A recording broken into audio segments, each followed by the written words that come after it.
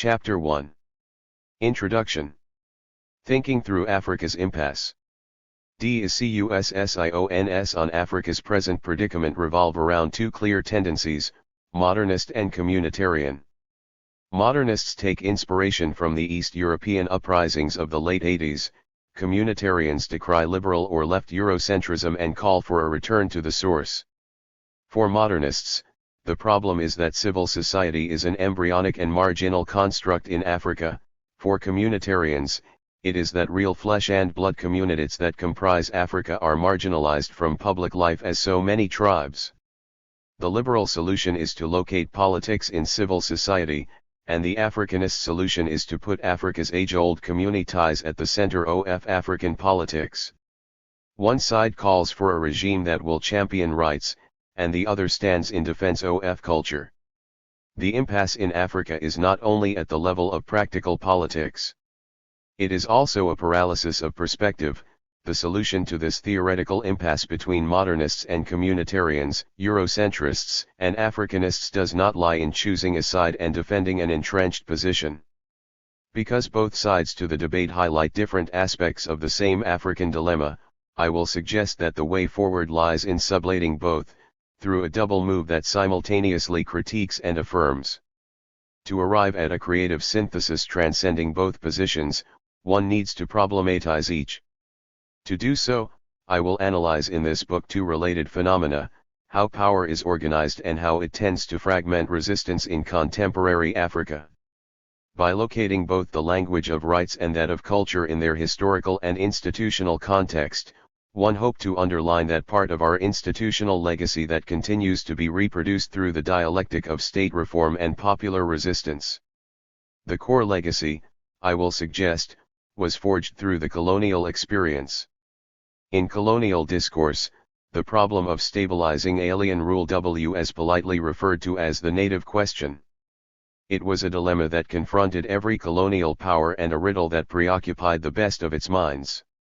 Therefore it should not be surprising that when a person of the stature of General Jan Smuts, with an international renown rare for a South African Prime Minister, was invited to deliver the prestigious Rhodes Memorial Lectures at Oxford in 1929, the native question formed the core of his deliberation. The African, Smuts reminded his British audience, is a special human type with some wonderful characteristics, which he went on to celebrate. It has largely remained a child type, with a child psychology and outlook. A childlike human cannot be a bad human, for are we not in spiritual matters bidden to be like unto little children? Perhaps as a direct result of this temperament the African is the only happy human I have come across. Even if the racism in the language is blinding, we should be wary of dismissing Smuts as some South African oddity. Smuts spoke from within an honorable Western tradition. Had not Hegel's philosophy of history mythologized Africa proper as the land of childhood? Did not settlers in British colonies call every African male, regardless of age, a boy, housey boy, shamba boy, office boy, ton boy, mine boy, no different from their counterparts in Francophone Africa, who used the child familiar too when addressing Africans of any age? The Negro, opined the Venerable Albert Schweitzer of Gabon fame, is a child, and with children nothing can be done without authority. In the colonial mind, however, Africans were no ordinary children.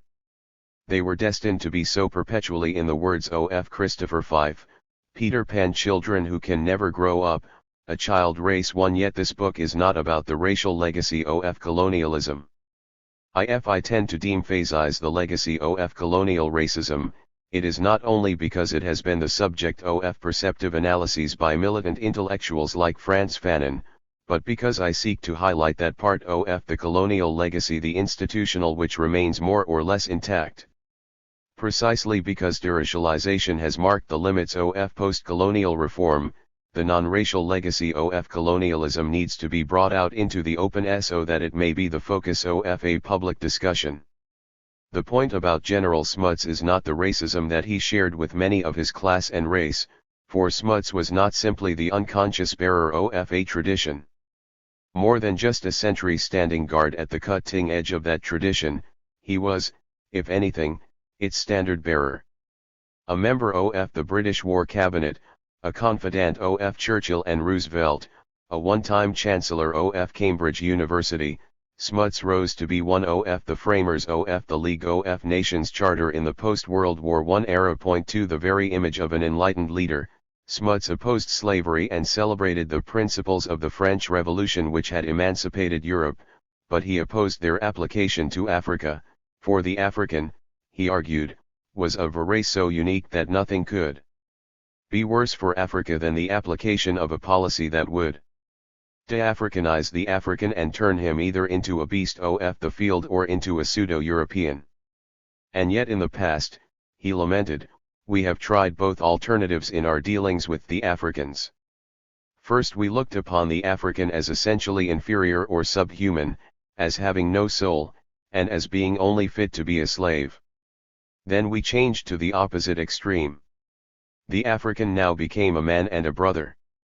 Religion and politics combined to shape this new African policy. The principles of the French Revolution which had emancipated Europe were applied to Africa. Liberty, equality, and fraternity could turn bad Africans into good Europeans. 3 Smuts was at pains to underline the negative consequences of a policy formulated in ignorance, even if coded in good faith. The political system of the natives was ruthlessly destroyed in order to incorporate them as equals into the white system. The African was good as a potential European, his social and political culture was bad, barbarous, and only deserving to be stamped out root and branch. In some of the British possessions in Africa, the native just emerged from barbarism was accepted as an equal citizen with full political rights along with the whites. But his native institutions were ruthlessly proscribed and destroyed. The principle of equal rights was applied in its crudest form, and while it gave the native a semblance of equality with whites, which was little good to him, it destroyed the basis of his African system which was his highest good. These are the two extreme native policies which have prevailed in the past, and the second has been only less harmful than the first. If Africa has to be redeemed so as to make her own contribution to the world, then we shall have to proceed on different lines and evolve a policy which will not force her institutions into an alien European mold but will preserve her unity with her own past and build her future progress and civilization on specifically African foundations. Smuts went on to champion the new policy in bold. The British Empire does not stand for the assimilation of its peoples into a common type, it does not stand for standardization, but for the fullest freest development of its peoples along their own specific lines. The fullest freest development of its peoples as opposed to their assimilation into a common type required, Smuts argued, institutional segregation. Smuts contrasted institutional segregation with territorial segregation then in practice in South Africa. The problem with territorial segregation, in a nutshell, was that it was based on a policy of institutional homogenization. Natives may be territorially separated from whites, but native institutions were slowly but surely giving way to an alien institutional mold. As the economy became industrialized, it gave rise to the color problem, at the root of which were urbanized or detribalized natives. Smuts's point was not that racial segregation, territorial segregation, should be done away with, rather it was that it should be made part of a broader institutional segregation and thereby set on a secure footing. Institutional segregation carries with it territorial segregation. The way to preserve native institutions while meeting the labor demands of a growing economy was through the institution of migrant labor, for so long as the native family home is not with the white man but in his own area, so long native organization will not be materially affected. It is only when segregation breaks down, when the whole family migrates from the tribal home and out of the tribal jurisdiction to the white man's farm or the white man's town, that the tribal bond is snapped, and the traditional system falls into decay. And it is this migration of the native family, of the females and children, to the farms and the towns which should be prevented. As soon as this migration is permitted, the process commences which ends in the urbanized detribalized native and the disappearance of the native organization. It is not white employment of native males that works the mischief, but the abandonment of the native tribal home by the women and children. Point 4. Put simply, the problem with territorial segregation was that it rendered racial domination unstable. The more the economy developed, the more it came to depend on the urbanized or detribalized natives. As that happened, the beneficiaries of rule appeared an alien minority and its victims evidently an indigenous majority. The way to stabilize racial domination, territorial segregation, was to ground it in a politically enforced system of ethnic pluralism, institutional segregation, so that everyone, victims no less than beneficiaries, may appear as minorities. However, with migrant labor providing the day-to-day institutional link between native and white society, native institutions fashioned as so many rural tribal composites may be conserved as separate but would function as subordinate. At this point, however, Smuts faltered, for, he believed, it was too late in the day to implement a policy of institutional segregation in South Africa. Urbanization had already proceeded too far. But it was not too late for less developed colonies to the north to learn from the South African experience. The situation in South Africa is therefore a lesson to all the younger British communities farther north to prevent as much as possible the detachment of the native from his tribal connection, and to enforce from the very start the system of segregation with its conservation of separate native institutions. The Broederbond, however, disagreed. To this brotherhood of Boer supremacists, to stabilize the system of racial domination was a question of life and death, a matter in which it could never be too late. What Smuts termed institutional segregation the Broederbond called apartheid. The context in which apartheid came to be implemented made for its particularly harsh features. For to rule natives through their own institutions, one first had to push natives back into the confines of native institutions. In the context of a semi-industrialized and highly urbanized South Africa, this meant, on the one hand, the forced removal of those marked unproductive so they may be pushed out of white areas back into native homelands and, on the other, the forced straddling of those deemed productive between workplace and homeland through an ongoing cycle of annual migrations. To effect these changes required a degree of force and brutality that seemed to place the South African colonial experience in a class of its own. But neither institutional segregation nor apartheid was a South African invention. If anything, both idealized a form of rule that the British Colonial Office dubbed indirect rule and the French Association. 3 decades before Smuts, Lord Lugard had pioneered indirect rule in Uganda and Nigeria. And 3 decades after Smuts, Lord Hailey would sum up the contrast between forms of colonial rule as turning on a distinction between identity and differentiation in organizing the relationship between Europeans and Africans. The doctrine of identity conceives the future social and political institutions of Africans as designed to be basically similar to those of Europeans. The doctrine of differentiation aims at the evolution of separate institutions appropriate to African conditions and differing both in spirit and in form from those of Europeans.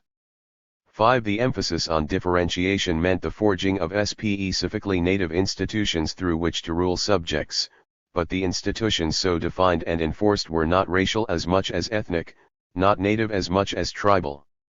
Racial dualism was thereby anchored in a politically enforced ethnic pluralism. To emphasize their offensive and pejorative nature, one put the words native and tribal in quotation marks. But after first use, I have dropped the quotation marks to avoid a cumbersome read, instead relying on the reader's continued vigilance and good sense. This book, then, is about the regime of differentiation, institutional segregation, as fashioned in colonial Africa and reformed after independence and the nature of the resistance it bred. Anchored historically, it is about how Europeans ruled Africa and how Africans responded to it. Drawn to the present, it is about the structure of power and the shape of resistance in contemporary Africa. 3 sets of questions have guided my labors.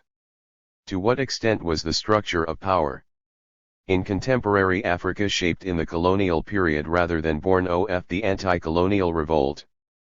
Was the notion that they introduced the rule of law to African colonies no more than a cherished illusion of colonial powers? Second, rather than just uniting diverse ethnic groups in a common predicament, was not racial domination actually mediated through a variety of ethnically organized local powers?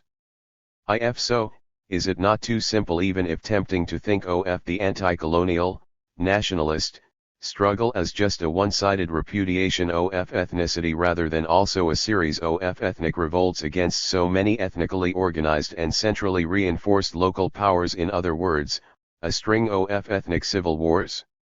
In brief, was not ethnicity a dimension of both power and resistance, of both the problem and the solution?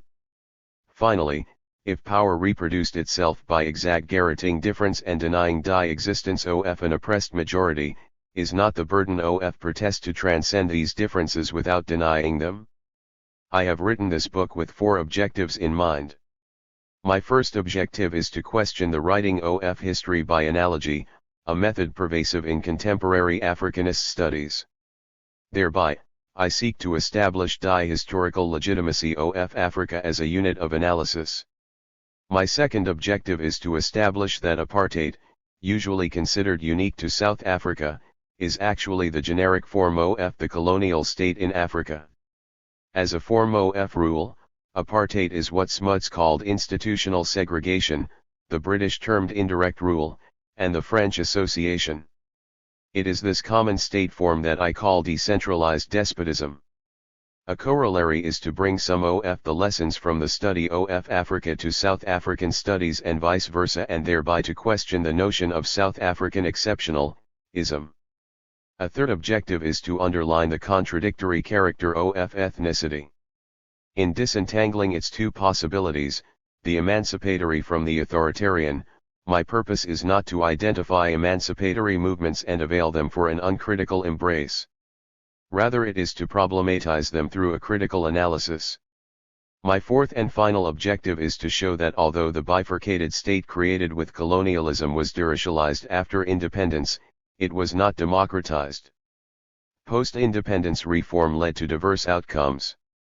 No nationalist government was content to reproduce the colonial legacy uncritically. Each sought to reform the bifurcated state that institutionally crystallized a state-enforced separation, of the rural from the urban and of one ethnicity from another. But in doing so, each reproduced a part of that legacy, thereby creating its own variety of despotism. These questions and objectives are very much at the root of the discussion in the chapters that follow.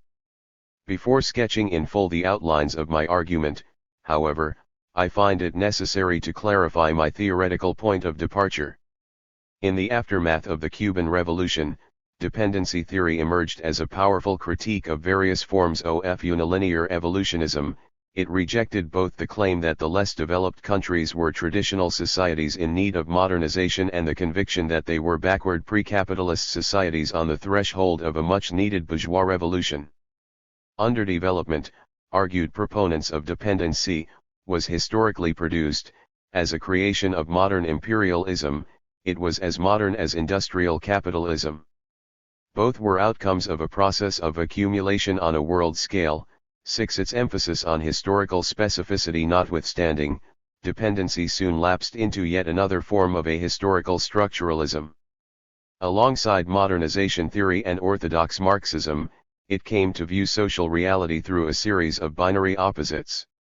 If modernization theorists thought of society as modern or pre-modern, industrial or pre-industrial, and orthodox Marxists conceptualized modes of production as capitalist or pre-capitalist, dependency theorists juxtaposed development with underdevelopment. Of the bipolarity, the lead term modern, industrial, capitalist, or development was accorded both analytical value and universal status. The other was residual. Making little sense without its lead twin, it had no independent conceptual existence. The tendency was to understand these experiences as a series of approximations, as replays not quite efficient, understudies that fell short of the real performance. Experiences summed up by analogy were not just considered historical latecomers on the scene, but were also ascribed a predestiny. Whereas the lead term had analytical content, the residual term lacked both an original history and an authentic future. In the event that a real-life performance did not correspond to the prescribed trajectory, it was understood as a deviation. The bipolarity thus turned on a double distinction, between experiences considered universal and normal and those seen as residual or pathological. The residual or deviant ease was understood not in terms of what it was, but with reference to what it was not. Pre-modern thus became not yet modern, and pre-capitalism not yet capitalism. But can a student, for example, be understood as not yet a teacher? Put differently, is being a professional teacher the true and necessary destiny of every student? The residual term in the evolutionary enterprise pre-modern, pre-industrial, pre-capitalist, or underdeveloped really summed up the etc. of unilinear social science, that which it tended to explain away. A unilinear social science, however, involves a double maneuver. If it tends to caricature the experience summed up as the residual term, it 1-0. Also mythologizes the experience that is the lead term. If the former is rendered ahistorical, the latter is ascribed a suprahistorical trajectory of development, a necessary path whose main line of development is unaffected by struggles that happened along the way. There is a sense in which both are robbed of history. The endeavor to restore historicity, agency, to the subject has been the cutting edge of a variety of critiques of structuralism. But if structuralism tended to straitjacket agency within iron laws of history, a strong tendency in post-structuralism is to diminish the significance of historical constraint in the name of salvaging agency. The dependent entry of African societies into the world system is not especially unique, argues the French Africanist Jean-François Bayart, and should be scientifically dedramatist. 7 On one hand, inequality has existed throughout time, and it should be stressed ad nauseam does not negate historicity. On the other hand, deliberate recourse to the strategies of extroversion has been a recurring phenomenon in the history of the continent. Dependency theory is thereby stood on its head as modern imperialism is, shall I say, celebrated, as the outcome of an African initiative. Similarly, in another recent historical rewrite, slavery too is explained away as the result of a local initiative. The African role in the development of the Atlantic, promises John Thornton, would not simply be a secondary one, on either side of the Atlantic, for we must accept both that African participation in the slave trade was voluntary and under the control of African decision-makers on this side of the Atlantic, and that the condition of slavery, by itself, did not necessarily prevent the development of an African-oriented culture on the side of the Atlantic. It is one thing to argue that nothing short of death can extinguish human initiative and creativity, but quite another to see in every such gesture evidence of a historical initiative. Even the inmates of a concentration camp are able, in this sense, to live by their own cultural logic, remarks Talal Assad. But one may be forgiven for doubting that they are therefore making their own history. 9 To have critiqued structuralist-inspired binary oppositions for giving rise to walled-off sciences of the normal and the abnormal, the civilized and the savage, is the chief merit of post-structuralism. To appreciate this critique, however, is not quite the same as to accept the claim that in seeking to transcend these epistemological oppositions embedded in notions of the modern and the traditional, post-structuralism has indeed created the basis of a healthy humanism. That claim is put forth by its Africanist adherents. Scholarship, they say, must de-exoticize Africa and banalize it, the swing from the exotic to the banal. Yes, banal Africa exoticism be damned. 10 is from one extreme to another, from seeing the flow of events in Africa as exceptional to the general flow of world history to seeing it as routine, as simply dissolving in that general flow, confirming its trend, and in the process presumably confirming the humanity of the African people. In the process, African history and reality lose any specificity, and with it, we also lose any but an invented notion of Africa. But it is only when abstracted from structural constraint that agency appears as lacking in historical specificity. At this point, abstract universalism and intimate particularism turn out to be two sides of the same coin, both see in the specificity of experience nothing but its idiosyncrasy. The patrimonial state. Whereas post-structuralists focus on the intimate and the day-to-day, shunning meta-theory and meta-experience, the mainstream Africanists are shy of neither. The presumption that developments in Africa can best be understood as mirroring an earlier history is widely shared among North American Africanists. Before the current preoccupation with civil society as the guarantor of democracy, a notion I will comment on later, Africanist political science was concerned mainly with two issues: a tendency toward corruption among those within the system and toward exit among those marginal to it. The literature on corruption makes sense of its spread as a reoccurrence of an early European practice, patrimonialism or prebendalism. 11. Two broad tendencies can be discerned. Point 12. For the state-centrists, the state has failed to penetrate society sufficiently and is therefore hostage to it. For the society-centrists, society has failed to hold the state accountable and is therefore prey to it. I will argue that the former fail to see the form of power, of how the state does penetrate society, and the latter the form of revolt, of how society does hold the state accountable, because both work through analogies and are unable to come to grips with a historically specific reality. Although I will return to the society-centrists, the present-day champions of civil society as the guarantor of democracy, it is worth tracing the contours of the state-centrist argument. Overwhelmed by societal pressures, its institutional integrity compromised by individual or secessional interest, the state has turned into a weak leviathan, one isus pended above society. 14. Whether plain soft 11 or in decline and decay, 1 asterisk this creature may be omnipresent but is hardly omnipotent. 1 Then follows the theoretical conclusion, variously termed as the early modern authoritarian state, the early modern absolutist state, or the patrimonial autocratic state. This form of state power is likened to its ancestors in 17th century Europe or early post-colonial Latin America, often underlined as a political feature of the transition to capitalism. What happens if you take a historical process unfolding under concrete conditions, in this case, of 16th to 18th century Europe, as a vantage point from which to make sense of subsequent social development? The outcome is a history by analogy rather than history as process. Analogy seeking turns into a substitute for theory formation. The Africanist is akin to those learning a foreign language who must translate every new word back into their mother tongue, in the process missing precisely what is new in a new experience. From such a standpoint, the most intense controversies dwell on what is indeed the most appropriate translation, the most adequate fit, the most appropriate analogy that will capture the meaning of the phenomenon under observation.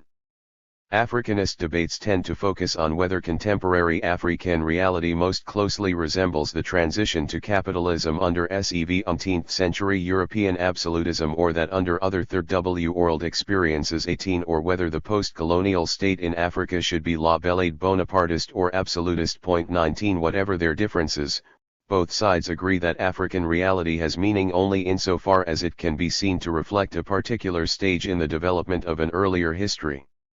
Inasmuch as it privileges the European historical experience as its touchstone, as the historical expression of the universal, contemporary unilinear evolutionism should more concretely and appropriately be characterized as a Eurocentrism. The central tendency of such a methodological orientation is to lift a phenomenon out of context and process. The result is a history by analogy. The uncaptured peasantry. Whereas the literature on corruption is mainly about the state in Africa, that on exit is about the peasantry. Two diametrically opposed perspectives can be discerned here. One looks at the African countryside as nothing but an ensemble of transactions in a marketplace, the other sees it as a collection of households enmeshed in a non-market milieu of kin-based relations. For the former, the market is the defining feature of rural life; for the latter, the intrinsic realities of village Africa have little to do with the market. The same tendency can appear clothed in sharply contrasting ideological garb. Thus, for example, the argument that rural Africa is really pre-capitalist, with the market an external and artificial imposition, was first put forth by the proponents of African socialism, most notably Julius Nyerere. Largely discredited in the mid-70s, when dependency theory reigned supreme. This thesis was resurrected in the 80s by Gore and Haydn II, who echoed Nyerere, once again relying on empirical material from Tanzania that the intrinsic realities of Africa have little to do with market relationships. Instead, he argued, 13. They are a unique expression of a pre-market economy of affection. Market theories were championed by IMF theorists who claimed that the rationality of ground-level markets was being simultaneously suppressed and distorted by clientele-ridden but all-powerful states. The argument was given academic respectability by Robert Bates's widely circulated study Markets and States in Africa. Whereas the latter tendency continues to enjoy the status of an official truth in policy-making circles, the former survives as a marginal but fashionable preoccupation in academia. My interest is in the method that guides these contending perspectives. With market theorists, the method is transparent. They presume the market to exist, as an ahistorical and universal construct. Markets are not created, but freed. African countries are market societies, like those in Europe, period. Gore and Haydn, however, claims to be laying bare the intrinsic realities of Africa. Yet he proceeds not by a historical examination of these realities but by formal analogies. Searching for the right analogy to fit Africa, he proceeds by dismissing, one after another, those that do not fit. In the process, he establishes his main conclusion: Africa is not like Europe, where the peasantry was captured through wage labor, nor is it like Asia or Latin America, where it was captured through tenancy arrangements. But this search stops at showing what does not exist. It is the argument of this book, writes Haydn, that Africa is the only continent where the peasants have not been captured by other social classes. 21 In hot pursuit of the right historical analogy, the point will become clear later. Haydn misses precisely the relations through which the free peasantry is captured and reproduced. In this book, I seek neither to set the African experience apart as exceptional and exotic nor to absorb it in a broad corpus of theory as routine and banal. For both, it seems to me, are different ways of dismissing it. In contrast, I try to underline the specificity of the African experience, or at least of a slice of it. This is an argument not against comparative study but against those who would dehistoricize phenomena by lifting them from context, whether in the name of an abstract universalism or of an intimate particularism, only to make sense of them by analogy. In contrast, my endeavor is to establish the historical legitimacy of Africa as a unit of analysis. Civil society. The current Africanist discourse on civil society resembles an earlier discourse on socialism. It is more programmatic than analytical, more ideological than historical.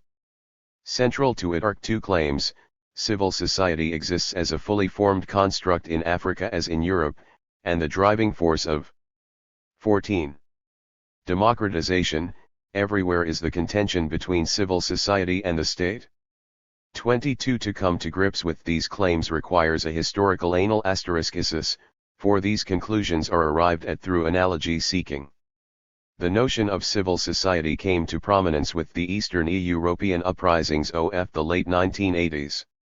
These events were taken as signaling a paradigmatic shift, from a state-centered to a society-centered perspective, from a strategy of armed struggle that seeks to capture state power to one of an unarmed civil struggle that seeks to create a self-limiting power. In the late 1980s, the theme of a society-state struggle reverberated through Africanist circles in North America and became the new prismatic lens through which to gauge the significance of events in Africa. Even though the shift from armed struggle to popular civil protest had occurred in South Africa a decade earlier, in the course of the DUR band strikes of 1973 and the Soweto uprising of 1976, the same observers who tended to exceptionalize the significance of these events eagerly generalized the import of later events in Eastern Europe. For the core of post-Renaissance theory, 23 civil society was a historical construct, the result of an all-embracing process of differentiation, of power in the state and division of labor in the economy, giving rise to an autonomous legal sphere to govern civil life. It is no exaggeration to say that the Hegelian notion of civil society is both the summation and the springboard of main currents of Western thought on the subject. Point 24 Sandwiched between the patriarchal family id the universal state, civil society was for Hegel the historical product of a two-dimensional process.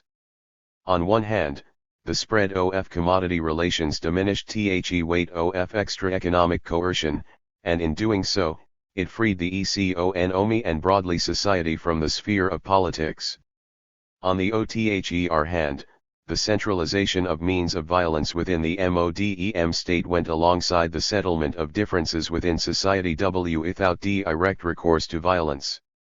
With an end to extra economic coercion, force ceased to be a direct arbiter in day-to-day life. Contractual relations among free and autonomous individuals were henceforth regulated by civil law. Bounded by law, the modern state recognized the rights of citizens.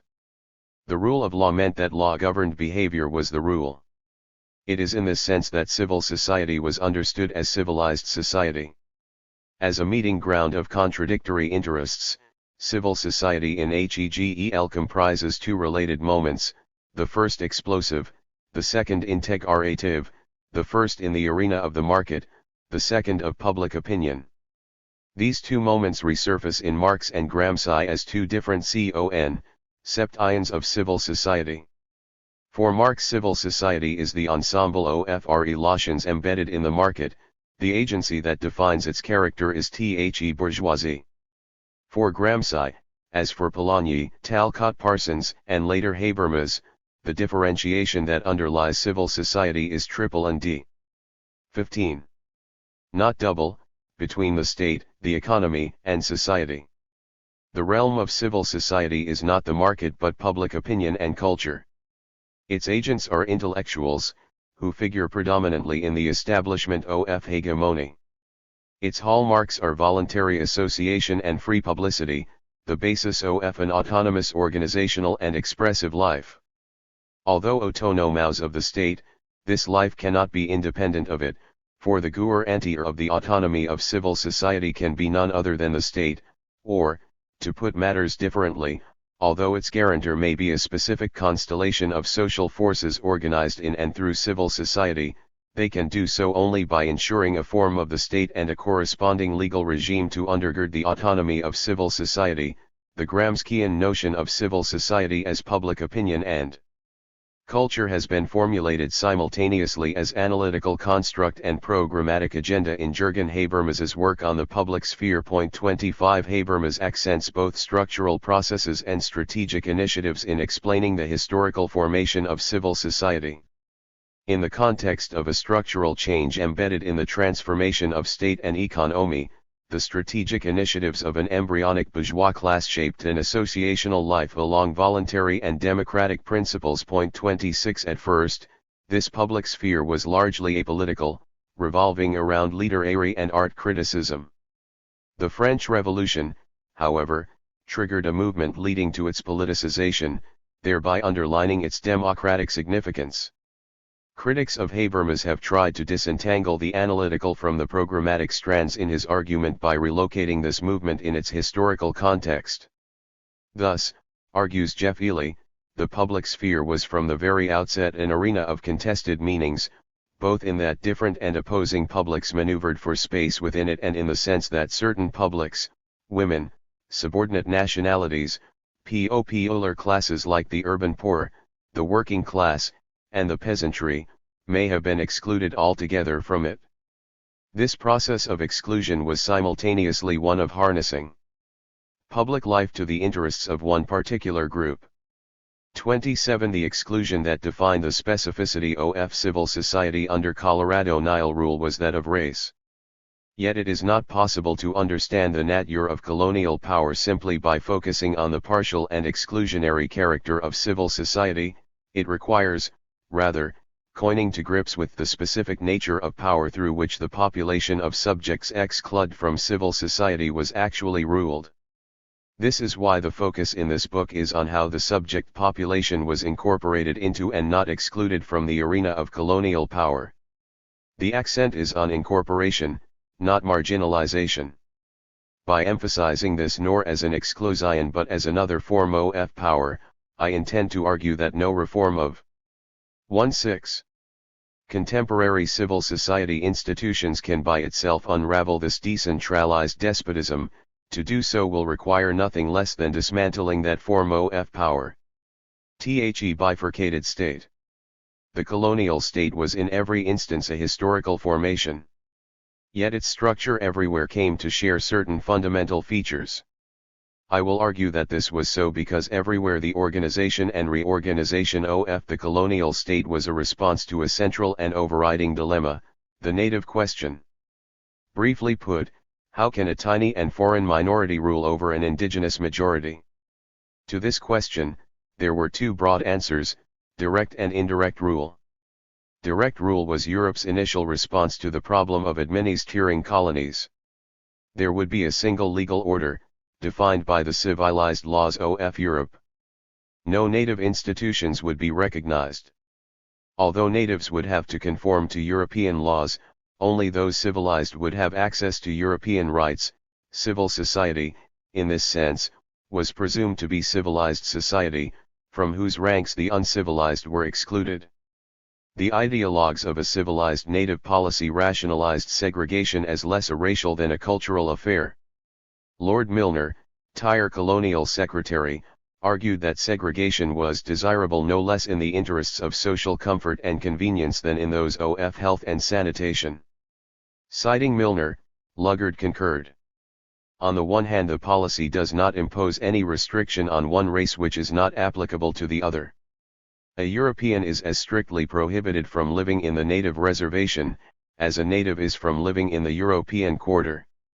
On the other hand, since this feeling exists, it should in my opinion be made abundantly clear that what is aimed at is a segregation of social standards, and not a segregation of races. The Indian or the African gentleman who adopts the higher standard of civilization and desires or partake in such immunity from infection as segregation may convey, should be as free and welcome to live in the civilized reservation as the European, provided, of course, that he does not bring with him a concourse of followers. The native peasant often shares his hut with his goat, or sheep, or fowls. He loves to drum and dance at night, which deprives the European of sleep. He is skeptical of mosquito theories. God made the mosquito larvae, said a Muslim delegation to me, for God's sake let the larvae live. For these people, sanitary rules are necessary but hateful. They have no desire to abolish segregation. 28. 1.7. Citizenship would be a privilege of the civilized, the uncivilized would be subject to an all-round tutelage. They may have a modicum of civil rights, but not political rights, for a propertied franchise separated the civilized from the uncivilized. The resulting vision was summed up in Cecil Rhodes's famous phrase, "Equal rights for all civilized men." Colonies were territories of European settlement. In contrast, the territories of European domination but not of settlement were known as protectorates. In the context of a settler capitalism, the social prerequisite of direct rule was a rather drastic affair. It involved a comprehensive sway of market institutions, the appropriation of land, the destruction of communal autonomy, and the defeat and dispersal of tribal populations. In practice, direct rule meant the reintegration and domination of natives in the institutional context of semi-servile and semi-capitalist agrarian relations. For the vast majority of natives, that is, those uncivilized who were excluded from the rights of citizenship, direct rule signified an unmediated centralized despotism. In contrast, indirect rule came to be the mode of domination over a free peasantry. Here, land remained a communal customary possession. The market was restricted to the products of labor, only marginally incorporating land or labor itself. Peasant communities were reproduced within the context of a spatial and institutional autonomy. The tribal leadership was either selectively reconstituted as the hierarchy of the local state or freshly imposed where none had existed, as in stateless societies. Here political inequality went alongside civil inequality. Both were grounded in a legal dualism. Alongside received law was implemented a customary law that regulated non-market relations, in land, in personal, family, and in community affairs. For the subject population of natives, indirect rule signified a mediated decentralized despotism. Even historically, the division between direct and indirect rule never coincided neatly with the one between settler and non-settler colonies. True, agrarian settler capital did prefer direct rule premised on freeing land while bonding labor, but indirect rule could not be linked to any specific fraction of capital. It came to mark the inclination of several fractions of the bourgeoisie, mining, finance, and commerce. The main features of direct and indirect rule, and the contrast between them, are best illustrated by the South African experience. Direct rule was the main mode of control attempted over natives in the 18th and early 19th centuries. It is a form of control best exemplified by the ape experience. The basic features of indirect rule, however, emerged through the experience of Natal in the second half of the 19th century. The distinction is also captured in the contrast between the 1/8 experience of the 19th century coastal enclaves, colonies, of Lagos, Freetown, and Dakar, and the 20th century inland protectorates acquired in the course of the scramble. The Cape Natal divide over how to handle the native question was resolved in favor of the Natal model. Key to that resolution was the emergence of the Cape as the largest single reserve for migrant labor in South Africa, for the dominance of mining over agrarian capital in late 19th century South Africa and elsewhere posed afresh the question of the reproduction of autonomous peasant communities that would regularly supply male, adult, and single migrant labor to the mines. Debated as alternative modes of controlling natives in the early colonial period, direct and indirect rule actually evolved into complementary ways of native control. Direct rule was the form of urban civil power. It was about the exclusion of natives from civil freedoms guaranteed to citizens in civil society. Indirect rule, however, signified a rural tribal authority. It was about incorporating natives into a state-enforced customary order. Reformulated, direct and indirect rule are better understood as variants of despotism, the former centralized, the latter decentralized. As they learned from experience of both the ongoing resistance of the colonized and of earlier and parallel colonial encounters, colonial powers generalized decentralized despotism as their principal answer to the native question. The African colonial experience came to be crystallized in the nature of the state forged through that encounter. Organized differently in rural areas from urban ones, that state was Janus-faced, bifurcated. It contained a duality, two forms of power under a single hegemonic authority. Urban power spoke the language of civil society and civil rights, rural power of community and culture. Civil power claimed to protect rights, customary power pledged to enforce tradition. The former was organized on the principle of differentiation to check the concentration of power, the latter around the principle of fusion to ensure a unitary authority. To grasp the relationship between the two, civil power and customary power, and between the language each employed rights and custom, freedom, and tradition, we need to consider them separately while keeping in mind that each signified one face of the semi-bifurcated state. Actually existing civil society. The rationale of civil power was that it was the source of civil law that framed civil rights in civil society. I have already suggested that this idealization also shared by contemporary Africanist discourse on civil. 19. Society reminds one of an earlier discourse on socialism. More programmatic than analytical, more ideological than historical, its claims call for a historical analysis. Thus the need, as I have already suggested, for an analysis of actually existing civil society so as to understand it in its actual formation, rather than as a promised agenda for change.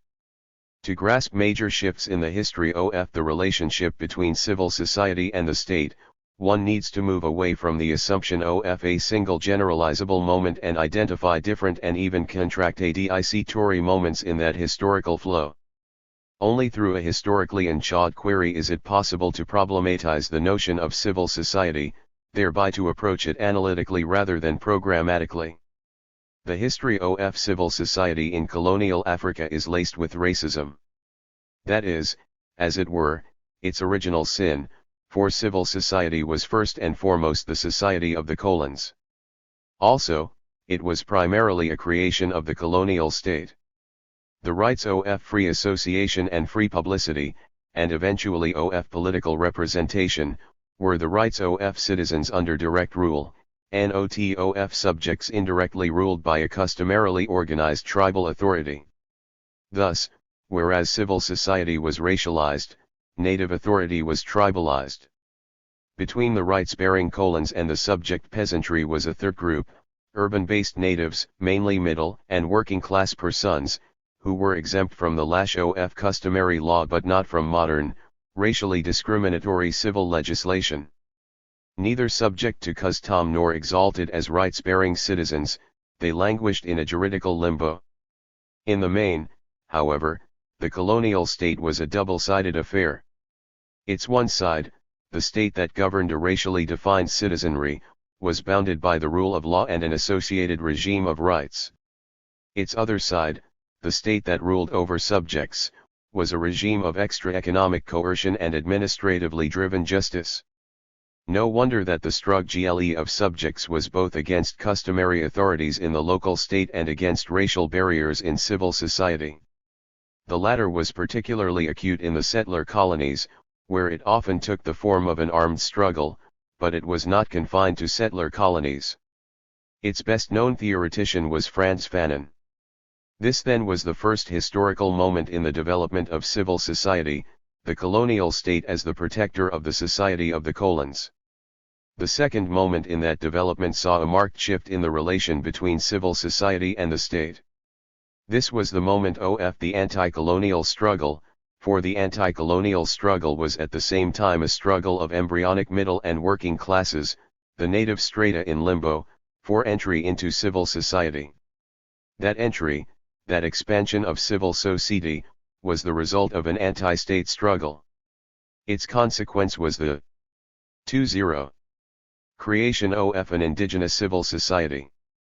A process set into motion with the post-war colonial reform. This development was of limite significance, it could not be otherwise, for any significant progress in the creation of an indigenous civil society required a change in the form of the state. It required a deracialized state. Independence, the birth of a deracialized state, was the context of the third MOM, and in Dea's history, independence tended to deracialize the state but not civil society. Instead, historically accumulated privilege, usually racial, was embedded and defended in civil society. Wherever the struggle to deracialize civil society reached meaningful proportions, the independent state played a central role.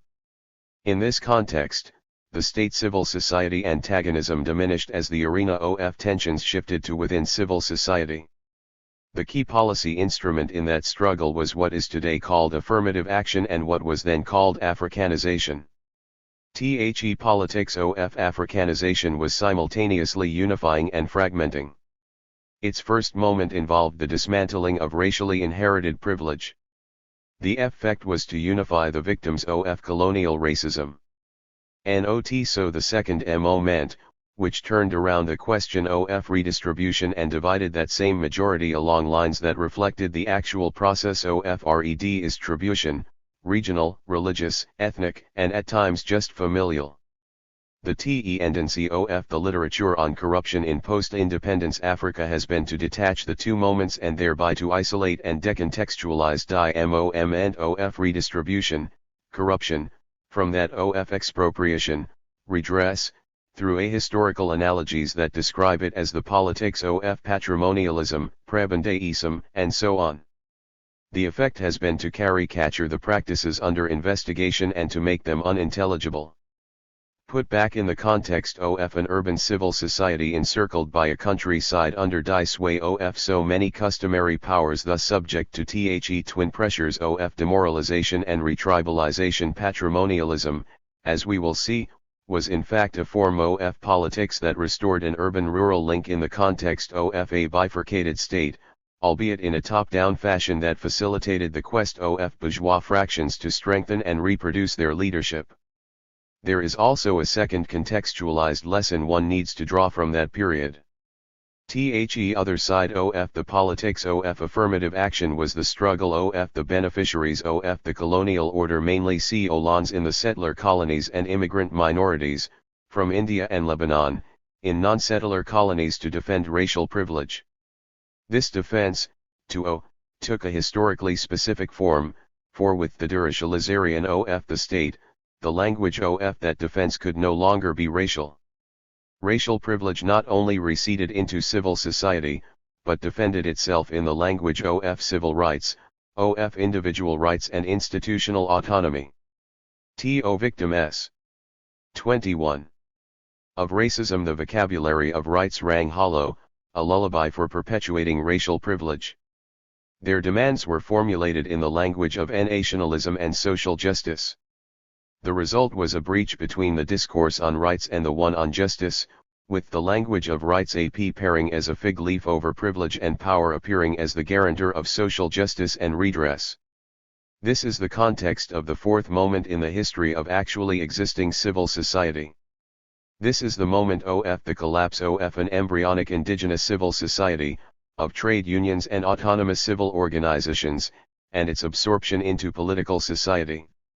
It is the moment of the marriage between technism and nationalism, of the proliferation of state nationalism in a context where the claims of the state, both developmentalist and equalizing, had a powerful resonance, particularly for the fast-expanding educated strata. It is the time when civil society-based social movements became demobilized and political movements statized. 29 To understand the limits of deracialization of civil society, one needs to grasp the specificity of the local state, which was organized not as a racial power denying rights to urbanized subjects, but as an ethnic power enforcing custom on tribespeople. The point of reform of such a power could not be deracialization, it could be only detribalization. But so long as the reform perspective was limited to deracialization, it looked as though nothing much had changed in the rural sphere, whereas everything seemed to have changed in the urban areas. We will see that wherever there was a failure to democratize the local state, post-independence generations had to pay a heavy price. The unreformed native authority came to contaminate civil society, so that the more civil society was deracialized, the more it took on a tribalized form.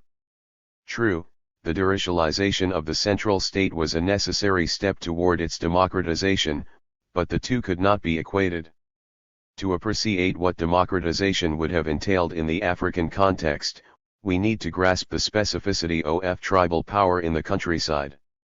Customary authority. Late colonialism brought a wealth of experience to its African pursuit. By the time the scramble for Africa took place, the turn from a civilizing mission to a law and order administration, from progress to power, was complete. In the quest to hold the line, Britain was the first to marshal authoritarian possibilities in native culture. In the process, it defined a world of the customary from which there was no escape. Key to this was the definition of land as a customary possession, for in non-settler Africa. 2. The Africa administered through native authorities, the general rule was that land could not be a private possession, of either landlords or peasants.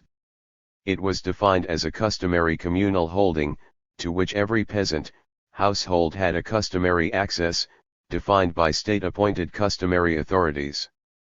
As we will see, the creation of an all-embracing world of the customary had three notable consequences. First, more than any other colonial subject, the African was containerized, not as a native, but as a tribes person. Every colony had two legal systems, one modern, the other customary. Customary law was defined in the plural, as the law of the tribe, and not in the singular, as a law for all natives. Thus, there was not one customary law for all natives, but roughly as many sets of customary laws as there were said to be tribes. The genius of British rule in Africa, we will hear one of its semi-official historians claim, was in seeking to civilize Africans as communities, not as individuals. More than anywhere else, there was in the African colonial experience a one-sided opposition between the individual and the group, civil society and community, rights and tradition. Second, entire late 19th century African context, there were several traditions, not just one.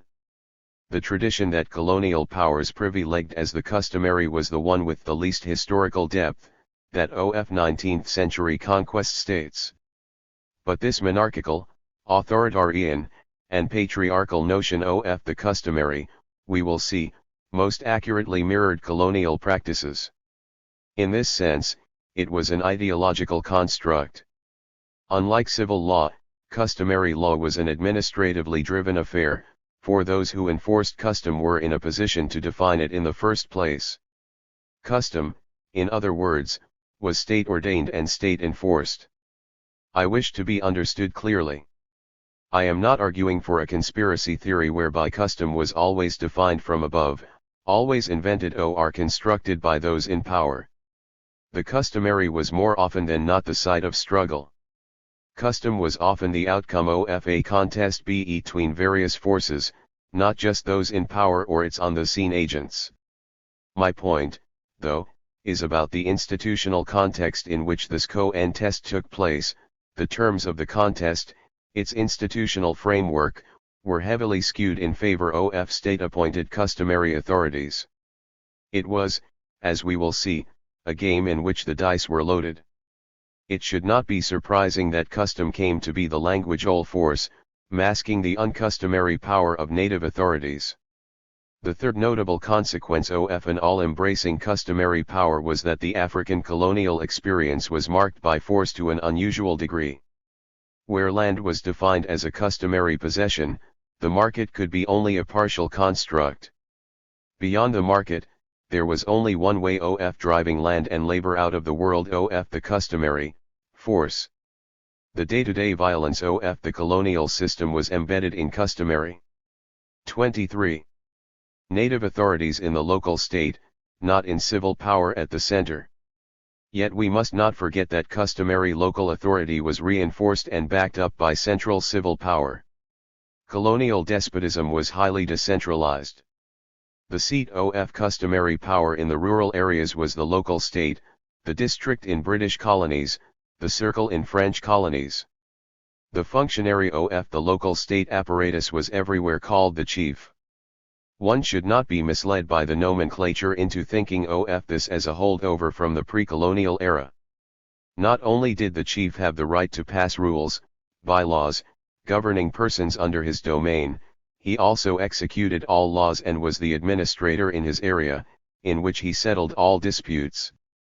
The authority of the chief thus fused in a single person all moments of power, judicial, legislative, executive, and administrative. This authority was like a clenched fist, necessary because the chief stood at the intersection of the market economy and the non-market one.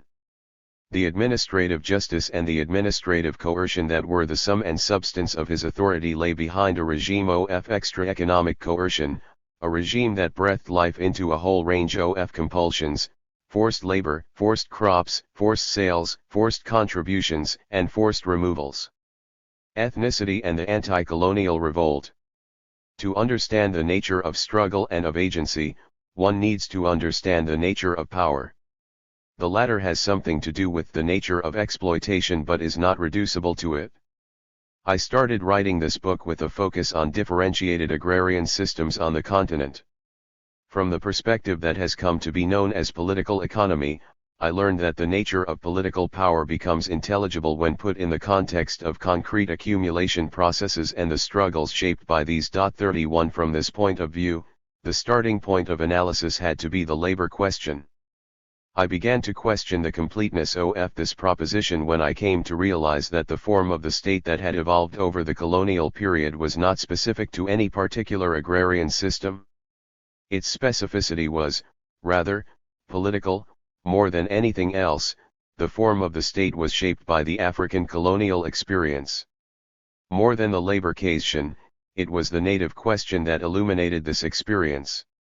My point is not to set up a false opposition between the two. THIRD-1 do maintain that political analysis cannot extrapolate the nature of power from an analysis of political economy. More than the labor question, the organization and reorganization of power turned on the imperative of 24. Maintaining political order.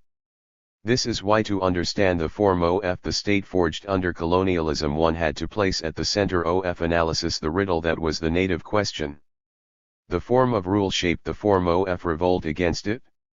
Indirect rule at once reinforced ethnically bound institutions of control and led to their explosion from within. Ethnicity, tribalism, thus came to be simultaneously the form of colonial control over natives and the form of revolt against it.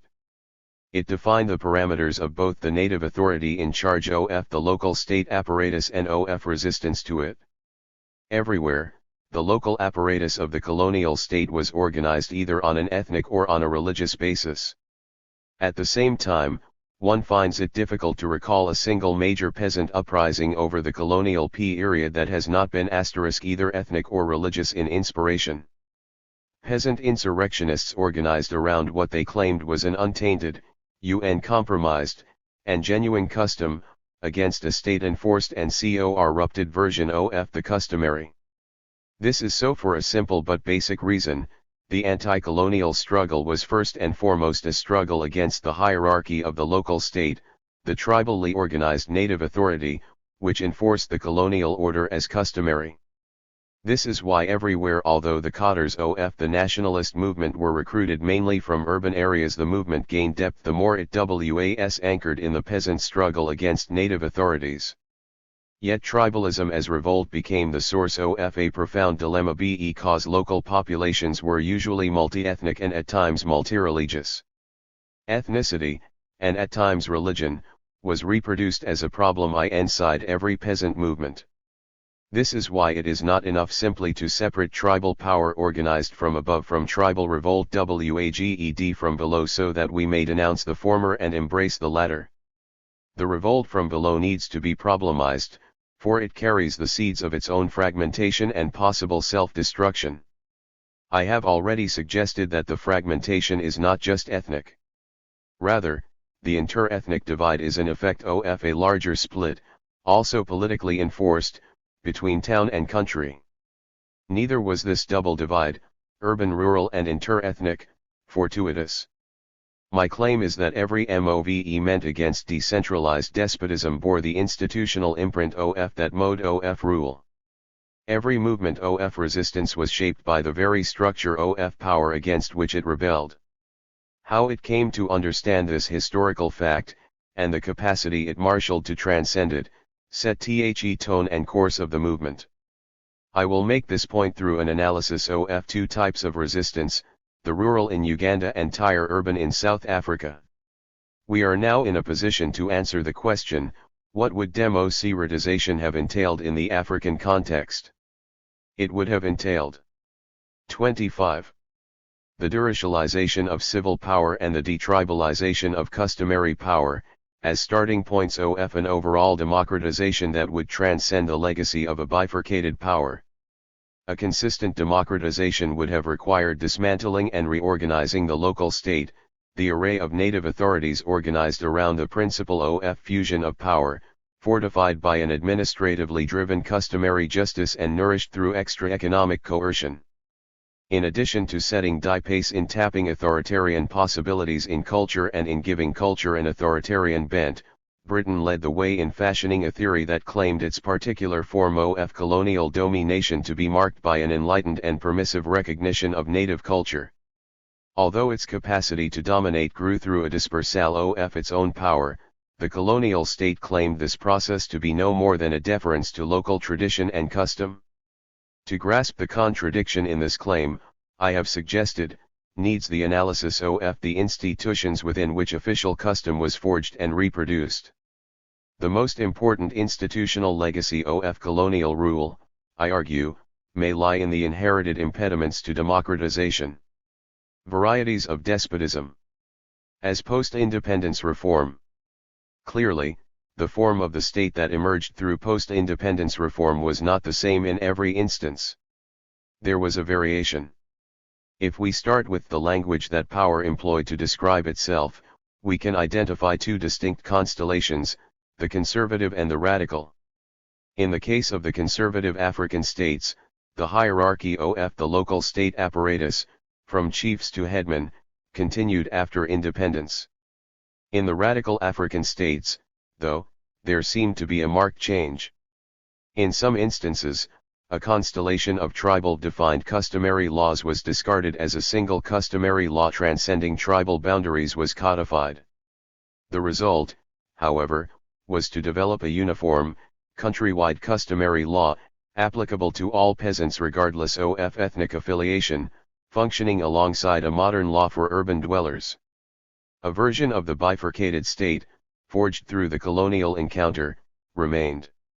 Whereas the conservative regimes reproduced the decentralized despotism that was the form of the colonial state in Africa, the radical regimes sought to reform it. The outcome, however, was not to dismantle despotism through a democratic reform, rather it was to reorganize decentralized power so as to unify the nation through a reform that tended to centralization. The antidote to a decentralized despotism turned out to be a centralized despotism. In the back and forth movement between 2-6, a decentralized and centralized despotism, each regime claimed to be reforming the negative features of its predecessor. This, we will see, is best illustrated by the seesaw movement between civilian and military regimes in Nigeria. The continuity between the form of the colonial state and the power fashioned through radical reform was underlined by the despotic nature of power. For inasmuch as radical regimes shared with colonial powers the conviction to effect a revolution from above, they ended up intensifying the administratively driven nature of justice, customary or modern. If anything, the radical experience built on the legacy of fused power enforcing administrative imperatives through extra economic coercion except that, this time, it was done in the name not of enforcing custom but of making development and waging revolution. Even if there was a change in the title of functionaries, from chiefs to cotters, there was little change in the nature of power. If anything, the fist of colonial power that was the local state was tightened and strengthened. Even if it did not employ the language of custom and enforce it through a tribal authority, the more it centralized coercive authority in the name of development or revolution, the more it enforced and deepened the gulf between town and country. If the decentralized conservative variant of despotism tended to bridge the urban-rural divide through a clientelism whose effect was to exacerbate ethnic divisions, its centralized radical variant tended to do the opposite, de-emphasizing the customary and ethnic difference between rural areas while deepening the chasm between town and country in the pursuit of an administratively driven development. The bifurcated state that was created with colonialism was deracialized, but it was not democratized. If the two-pronged division that the colonial state enforced on the colonized between town and country, and between ethnicities was its dual legacy at independence, each of the two versions of the post-colonial state tended to soften one part of the legacy while exacerbating the other. The limits of the conservative states were obvious, they removed the sting of racism from a colonially fashioned stronghold but kept in place the native authorities, which enforced the division between ethnicities. The radical states went a step further, joining deracialization to detribalization. But the deracialized and detribalized power they organized put a premium on administrative decision-making. In the name of detribalization, they tightened central control over local authorities. Claiming to herald development and wage revolution, they intensified extra economic pressure on the peasantry. In the process, they inflamed the division between town and country. If the prototype subject in the conservative states bore an ethnic mark, the prototype subject in the radical states was Sim. 2-7. Ply the rural peasant. In the process, both experiences reproduced one part of the dual legacy of the bifurcated state and created their own distinctive version of despotism. South African exceptionalism. The bittersweet fruit of African independence also defines one possible future for post-apartheid South Africa. Part OF My argument is that apartheid, usually considered the exceptional feature in the South African experience, is actually its one aspect that is uniquely African. As a form of the state, apartheid is neither self-evidently objectionable nor self-evidently identifiable. Usually understood as institutionalized racial domination, apartheid was actually an attempt to soften racial antagonism by mediating and thereby refracting the impact of racial domination through a range of native authorities. Not surprisingly, the discourse of apartheid in both General Smuts, who anticipated it, and the Broederbond, which engineered it, idealized the practice of indirect rule in British colonies to the north. As a form of rule, apartheid, like the indirect rule colonial state, fractured the ranks of the ruled along a double divide, ethnic on the one hand, rural-urban on the other. The notion of South African exceptionalism is a current so strong in South African studies that it can be said to have taken on the character of a prejudice. I am painfully aware of the arduous labor of generations of researchers that has gone into the making of South African studies. Someone new to that field must tread gingerly and modestly. Yet we all know of the proverbial child who combines audacity with the privilege of seeing things anew. Perhaps this child's only strength is to take notice when the emperor has no clothes on. My claim, simply put, is that South Africa has been an African country with specific differences. The South African literature that has a bearing on the question of the state comprises three related currents. The first is a body of writings largely kenomistic. It focuses on the rural-urban interface and the diminishing significance of the countryside as a source of livelihood for its inhabitants. Its accent is on the mode of exploitation, not of rule. With its eye on an irreversible process of proletarianization, it sees rural areas as rapidly shrinking in the face of a unilinear, rend. Because it treats rural areas as largely residual, it is unable fully to explain apartheid as a form of the state. It is only from an kenomistic perspective, one that highlights levels of industrialization and proletarianization one-sidedly, that South African exceptionalism makes sense. Conversely, the same exceptionalism masks the colonial nature of the South African experience. 2.8. The point is worth elaborating. It is only from a perspective that cuz singy-mindedly on the labor question that the South African experience appears exceptional. For the labor question does illuminate that which sets South Africa apart more or less in a category of it own, semi-industrialization, semi-proletarianization, semi-urbanization, capped by a strong civil society. This is why it takes a shift of focus from the labor question to the native question to underline that which is African and unexceptional in the South African experience. That monolity, I argue, lies not in the political economy but in the form of the state, the bifurcated state. Forged in response to the ever-present dilemma of how to secure political order, the bifurcated state was like a spidery beast that sought to pin its prey to the ground, using a minimum of force judicious, some would say, to keep in check its most dynamic tendencies. The more dynamic and assertive these tendencies, as they inevitably were in a semi-industrial setting like South Africa, the greater the force it unleashed to keep them in check. Thus the bifurcated state tried to keep apart forcibly that which socio-economic processes tended to bring together freely, the urban and the rural, one ethnicity and another. There is a second body of scholarship, which is on the question of chiefship and rural administration. It is a specialized and ghettoized literature on a particular institutional form or on local government. WHOSE findings and insight are seldom integrated into a comprehensive analysis of the state. And then, finally, there is a corpus of general political writings that is holistic but lacks in-depth and explanatory power. This is the literature on internal colonialism, colonialism of a special type, and settler colonialism. No longer in vogue in academia, this kind of writing has tended to become increasingly moralistic. It is preoccupied with the search for a colonizer, not the mode of colonial control. With a growing emphasis on non-racialism in the mainstream of popular struggle in South Africa, it appears embarrassing at best and divisive at worst. As a failure to analyze apartheid as a form of the state, TH's triple legacy is simultaneously a failure to realize that the bifurcated estate does not have to be tinged with a racial ideology.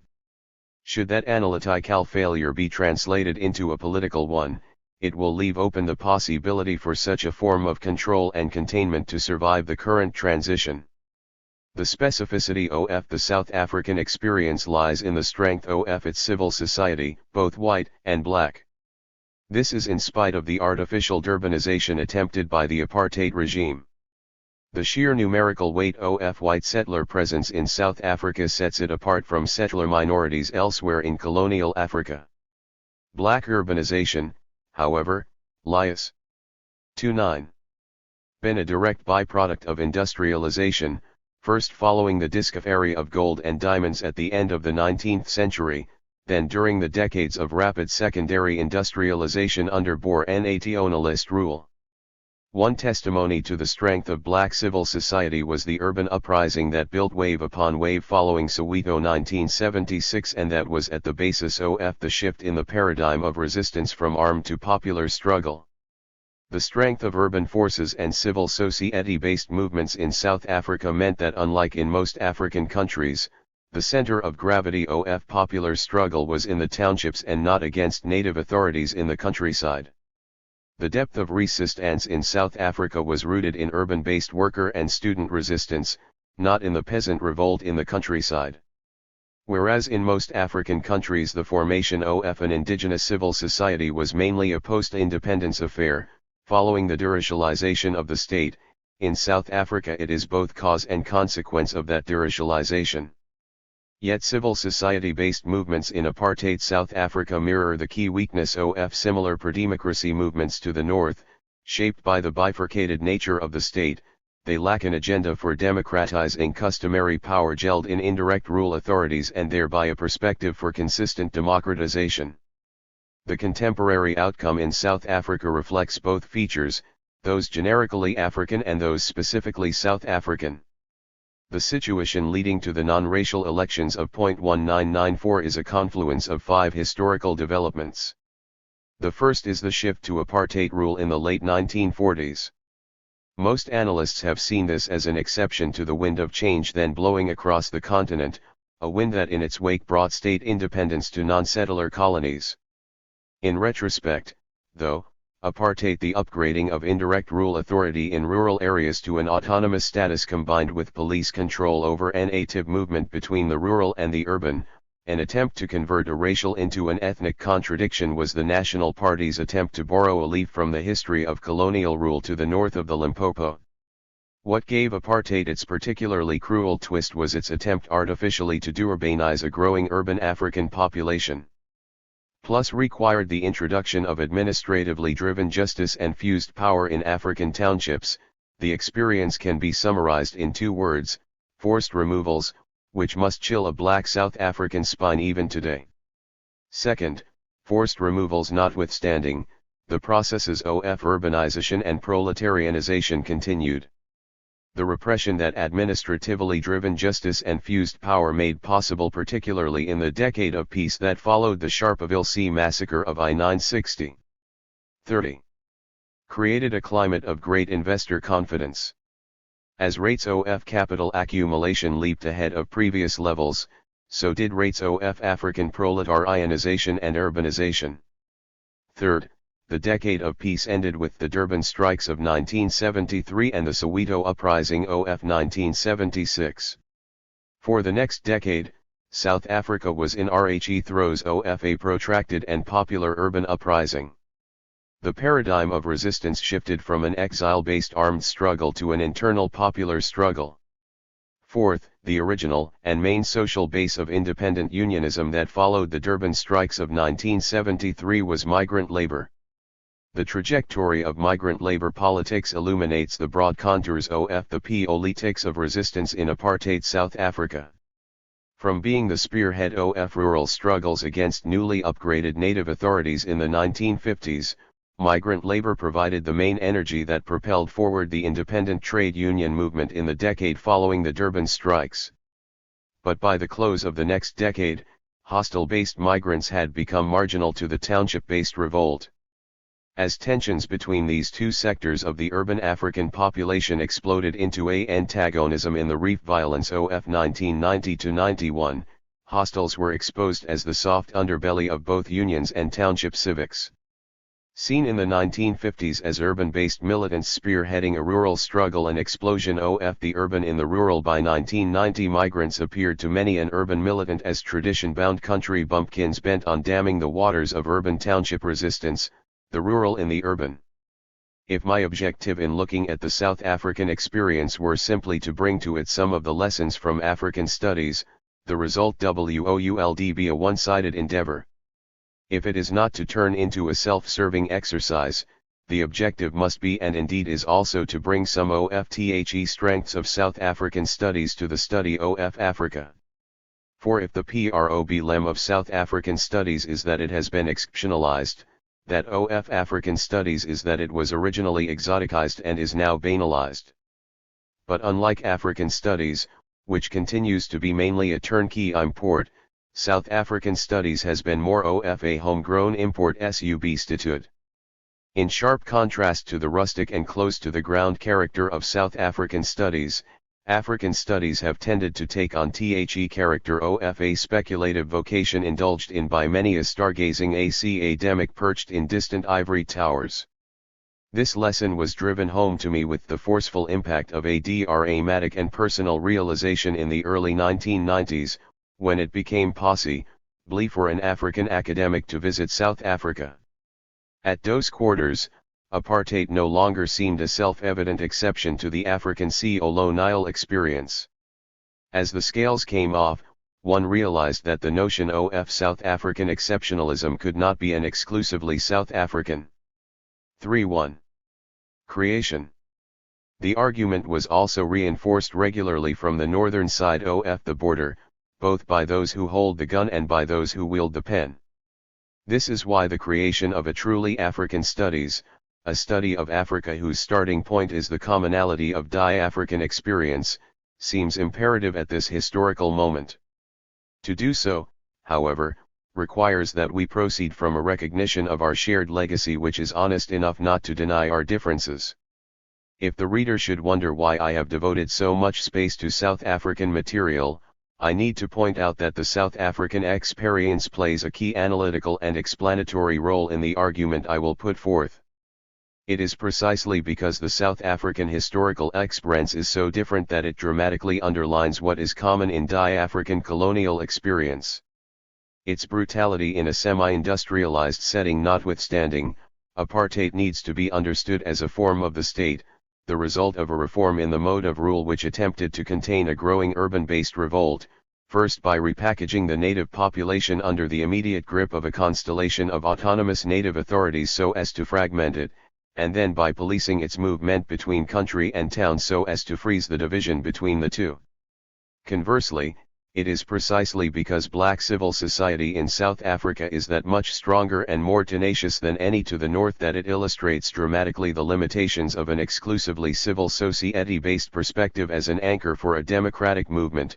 The urban uprising that unfolded in the wake of Durban 1973 and Soweto 1976 lacked a perspective from which to understand and transcend the inter-ethnic and the urban-rural tensions that would mark its way ahead.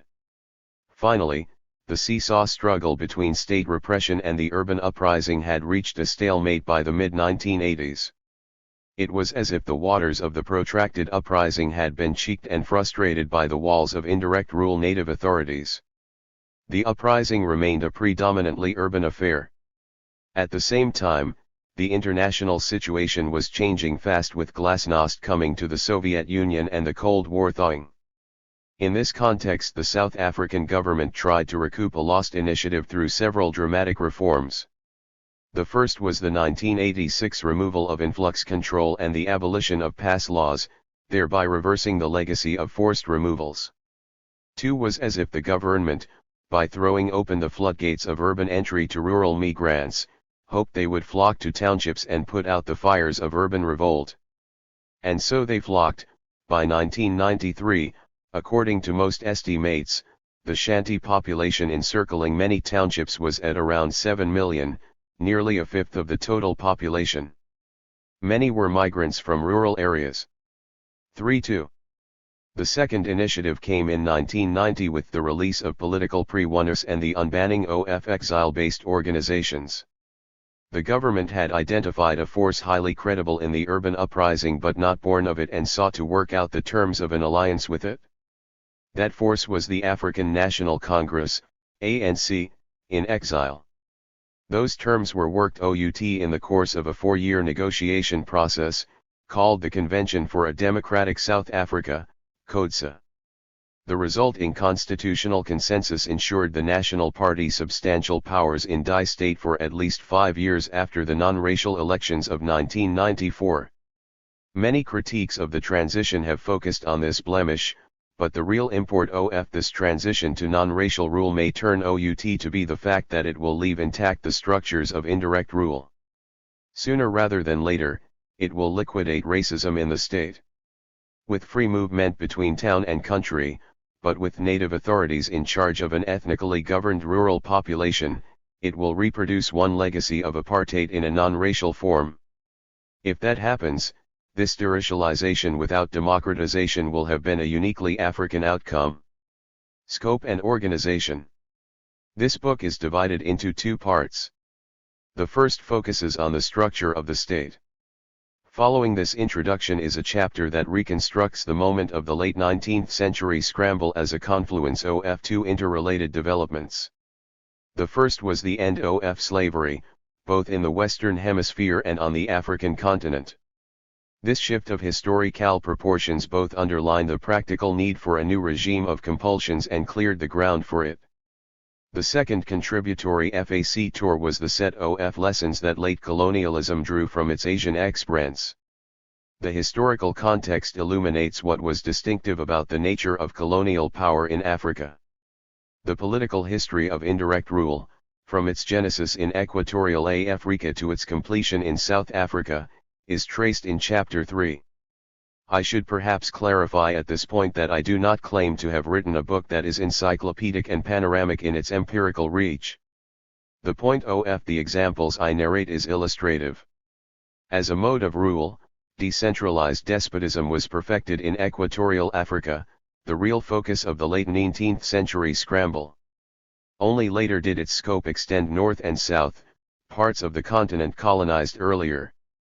The examples I use from the colonial period are clustered around the period of incubation of indirect rule in Equatorial Africa, with an extended discussion of South Africa, which is usually presumed to be an exception to the African Expo. 3-3. Rickency, and which I contend was the last to implement a version of decentralized despotism. As its pioneers, the British theorized the colonial state as less a territorial construct than a cultural one. The duality between civil and customary power was best described in Legal Ideology, Die Subject of Chapter 4.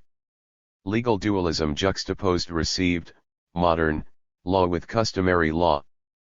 But customary law was formulated not as a single set of native laws but as so many sets of tribal laws. Conversely, colonial authorities defined a tribe or an ethnic group as a group with its own distinctive law. Referred to as custom, this law was usually unwritten. Its source, however, was the native authority, those in charge of managing the local state apparatus. Often installed by the colonizing power and always sanctioned by it, this native authority was presented as the traditional tribal authority. Where the source of the law was the very authority that administered the law, there could be no rule-bound authority. In such an arrangement, there could be no rule of law. This first part of the book closes with a chapter, 5, on the relation basic to decentralized despotism, that between the free peasant and the native authority. Through an illustrative exploration of extra-economic coercion, Chapter 5 sums up the distinctive feature of the economy of indirect rule.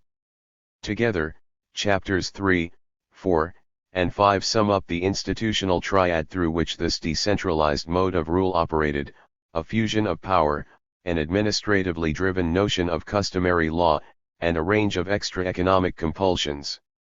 Each chapter also closes with a discussion of the variety and the overall limit of post-independence reform. The second part of the book explores the changing shape of oppositional movements as they grow out of the womb of the bifurcated state. I focus on two paradigm cases to illuminate the rural and urban contexts of resistance, Uganda and South Africa. Within the context of exploring different ways of bridging the urban-rural divide, my objective is twofold. First, to counterpose the earlier discussion of authoritarian possibilities in culture, customary law, to a discussion of emancipatory possibilities in ethnicity. Second, to problematize ethnicity as resistance, precisely because it occurs in multi-ethnic contexts. The Ugandan material forms the bulk of case studies in Chapter 6 on rural-based movements in Equatorial Africa. My primary accent is on movements that seek to reform customary power in rural areas, so as to bring out both their creative moments and their limitations. The South African material in Chapter 7 focuses on urban-based movements, organized the first time as trade unions and the second time as political parties. Through a combination of secondary source material and primary. 34. Interviews, mainly in some of the violent hostels in Johannesburg, Soweto, and Durban, I explore the dialectics of migrant politics, the rural in the urban, through the turning points of the 1970s and the early 1990s in the overall context of politics of South Africa. The conclusion, Chapter 8, is a reflection on how oppositional movements and post-independence states have tried to come to terms with tensions that the structure of power tends to reproduce in the social anatomy. My point is that key to a reform of the bifurcated state and to any theoretical analysis that would lead to such a reform must be an endeavor to link the urban and the rural and thereby a series of related binary opposites such as rights and custom, representation and participation, centralization and decentralization, civil society and community in ways that have yet to be done. Part one THESTRUCTURE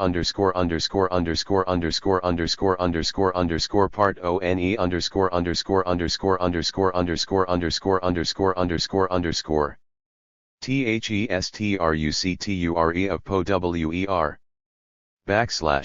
/ decentralized despotism _____CHAPTERTWO______ THETARGET of the late 19th century European scramble was Equatorial Africa. Prior to that, the European colonial presence in Africa was mainly to the north, Algeria, and the south, South Africa. Otherwise, it was restricted to a few coastal enclaves. It is not in the early Colorado Nice, but in Equatorial Africa that the African form of the colonial state was forged, first and foremost by Britain, with other powers following suit. The lessons of Equatorial Africa would then be applied to colonies with an earlier history. The purpose of this chapter is, first, to reconstruct the moment of the scramble as a confluence of several developments. Together, these set the parameters within which colonial policy in the newly acquired possessions evolved. Second, it is to sketch the contours of the form of power that emerged by the end of the colonial period. I describe this state form as a decentralized despotism. The moment of the scramble was a meeting point of several interrelated developments, both internal and external.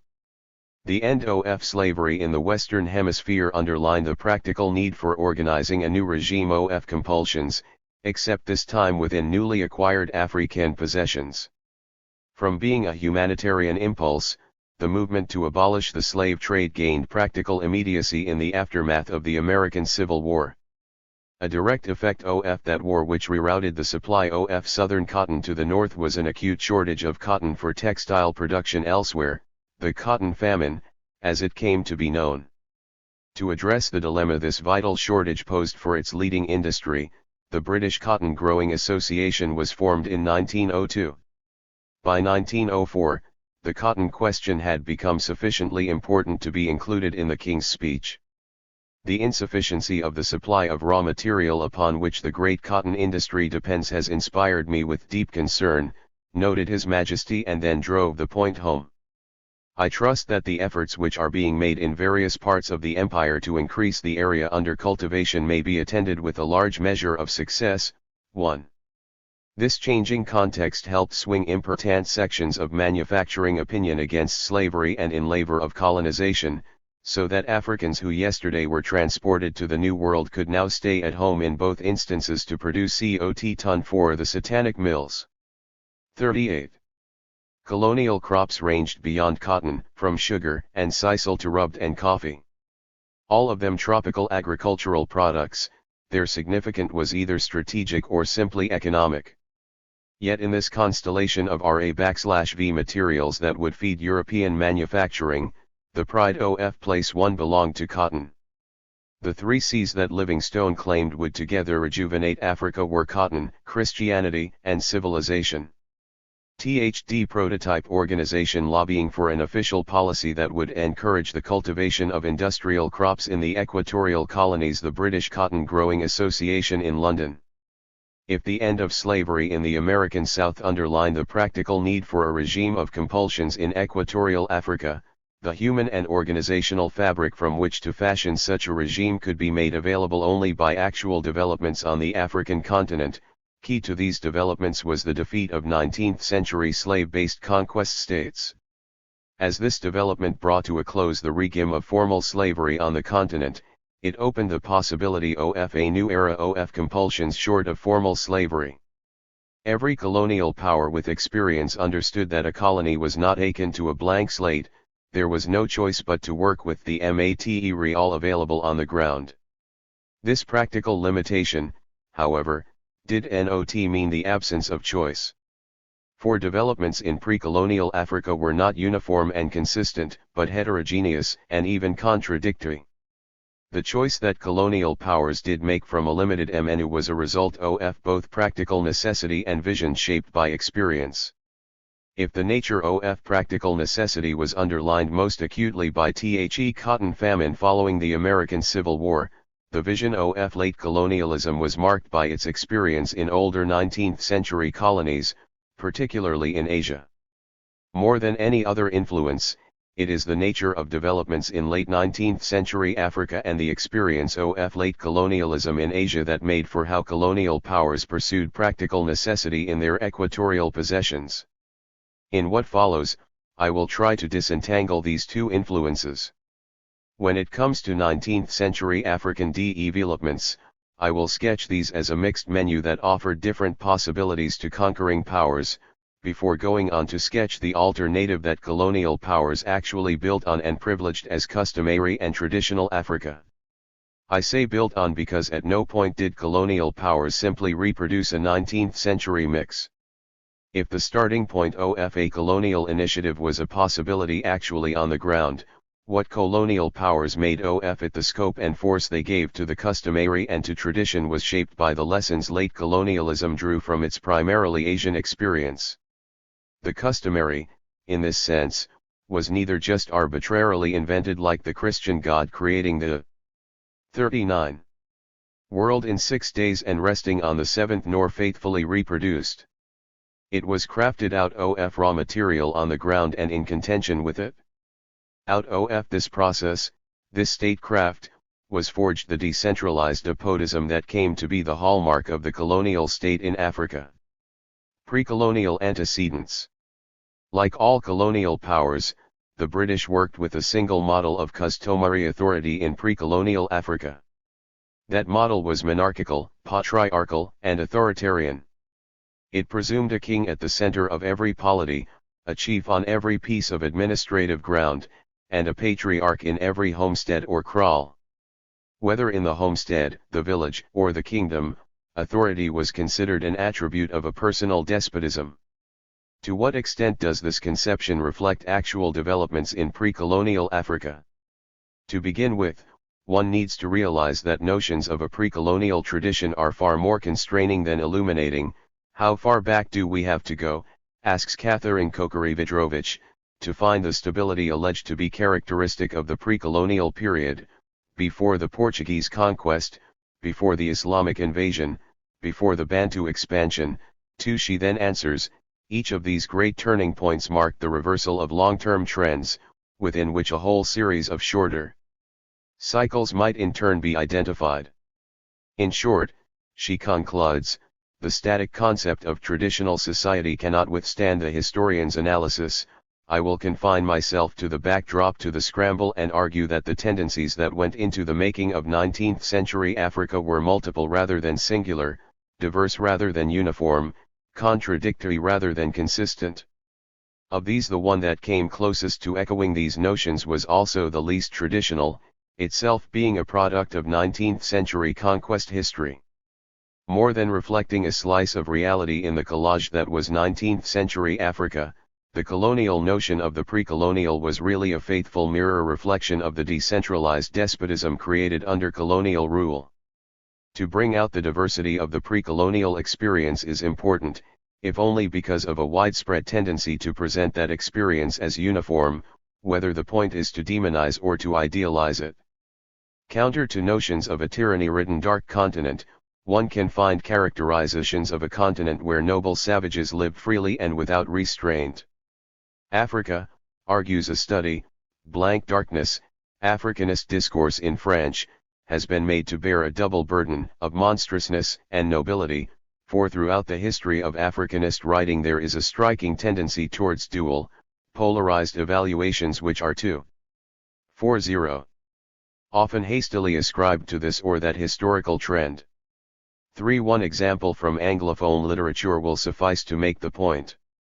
In his recent summation of decades of research on the subject, Basil Davidson has argued that although the historical paths to state formation and the resulting state forms were various, a common feature underpinned the political life of African states, the quest for a unifying force, depending on a system of participation that must not only work, but must publicly be seen to work, combined with a systematic distrust of power, for together, these amounted to an insistence on the distribution of executive power, a theme that Davidson argues regulated the life of pre-colonial political institutions in every African region where stable societies produced one or other form of central government.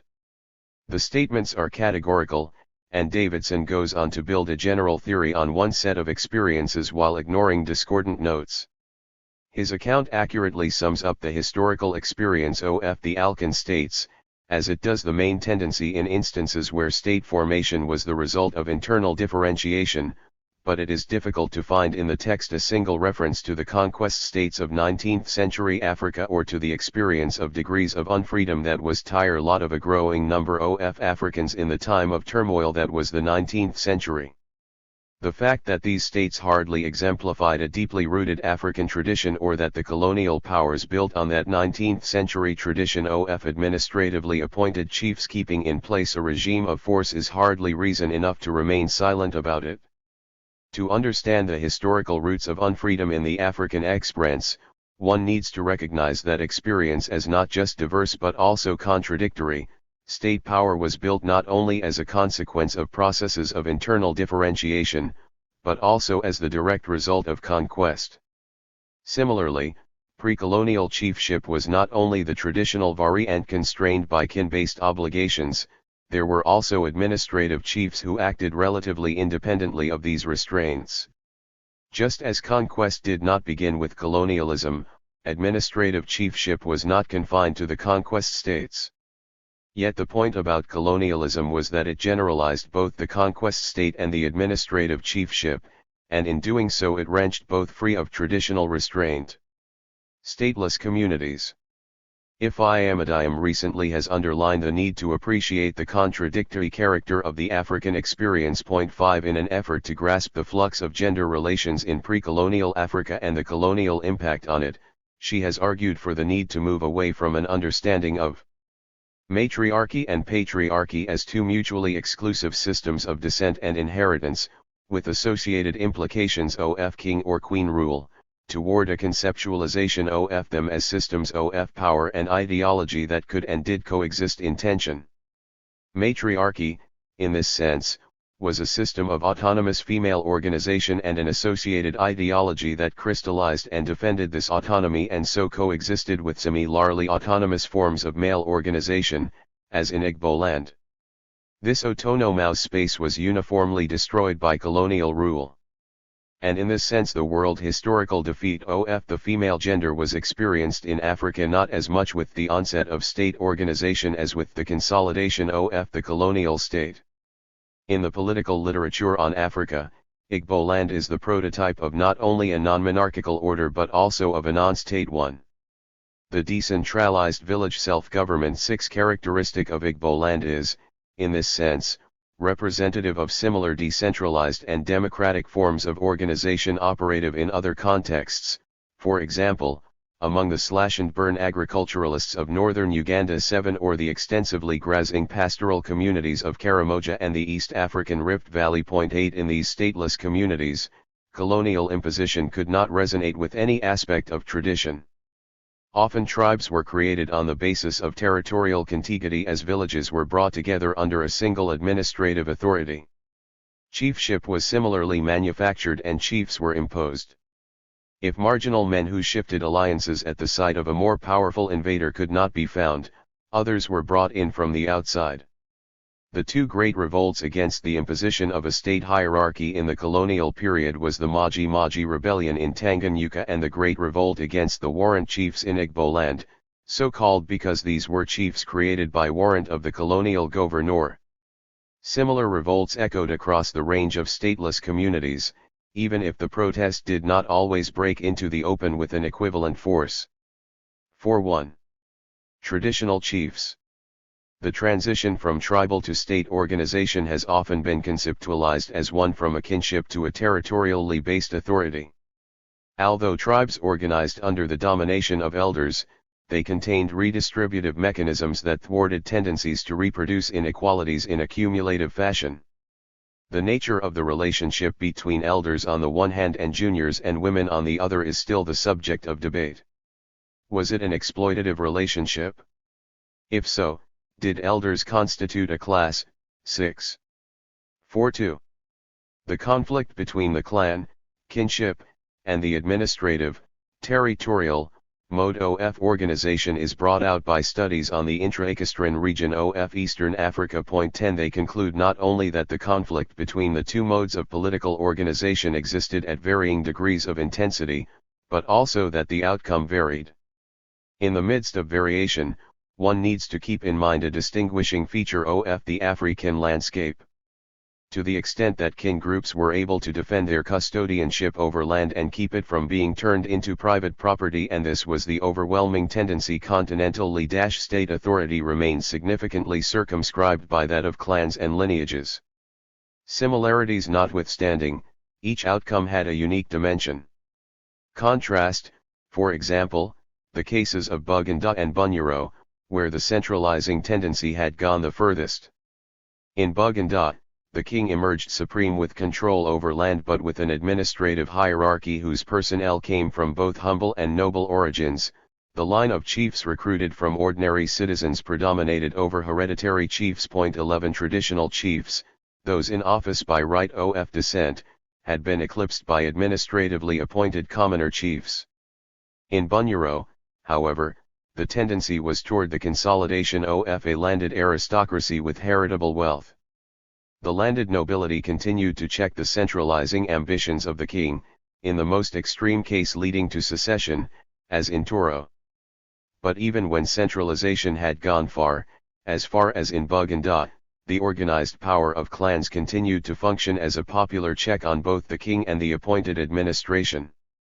The tension between administrative authority and kin groups gave rise to a differentiation within the institutions of chiefship, between kinbast, hereditary traditional chiefs and state-appointed administrative chiefs. Both were in turn checked by clan and lineage-based councils that in most places retained the right of access to land and all other natural resources. Village councils made and enforced rules of access that regulated the balance between livestock, water, and forage, ensuring a sustainable use of sustainable resources. Local councils regulated the movement of herds and the protection of crops.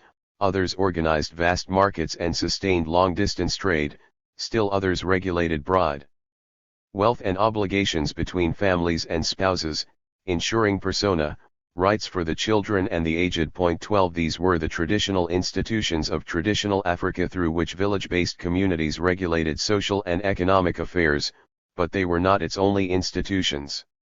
This is particularly clear with the 19th century, which was hardly a period of stable reproduction of customary relations. Ngoni conquest in Central Africa, for example, was experienced as dominance of patriarchal over matriarchal societies, leading to a proliferation of internal slavery, including slave marriages, terms put in quotation marks because they refer to a diversity of relations embodying degrees of personal unfreedom contained within familial and clan relations, but none a subjugation as total as the market-driven slavery unleashed by the acute demand for labor in New World mines and plantations organized along capitalist lines. The West African counterpart to the Ngoni Mfasane was the Fulani Jihad, which subjugated peasant societies to a range of similarly enforced tributary relations. 43. Administrative chiefs. The rise of 19th-century conquest states gave a fillip to the administrative variant of chiefship, but it was not until the colonial period that the administrative chief emerged as the full-blown village-based despot, shorn of rule-based restraint. Restraint on pre-colonial authority flowed from two separate though related tendencies, one from peers, the other from people. The first was a tendency internal to state organization, exemplified by the tension between kings and chiefs, particularly traditional chiefs, who were not likely to be royal appointees. This tension was the driving force behind the kings trying to offset hereditary traditional chiefs with a hierarchy of appointed administrative chiefs. To the extent that they could claim a 19th-century precedent, the chiefship that the colonial powers created was built on the administrative variant, not the traditional. Even then, what is impressive is not the continuity in tradition, even if a 19th-century one, but the break in continuity. To begin with, even if 19th-century administrative chiefs were the king's appointees who could not stay in office without the king's pleasure, their power was not just circumscribed by the will and capacity of the king.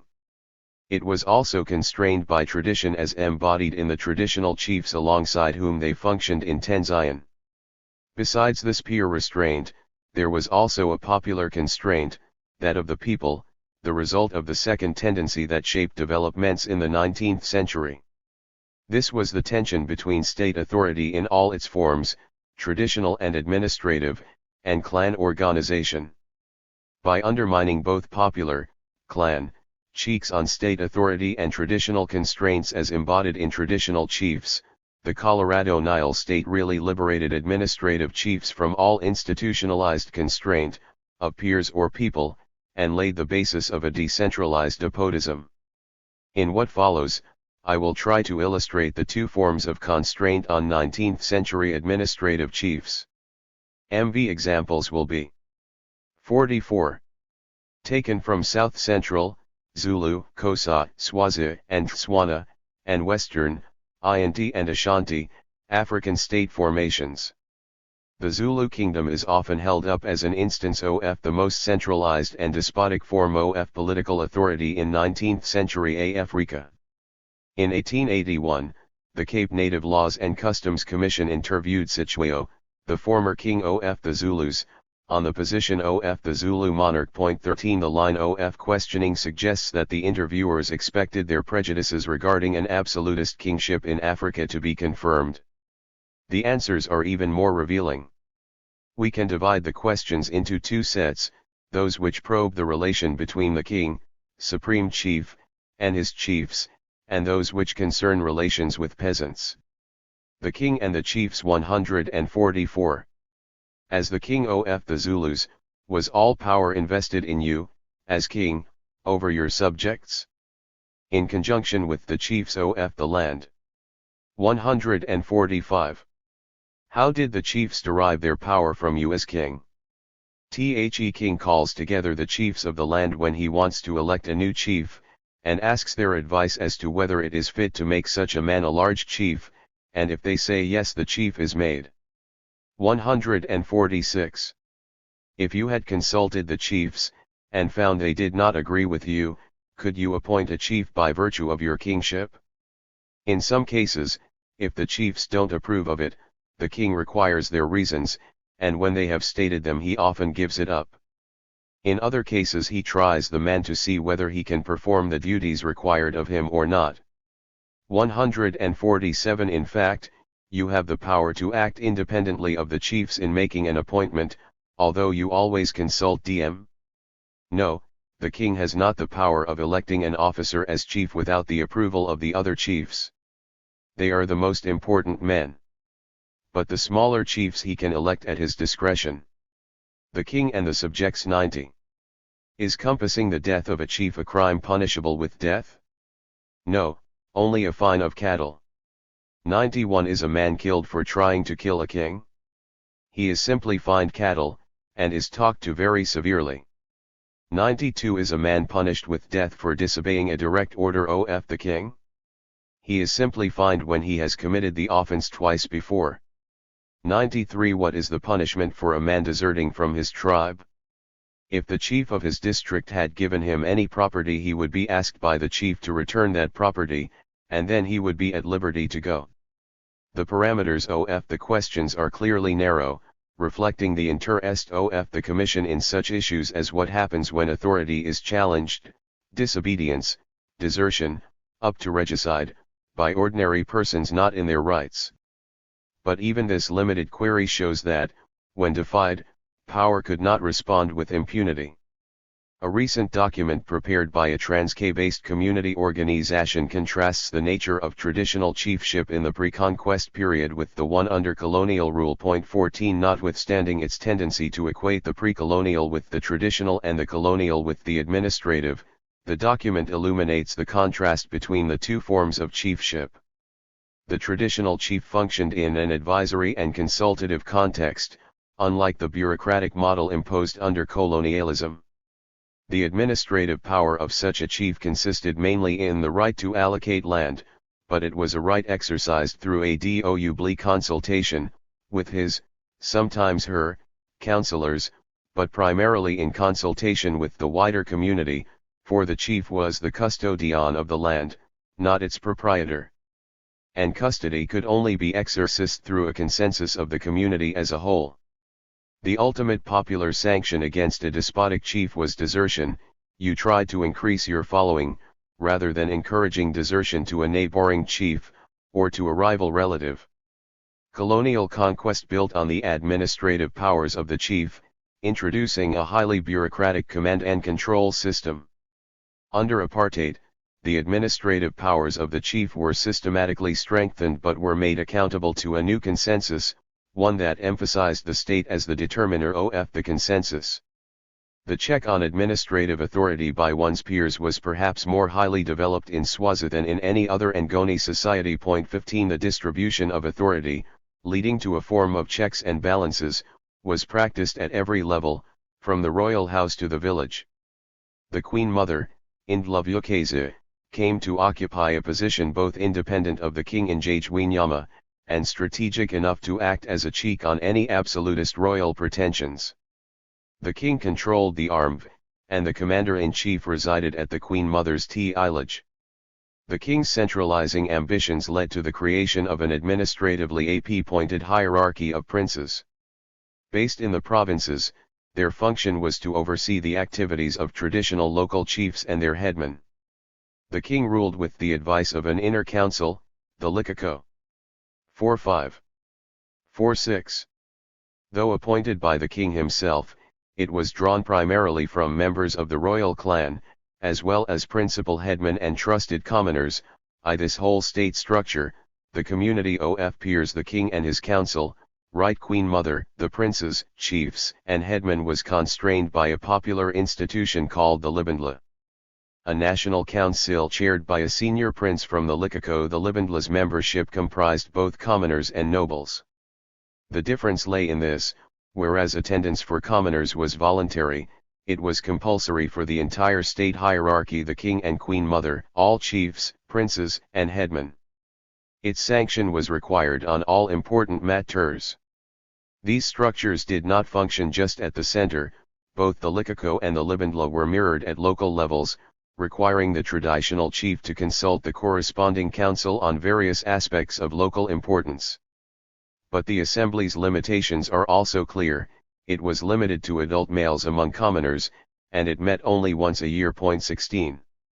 The changing relationship between popular, clan, and administrative, state, organs through the colonial period is well illustrated by the example of Botswana. Alongside administration by state officials, there developed in the pre-colonial period the institution of the Kegotla, a place where the community meets to discuss openly issues of common interest with the chief. As a clan-based institution, the Kegotla, like the Libandla in Swaziland, had one clear shortcoming. Neither women nor subject nationalities were allowed to participate in its deliberations. Yet this popular institution of Tswana adult males represented a check on the authority of the chief. It was a public assembly that could discuss any public issue, one where administration by public officials was subject to public scrutiny, including strong criticism in the highly stylized form of songs or poems. 17 At the same rhyme, the Kegotla also functioned as a judicial court where the community as a whole could participate in the process of adjudication. 18 In the colonial period, this public assembly was turned into a forum where decisions were announced but not debated. A reform was initiated in 1920. Its point was not to restore the powers of the Kegotla but to reduce the autonomy of chiefs vis-a-vis the colonial power. Once this was achieved, the Hayat's powers over the local population were reinforced in phases, starting in 1938. The 1938 law allowed chiefs to appoint a finance committee to supervise the local treasury. It also gave them powers to make bylaws with the agreement of the Kegotla.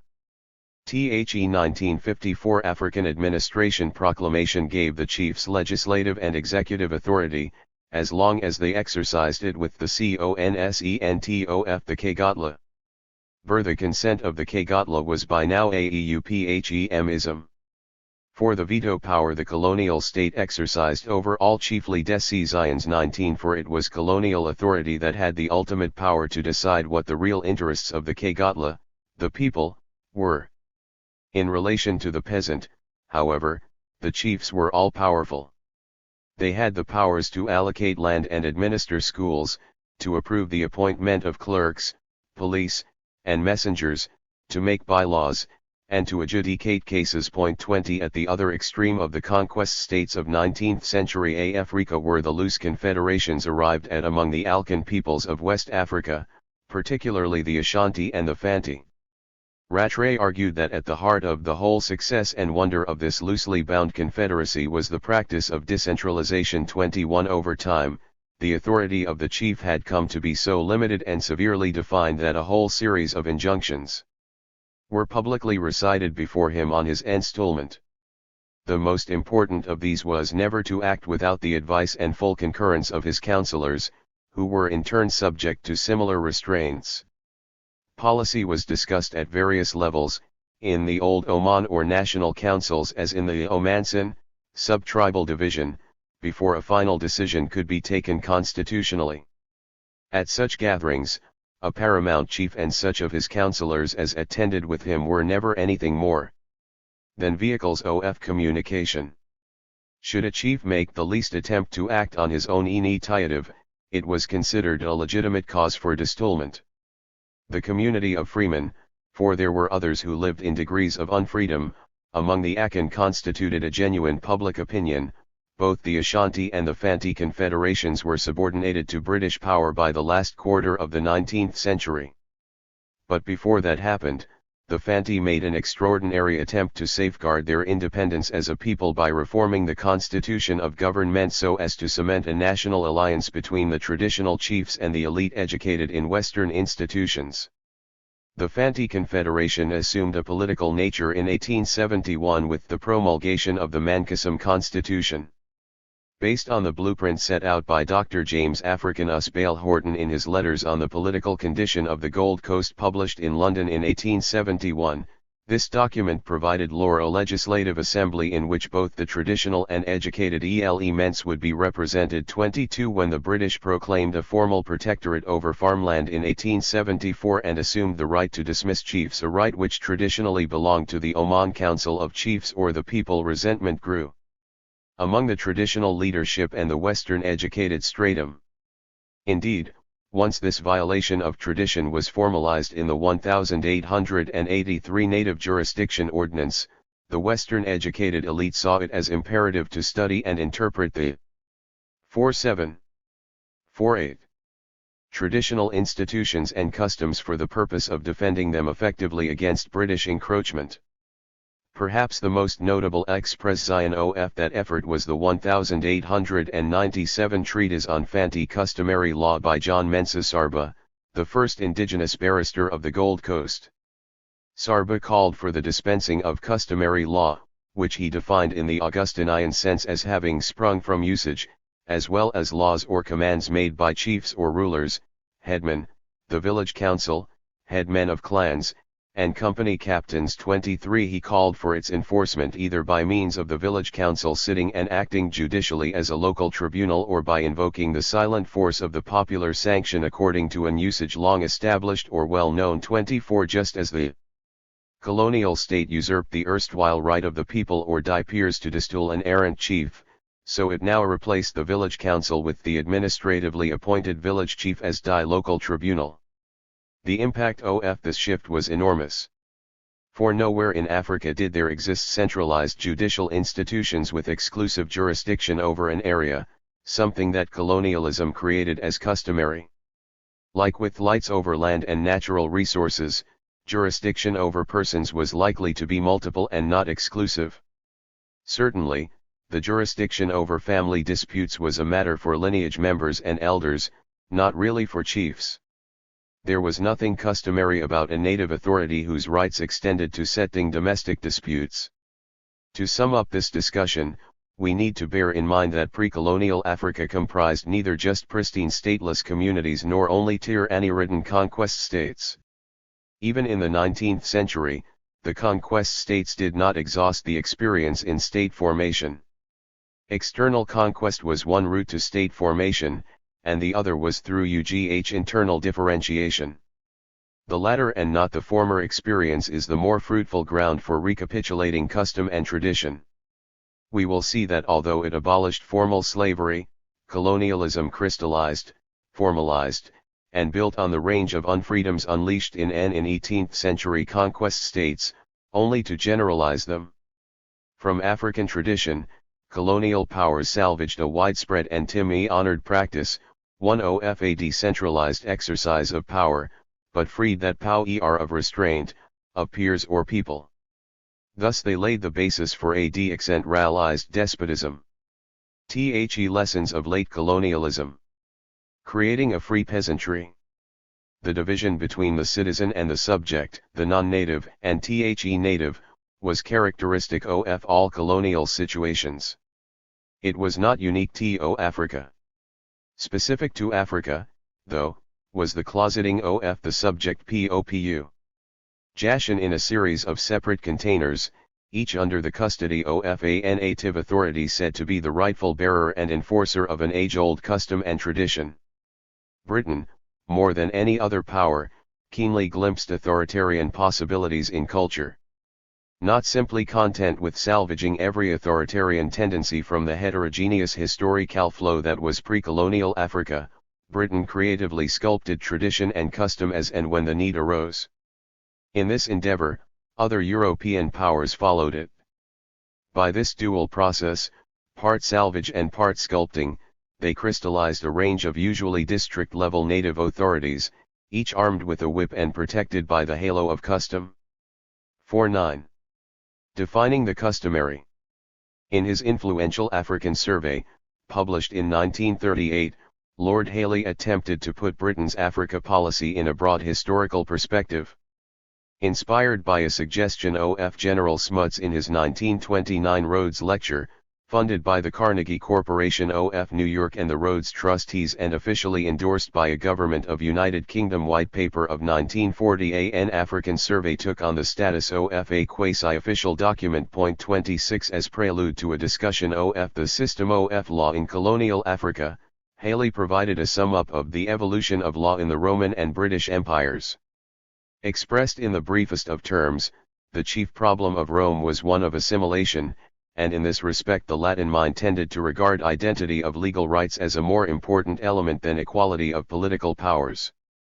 The problem of the British in India was primarily to find a system of law which would avoid emphasizing the fact that the country was passing under the dominion of a power professing an alien faith. 26 This, argued Haley, was why the British were strongly moved by the need for maintaining a customary law based on the religious and social life of India. But emphasis on the customary did not run like an even thread through the course of British rule in India. Rather, British rule at its inception was more a repudiation of the customary, more a commitment to a civilizing mission through which to rejuvenate society. The shift from rejuvenating to conserving society, from repudiating to confirming tradition, was really a latter-day development. In the history of British rule in India, there were several dividing lines between the emphasis on rejuvenating and conserving society, but none as decisive as the Indian Mutiny of 1857. In a scries of writings, the best known of which is Ancient Law, Sir Henry Maine, law member of the Government of India between 1862 and 1869, put forth the view that subject peoples should be ruled through their own customs. The notion of the so customary was part of the continuity in British colonial thinking in its transcontinental sweep, from Asia to Africa. Wherein, then, lay the specificity of the African colonial experience. Africa, after all, was Europe's last colonial possession. To that venture, European powers brought a wealth of experience.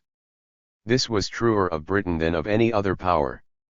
British thinking about Africa was much more closely related to British thinking about India than is generally realized, sums up a careful historian of British rule in Asia and Africa, and then goes on to qualify, if there was a difference, perhaps it was this: in India the actions which the British took to prevent the dissolution of society were essentially curative, in Africa preventive. 27 The shift in perspective from the curative to the preventive was really one from rejuvenating to conserving society. It was rather a turnaround, from a conviction that Europe had a civilizing mission in the colonies to a law and order obsession with holding the line. This change in preoccupation from progress to power took place early in Africa's colonial history.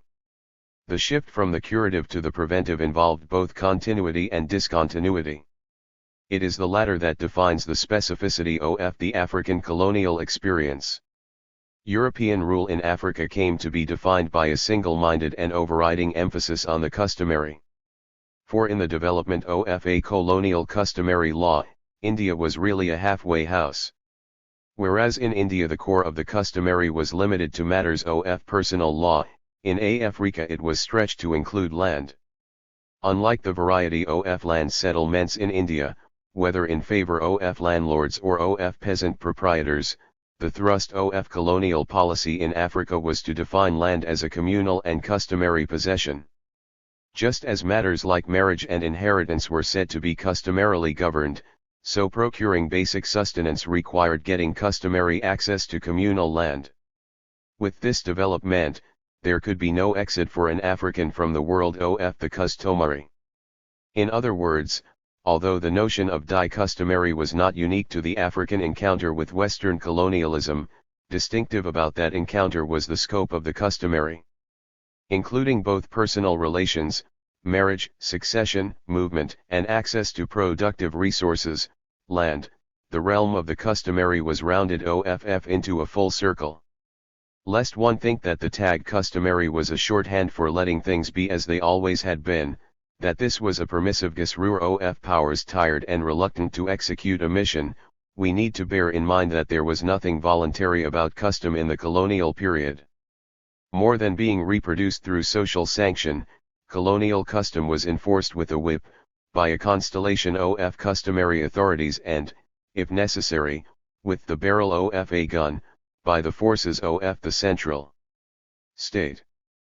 Said to have the breadth of community sanction and the depth of historical usage, the customary was given precedence over any received law, provided it was not repugnant.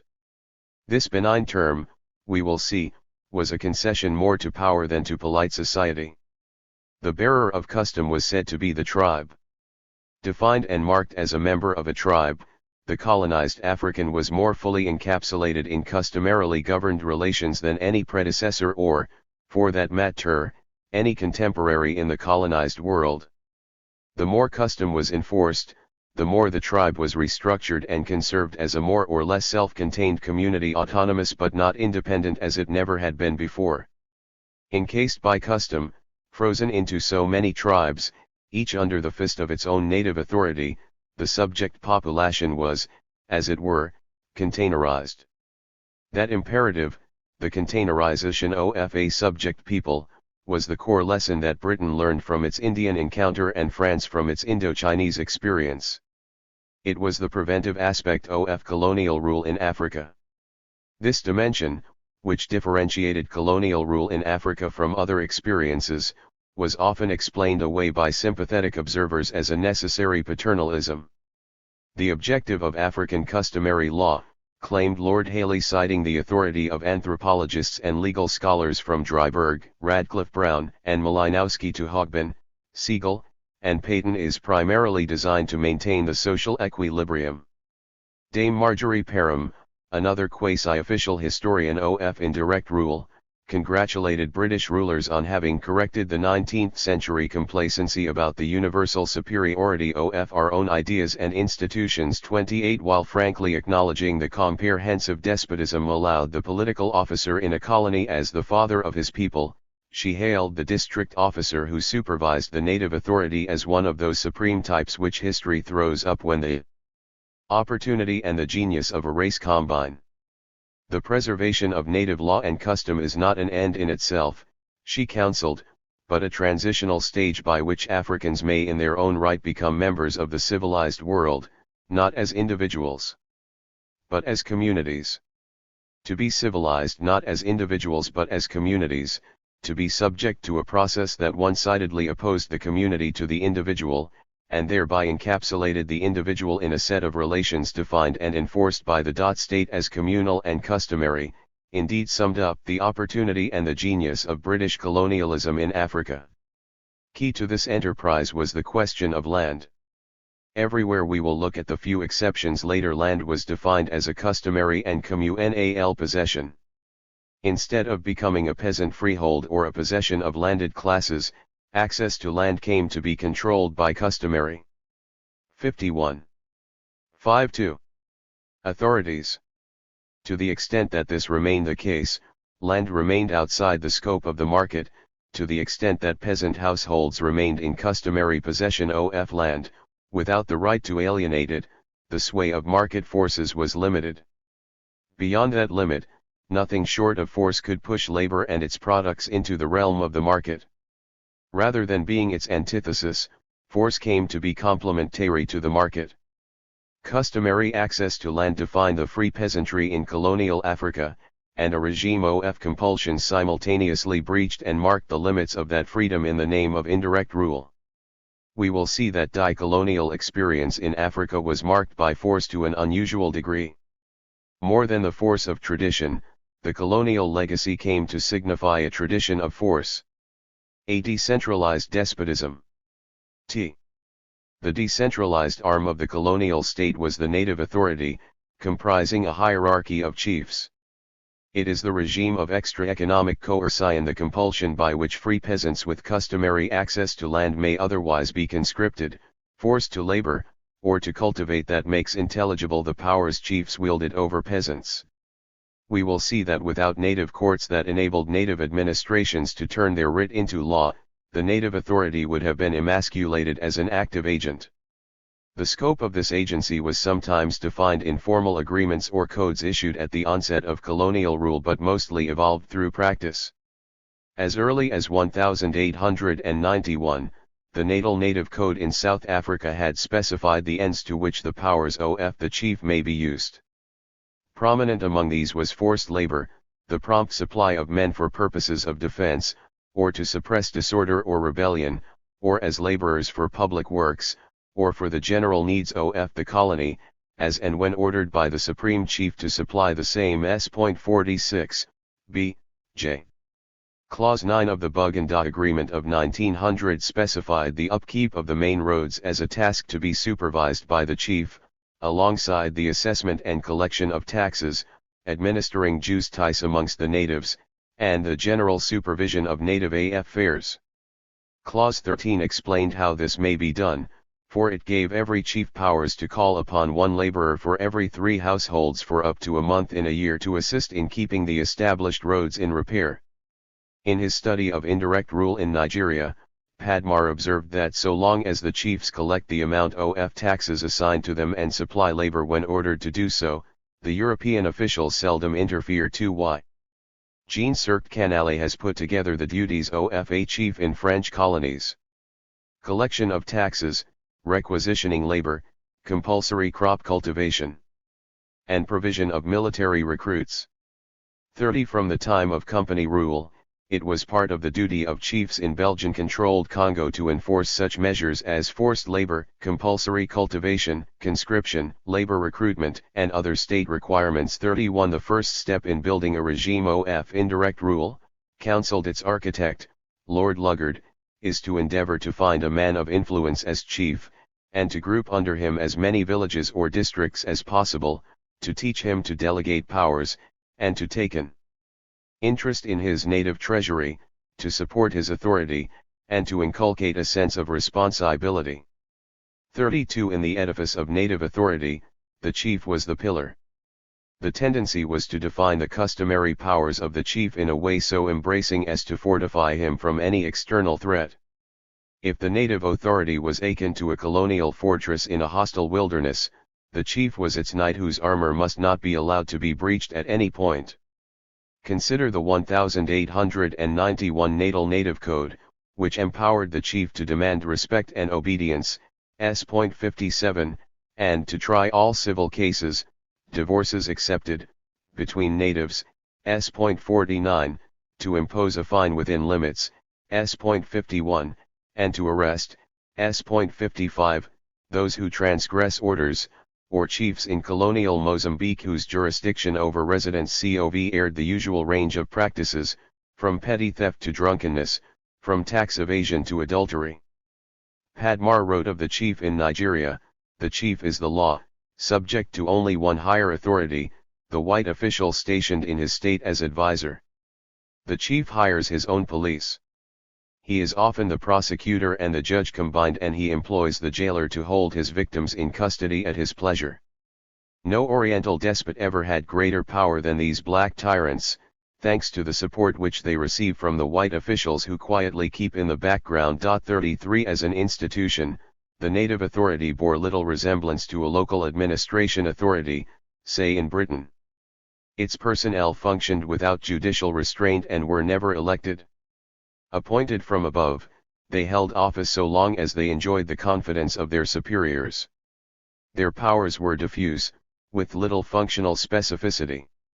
The 3 pillars that Luggard claimed as upholding the system of indirect rule, native courts, native administration, and a native treasury, together crystallized the ensemble of powers merged in the office of the chief. As we will see, these powers also included a 4th, making rules. The central fact about political power as it confronted and still confronts the peasant producer is the single and fused nature of authority, the chief. Place yourself in the position of a poor peasant in the rural Uganda of the early 1980s, confronted by the chief at the time of tax collection, or for that matter at any of several occasions when a compule. 5.3. 54r. Zion is decreed. It is the chief who has the right to make a bylaw governing his locality, who assesses the value of your petty property and therefore how much tax you must pay, who comes to collect that tax, who fines you if you fail to pay that tax, who jails you if you fail to pay the tax and the fine, who decides where you labor when in jail, and who releases you upon termination of the sentence. The chief is the petty legislator, administrator, judge, and policeman all in one. Every moment of power, legislative, executive, judicial, and administrative, is combined in this one official. Here there is no question of any internal check and balance on the exercise of authority, let alone a check that is popular and democratic. The chief is answerable only to a higher administrative authority. An unwritten norm of indirect rule was that the lower authority must never be short-circuited. To entertain any complaints behind the chief's back would be to humiliate him. To so weaken a subordinate officer and compromise his prestige would be to endanger patiently accumulated gains in years of administrative labor. Therefore nothing must be done that would bring disrespect to authority. It is the agent of this fused authority, this clenched fist, who is usually called the chief. To the peasant, the person of the chief signifies power that is total and absolute, unchecked and unrestrained. No doubt such a fusion of power in the person of a state functionary was bound to lend itself to abuse, often considerable and repeated. Early colonial legislation had invited chiefs most likely out of practical consideration to share with government authorities whatever dues, fines, and fees they had collected. Like every instance of tax farming, this too turned out to be an invitation to chiefs to add personal demands to systemic ones on the peasantry. As instances of abuse came to light and accumulated, concern focused on how to discipline the functionaries of native authorities from above. The twofold answer to this question sums up the internal history of indirect rule between the two world wars. 1. If a native treasury was created and chiefs paid a regular salary from its proceeds, they would not have to resort to exacting tribute, and 2. If chiefs were subject to appointment and dismissal, the few bad ones could be replaced and the rest kept in check. Luggard argued that the creation of a native treasury, from which the salaries of native administration personnel would be paid, would put an end to such abuse. The tax which supersedes all former tribute, regular imposts and forced labor is, in a sense, the basis of the whole system, since it supplies the means to pay the emir and all officials, explained Luggard with reference to northern Nigeria, held up as a path-breaking success in indirect rule. It is obvious, he argued in his influential 1919 report on the amalgamation of northern and southern Nigeria, that the system depends essentially on the principle of direct taxation, which provides the means whereby native administration can pay salaries to the paramount chief and all other officials, and so put an end to the unlimited exactions on which they had previously lived, and reduce their number to those actually required for the service of the native administration. 34 But abuse continued and fueled popular discontent. In response, the central state implemented yet another so-called reform.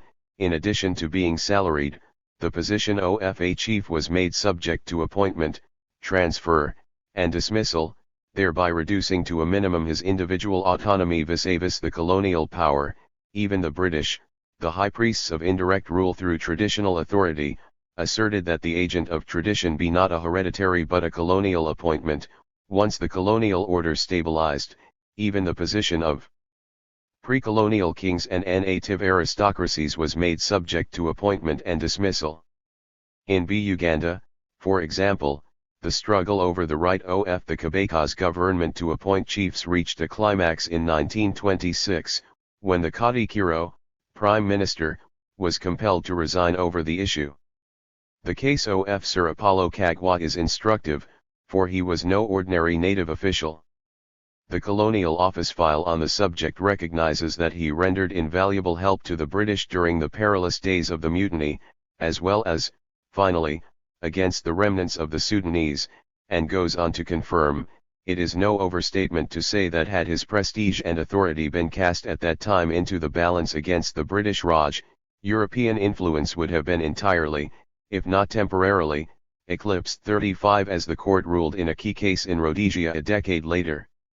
The Native Affairs Act 1927 gave the governor-in-council an unqualified right to appoint whomsoever he considered suitable to a chiefship, and accordingly, hereditary rights of succession to the chiefship under African law and custom have been expressly abolished. 36 Compare this with French practice, for example, in Fouta-Djallon in Guinea, where the French set up an assembly of chiefs under the Protectorate Treaty signed in 1897.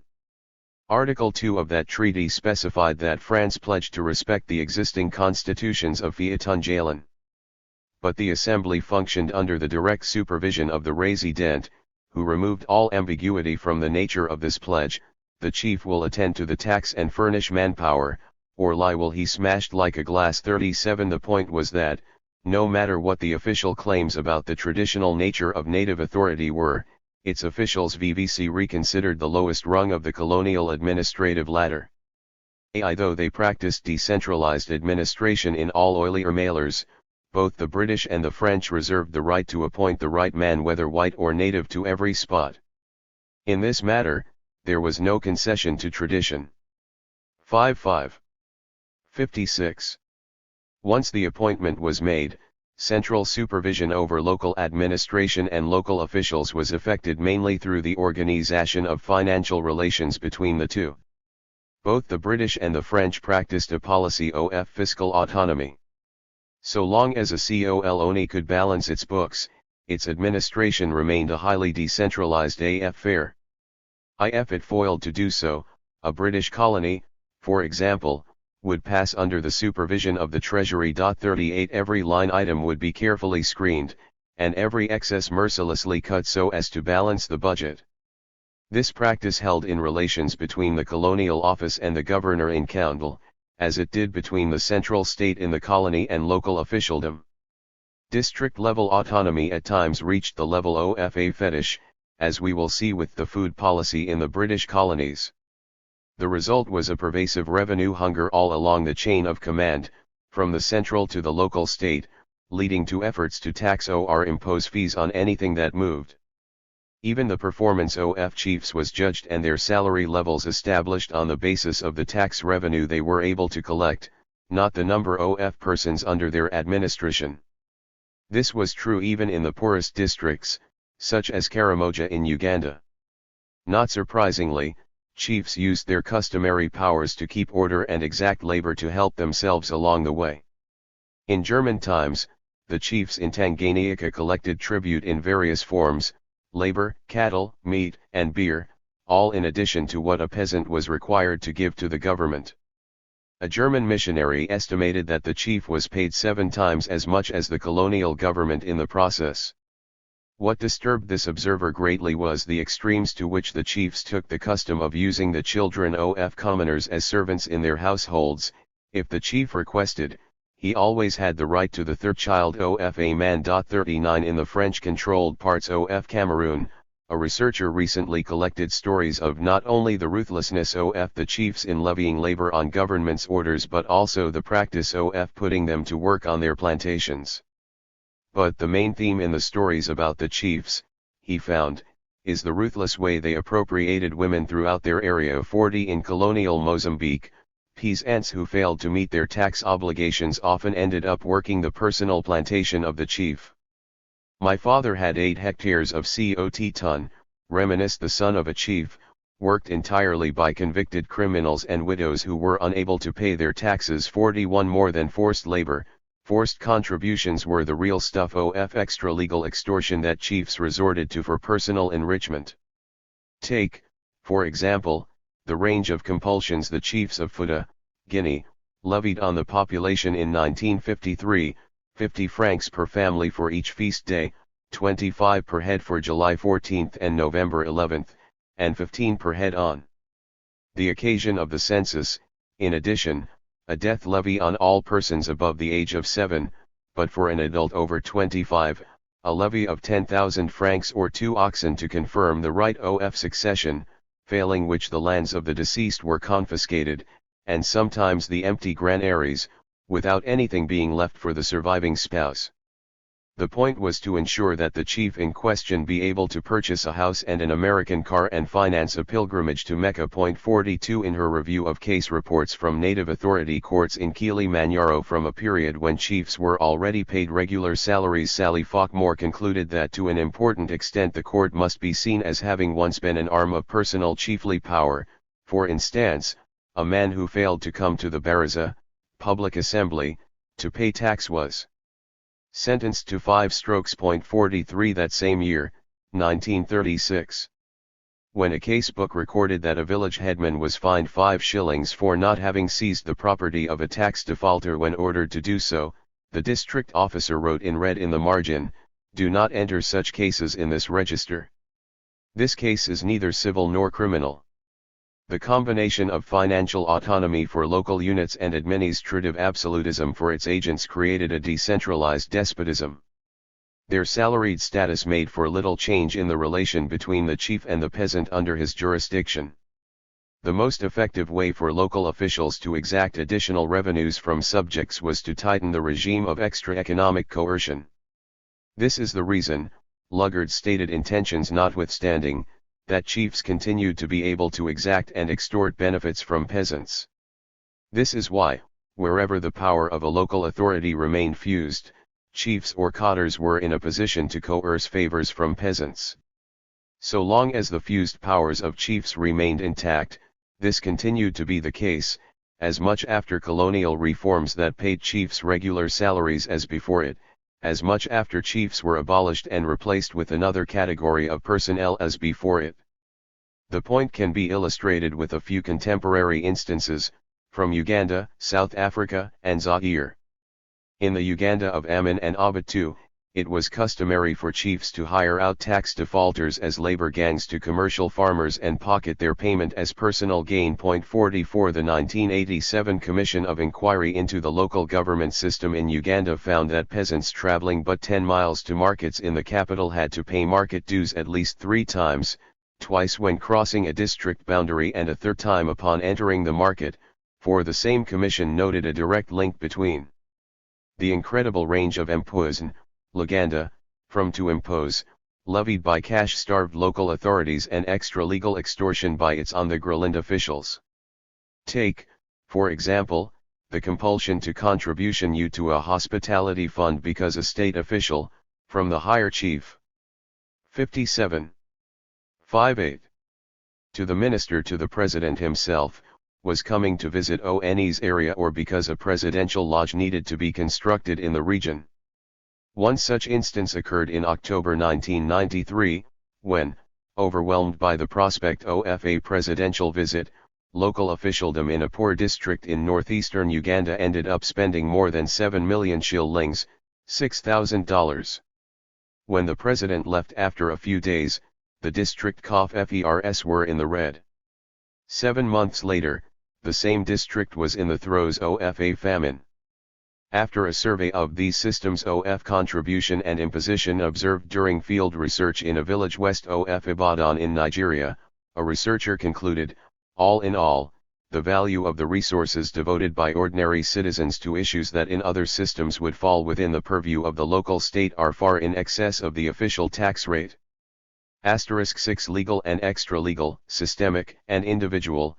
These exact ions serve not only to beef up the lean purses of the local authority but also to line the pockets of its individual functionaries.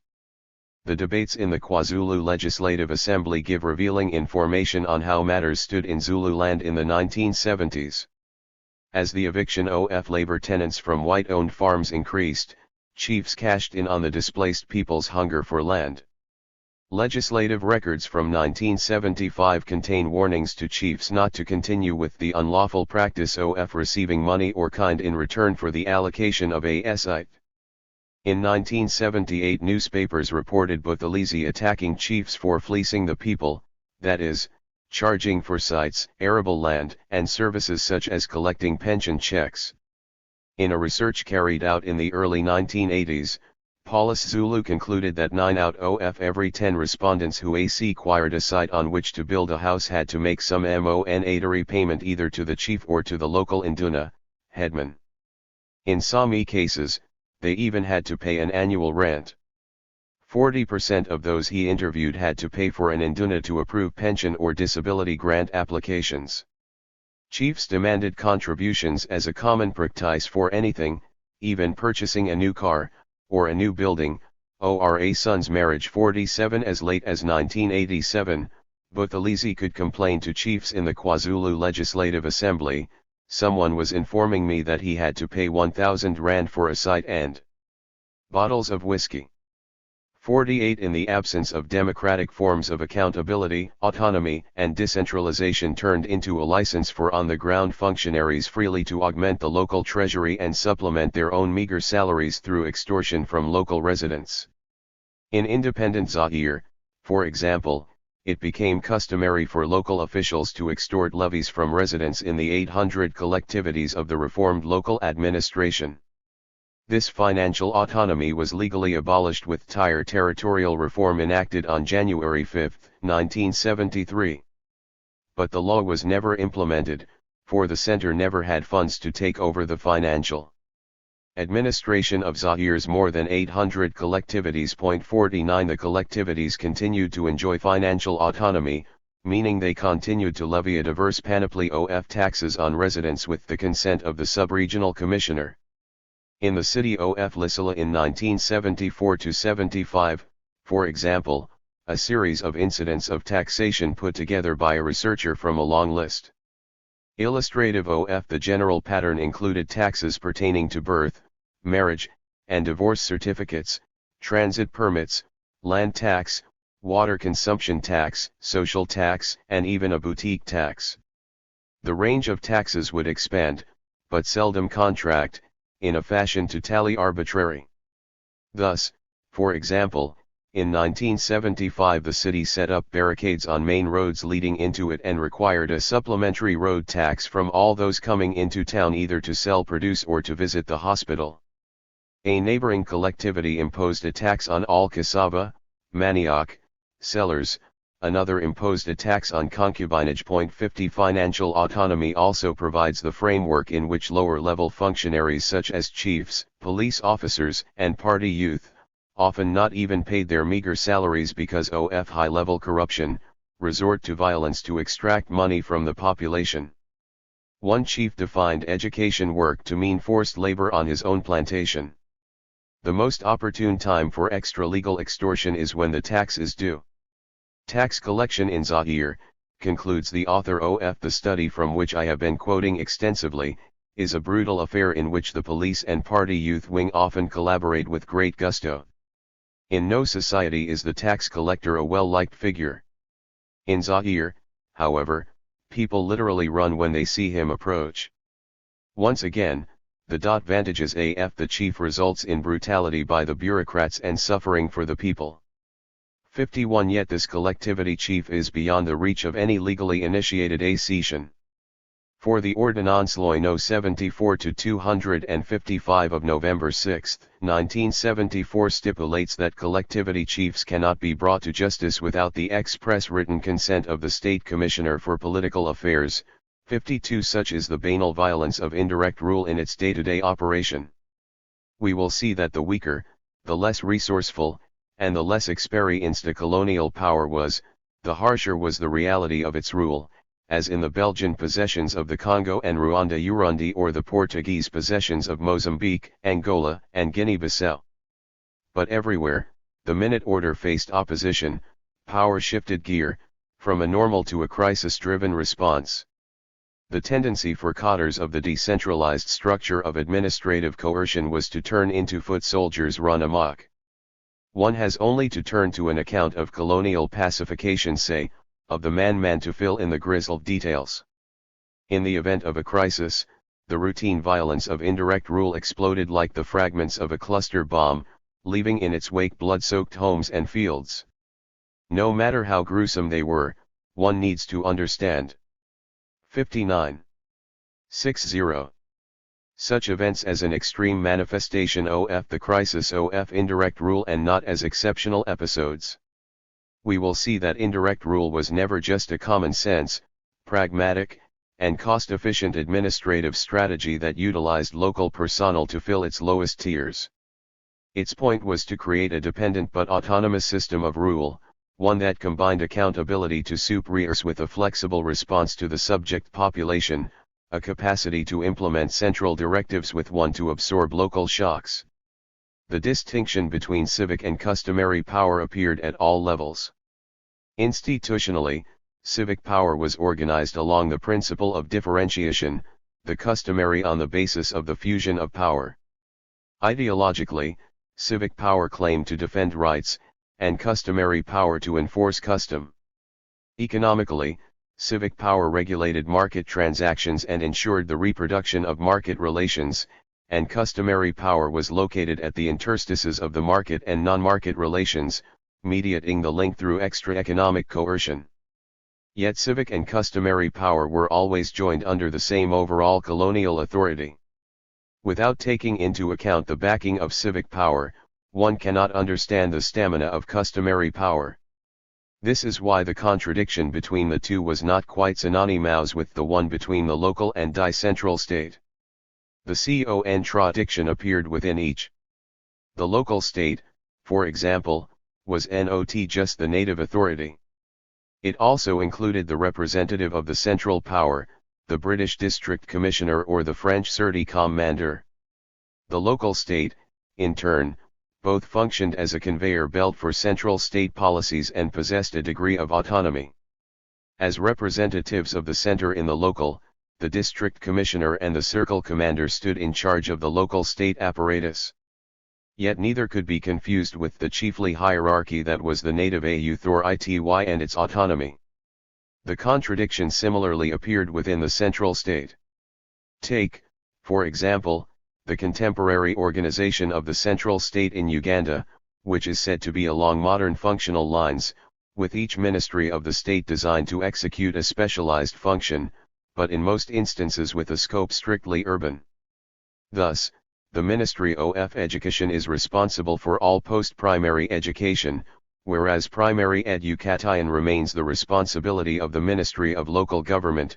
The Ministry of Health takes responsibility for all hospitals, leaving pre-hospital services the responsibility of the Ministry of Local Government.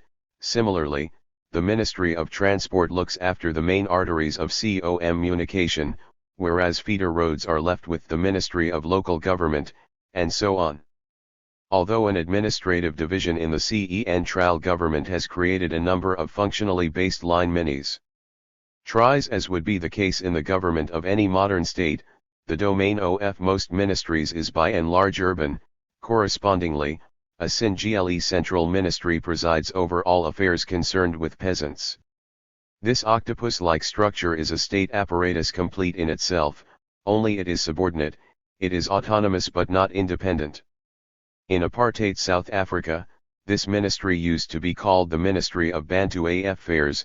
In the Africa of Free Peasants, it bears a name far more anesthetized, the Ministry of Local Government or an equivalent.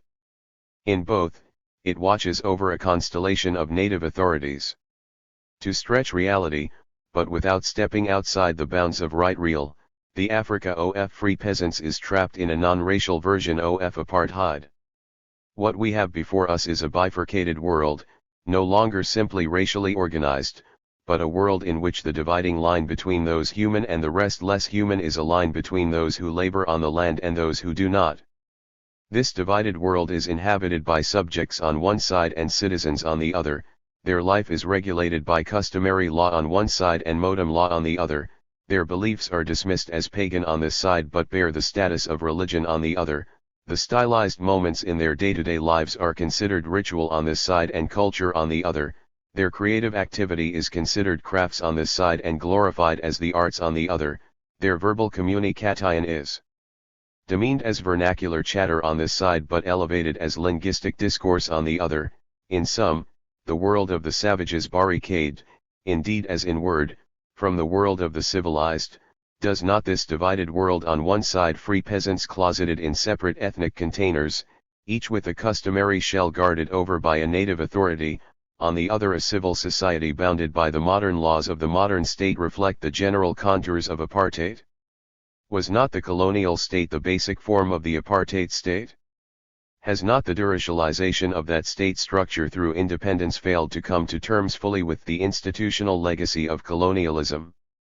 It is in this sense that independent Africa shows apartheid South Africa one possible outcome of a reformed state structure, racialized but not democratized, whether achieved through armed struggle or through negotiations, through independence from a foreign colonial power or through strategic engagement with an erstwhile colonizing resident minority, a deracialized but decentralized despotism.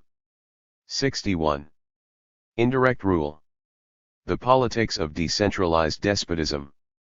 Underscore underscore underscore underscore underscore underscore underscore underscore underscore underscore chapter THREE underscore underscore underscore underscore underscore underscore underscore underscore underscore underscore underscore underscore.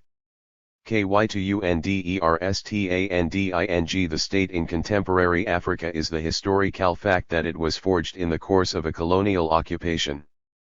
The form of the state that contained the free peasant was comprehensively thought through by Lord Luggard, the architect of indirect rule. But this system did not spring full-blown from the mind of a colonial architect, for although Luggard theorized it as the British colonial system, its origins predated Luggard's reflection on it. Also, the practice it summed up was not confined to British colonies. The creation of a separate but subordinate state structure for natives first developed in the southern African colonies and not in West Africa. Here, first and foremost in the colony of Natal, was created a dual system, one for colonizers, the other for natives, one modern, the other customary. The system emerged through trial and error. It was a good half-century before it could be codified as law in Natal, 1891, and another 3.5 decades before it was generalized to the rest of South Africa, 1927. As we will see, this system of control did not yet conform to a full-fledged regime of indirect rule. It lacks certain key features: an autonomous native administration with powers to make bylaws or rules, and a native treasury to pay its personnel and finance its activities. In sum, a native state apparatus that was not only dependent but also autonomous. It lacked these, at least until the creation of homelands under apartheid. In this chapter, I will trace the development of institutions of indirect rule, from their South African genesis to their equatorial African completion, returning to the belated South African reform. Apartheid-THAT was the final step in a long and drawn-out deepening of indirect rule institutions in that country. The chapter doses with a discussion of post-war and post-independence attempts to reform the institutions of indirect rule. South African genesis. Great Britain annexed the colony of Natal in 1843. In 1846 is Zion summed up with alarm the existing state of affairs, the natives. 6.3. Own laws are superseded, the restraints which they furnish are removed. The government of their own chiefs is at an end, and, although it is a fact that British rule and law have been substituted in their stead, it is not less true that they are almost as inoperate as if they had not been proclaimed, from a want of the necessary representatives and agents to carry them out. The danger of such a state of things, the Commission concluded, scarcely needs our pointing out. One, practical as they were, the Commission's recommendations formed the starting point of a decades-long search for an inexpensive but efficient mode of control over natives. The Commission's core recommendations were twofold: aggregating the natives in separate locations and administering their day-to-day activities under a system of justice that should conform as much to their own law as is compatible within the principle of ours. The roughly 100,000 natives were brought together in 10 separate locations. The residential and farming land of these locations, amounting to more than 2.25 million acres, was brought under the control of the Natal Native Trust, set up in 1864 under the control of the Governor and his Executive Council. Here, in embryonic form, was the first of two legs on which would stand the policy of native control, segregation. The Colonial Secretary directed that within the locations customary law would hold, provided it was not repugnant to the general principles of humanity, recognized throughout the whole civilized world. Because the colonial power held itself to be the representative of the civilized world and the custodian of general principles of humanity, this proclamation, reproduced in some form in every colonial context, underlined the legitimacy of its claim to modify and even remake the customary. Together, segregation and customary law would create something more than just territorial segregation between the colonizer and the colonized, the settler and the native. It would create an embryonic institutional segregation. The agents administering customary law would be the chiefs, but with newly defined powers and accountability. So, Ordinance 3 of 1849 defined the Lieutenant Governor as the supreme or paramount native chief, with full powers to appoint all subordinate chiefs, or other authorities among them. Clause 3. To codify customary law, the second leg of the policy of native control that came to be called native administration, a commission was appointed. The Code of Native Law it recommended was adopted as a set of guidelines in 1878 and then made legally binding in 1891.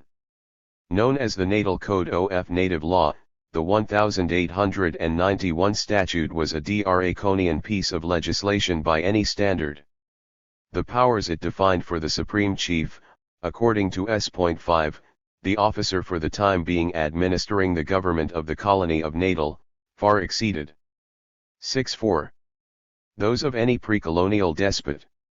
He could fix the least number of houses which shall compose a kraal, S.42, or forcibly move any tribe, portion thereof, or individual to any part of the colony, S.37. He could amalgamate or divide any tribe, S.33, appoint all chiefs, S.33, or remove any for political offense, or for incompetency, or other just cause, S.34. He had absolute power to call upon all natives to supply armed men or levies to defend the colony from external aggression or internal rebellion, S.35, and to supply labor for public works or the general needs of the colony, S.36. The regime of total control Die 1891 Code laid out applied from top to bottom. It laid out the legal basis for not only absolute authority over natives in the colony, but also patriarchal control over minors and women in each kraal. The code specified that the kraal head was to be the absolute owner of all property belonging to his kraal, and it was his duty to settle all disputes within, S.68. It laid out as a general rule that all the inmates of a kraal are minors in law, the exception being married males or widowers or adult males not related to the kraal head, S.72. The section on personal status ordained that unless exempted by the High Court, females are always considered minors and without independent power, S.94. They can neither inherit nor bequeath, S.143. All income was to be controlled by the head of the kraal, S.138, who was given powers to disinherit any son who may disobey him, S.140. Short of that, kraal heads were to rank as constables within the precincts of their own kraals and are authorized to arrest summarily any person therein, S.74.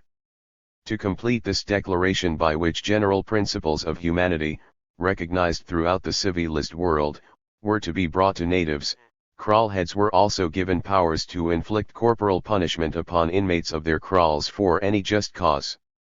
So routinely and completely was the native to be subjugated that the code even specified the type of salute natives must give to and the manner in which they must hail each category of officialdom, from the white supreme chief to the native headman, S.219. The totality of subjection was spelled out in the powers of the supreme chief. The supreme chief possessed not only rule-making but also judicial powers, the authority to punish by fine or imprisonment or both, S.39, and yet stood above any law. The supreme chief is not subject to the Supreme Court, or to any other court of law for any action done either personally or in council, S.40. This then was the essence of colonial absolutism, rule by decree, rule without judicial or parliamentary restraint. When South Africa was unified in 1910, Section 147 of the South Africa Act vested control and administration of native affairs throughout the Union in the Governor-General, who was to act with the advice of 65. The Executive Council, not Parliament. The Union was forged around one key principle, rule by decree over natives, in the person of the Governor. The Union was like an armed fist over native heads. In the evolution of native policy in South Africa, 1910, 1927, and 1951 stand out as three pivotal points, each the bearer of a key principle in a growing consensus that would eventually be summed up under apartheid as a unified and generalized policy of native control. IF 1910 was an agreement to subject natives to a rule by decree. 1927 generalized customary law as die form that rule must take throughout the Union of South Africa, and 1951 crystallized the final point of that consensus, that native control must be mediated at the level of the tribe, not the village, not through headmen but through a full-fledged, even if subordinate, state apparatus organized around the institution of chiefship. At the same time, the movement from 1910 to 1951 reflected a shift in perspective, from one of direct to indirect rule. The Cape versus N. Atoll. In die intervening period, from 1910 to 1951, a spirited tug of war was waged between two different legal and administrative philosophies, that of the Cape and that of Natal, that of direct and indirect rule. Because much has been made of the liberalism of the Cape system, it is important to underline the parameters that both shared and point out where difference was the result of principle and where of circumstance. It would be a mistake to think of the Cape experience as marking an exception in the general flow of native policy in South Africa. Although the pace at which the shift took place was slower in the Cape, the trend was ultimately not different. To underline that shift is to illustrate the main contours of the flow and to define the conditions that shaped its trend and pace. The thrust of native policy in the Cape is marked by three phases. As the mode of control shifts from one to another, the overall framework of policy shifts from the race model of the early Cape to the tribal option exemplified by the natal model all along, from a direct to an indirect mode of rule. When the English took charge of the Cape, it was a multiracial society marked by a single legal order. In this first phase, the colonized were the indigenous Khoikhoi and the imported Malay slaves, forming a small minority of the Cape population. But the colonized swelled into an overwhelming majority in the second phase, which began with the conquest of the Xhosa people.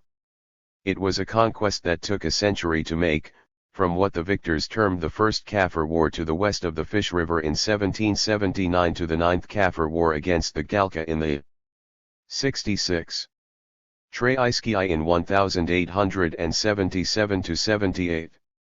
Up to the Seventh Kaffir War, the British had tried to force natives off the land into remote areas.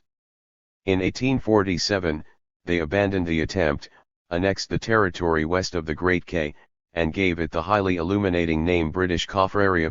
3 The trauma of 8 decades of colonial aggression was vividly registered in the prophecy that led to a generalized cattle killing, breaking the back of the Xhosa and Thumbu peoples who lived in British Kaffraria.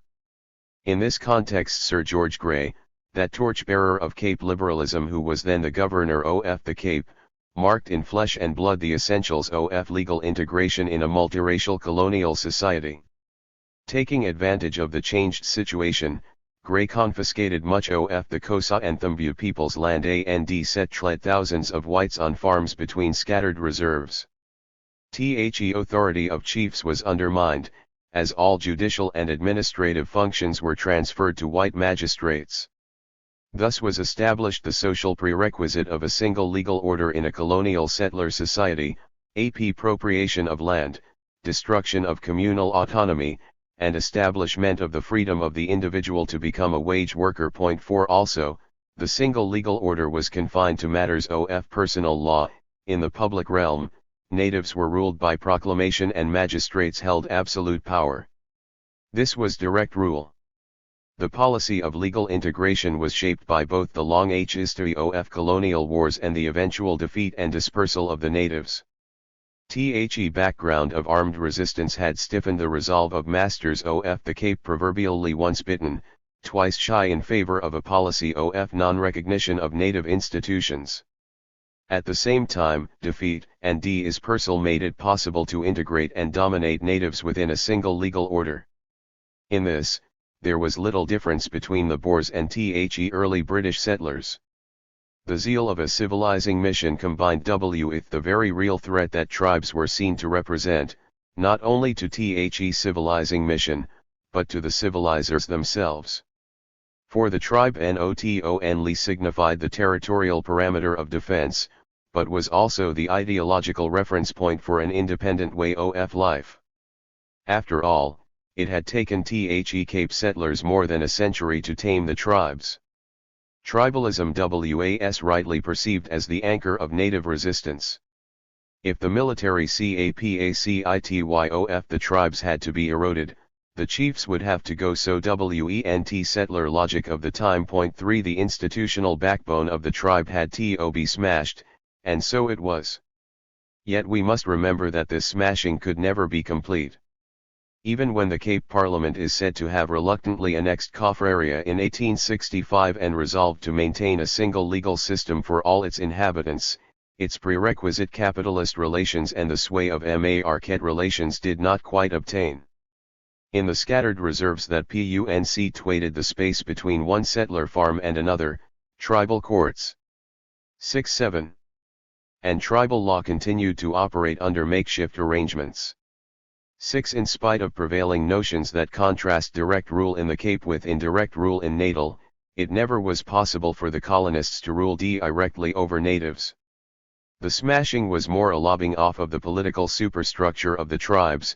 The settlers ruled through village-based headmen instead of tribal chiefs. Although the control over natives remained indirect, the consequence was to fragment the nature of the mediating native authority on the ground, confining each to a village. In this second phase, then, the claim to legal integration was partly a fiction. The point was to be driven home 7 years later, in 1871, when the Cape annexed Basutoland. Official policy changed dramatically and ushered in the third phase in the evolution of native policy in the Cape. Arguing that its inhabitants were not yet sufficiently advanced in civilization and social progress to assume full responsibility as citizens, the Cape authorities rejected legal assimilation for the natives of Basutoland. For the first time, then, dualism in personal law and political inequality went hand in hand. But the Soto petitioned for a parliamentary franchise in 1872. The governor's response was revealing. Rejecting the appeal, he warned them of the entire range of consequences if legal assimilation were to hold. Colonial law would have to supersede Soto law, the unoccupied land would be appropriated and sold, and whites be allowed to acquire land and settle in Basutoland. 7 The wisdom of the new policy was to be confirmed in the following decade. Resistance to colonial occupation did not cease. The Ninth Kaffir War took place in 1877–78 against the Galka and the Nkika in the Transkei, not to mention the defeat suffered at the hands of the Soto in the Disarmament War of 1880–81. The lesson was clear: it was not possible to scatter and break peasant communities, and without that, it would not be possible to break their will and their capacity to resist outright imperial occupation. The Cape Native Laws and Customs Commission of 1880–83 warned the government against excessive interference in the affairs of recently conquered communities. From across the Natal border, Shepstone also offered advice. The main object of keeping natives under their own law, he told the Cape Commission of 1883, is to ensure control of them. To drive the point home, he reminded the Commission that Natal's African population has never taken up arms against us, while your people have, and that, in my opinion, alters the position of things very much. These lessons were formalized in law when the Cape annexed the Transkei and Griqualand Bast, 1879, the Galkaland and Thumbuland, 1884, and Pondoland, 1894. The pace was set by the Transkeian Annexation Act of 1877, which gave the governor the power to legislate. 6-8. By proclamation, no Cape statute was to hold within its borders unless specifically extended. The courts, even if operated by white commissioners, were to apply tribal law to all cases between natives, subject to the proviso that it not be repugnant to justice and equity or contrary to good policy and public morals. Unlike in the other provinces of South Africa, where magistrates were predominantly officials of the Department of Justice, in the Transkei they were set apart under the control of the Native Affairs Department, an administrative agency of the central state. The lessons of war were clear: among the colonized, there was not to be even the formal pretense to a rule of law. Though chiefship was abolished, local administration was to be mediated through a corps of native headmen. In other words, whereas the writ of headman held over one or several villages, chiefs with a writ over the entire tribe would not be tolerated. Broken at the tribal level, native authority would be harnessed at tier village level. Through having to establish control in the face of anti-colonial resistance, the governors of the Cape had arrived at a form of rule that would closely approximate French-style indirect rule. But political wisdom alone could not fully explain the shift from direct to indirect rule. The changing realities of the political economy of the Cape and with it a rapidly expanding demand for mine labor had also much to do with it. For whereas white farmers called for the breaking up of tribes to release labor that could be absorbed and controlled on settler farms, the mines required the retention of tribal reserves from which labor would be released when required and to which it could be returned when not needed.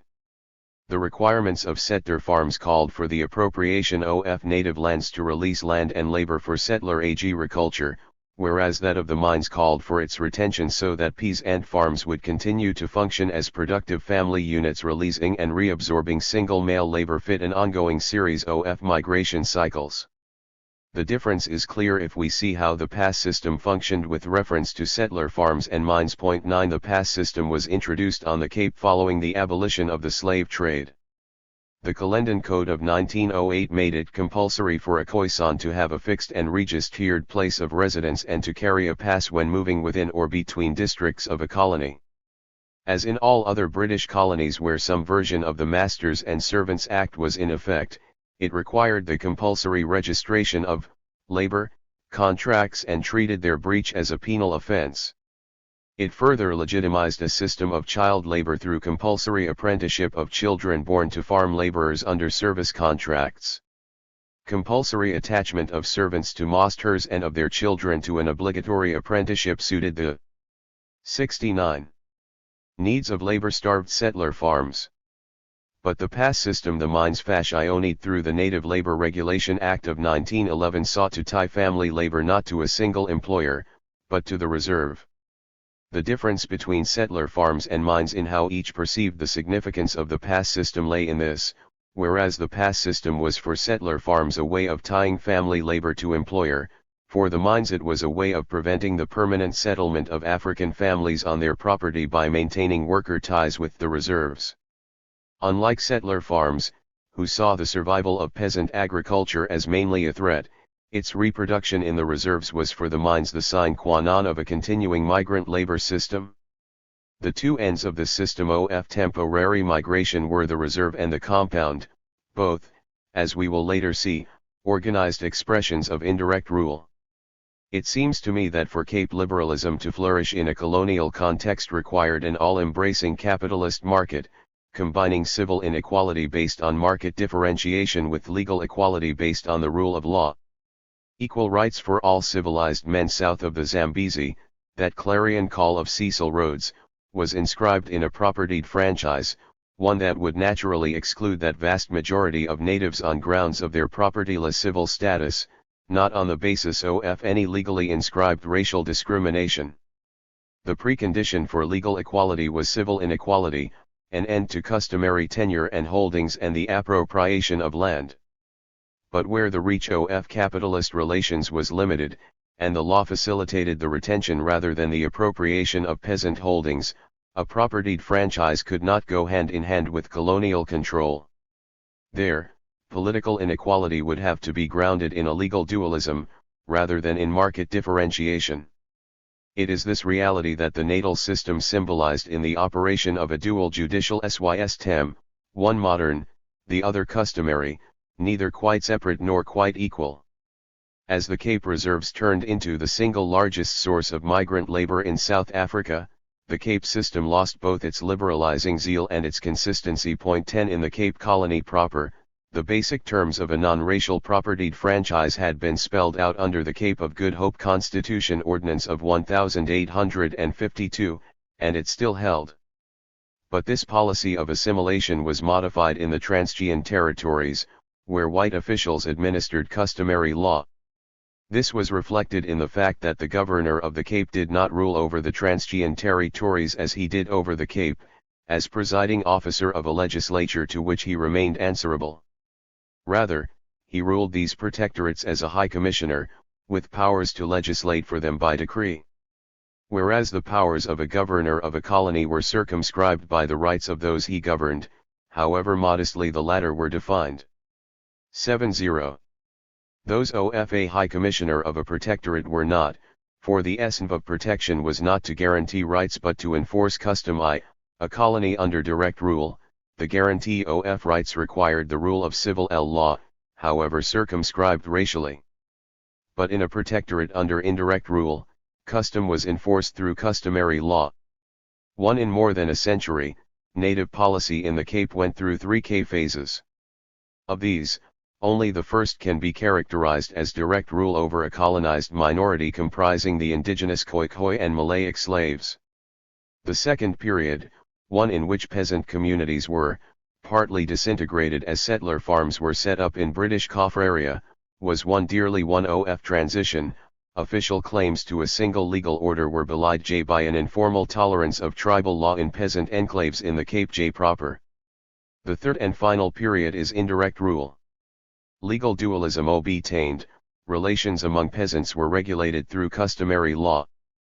The key difference with the apartheid period was in the agents who enforced it, white commissioners at the outset and native chiefs under apartheid. What then were the differences between the Cape and the natal Thames by the onset of this century? At first glance, they seem purely quantitative, with the difference one of terminology. In the Cape, the parameters of civil society were stretched to include a tiny minority of the colonized. Thus emerged the Cape Native franchise. Not that there were no natives permitted into the ranks of civil society in natal. There were. But they were exemptions, individually based and even more narrowly defined. The successful petitioner was exempt from the operation of native law only, not from discriminatory civil, modern, legislation imposed on all Africans. 11 Whereas those exempted in natal numbered 851 in 1890 and 5,000 in 1904, by 1905 only 3 had managed to become enfranchised. 12 The other side of individual exemption, natal, or a group-based civilized franchise, Cape, was the vast majority of those colonized, branded, and confirmed in a captive status as natives, natal, or uncivilized, Cape. The common presumption of the two systems was underlined by their acceptance of 2 key institutions, segregation and customary law. Segregation separated whites from natives. Customary law separated civil from uncivil society. In natal, non-natives from natives, except those few exempt individuals. In the Cape, the civilized from the uncivilized. In both instances, the content of customary law, the legal parameters within which native lives had to be lived, was sanctioned by the colonial state in the person of the Governor-General. In both instances, the Governor-General was the supreme dictator over natives, whether all or almost all. In the traditional nomenclature of natal, where he administered customary law through native chiefs, the Governor-General was 71. Called the paramount chief, entire modernizing jargon of the Cape, where the dispensers of customary law were white commissioners and not native chiefs, he was the High Commissioner. But in the Cape as in natal, he ruled with immunity from Parliament or the courts. It was, in modern parlance, an unfettered rule by decree.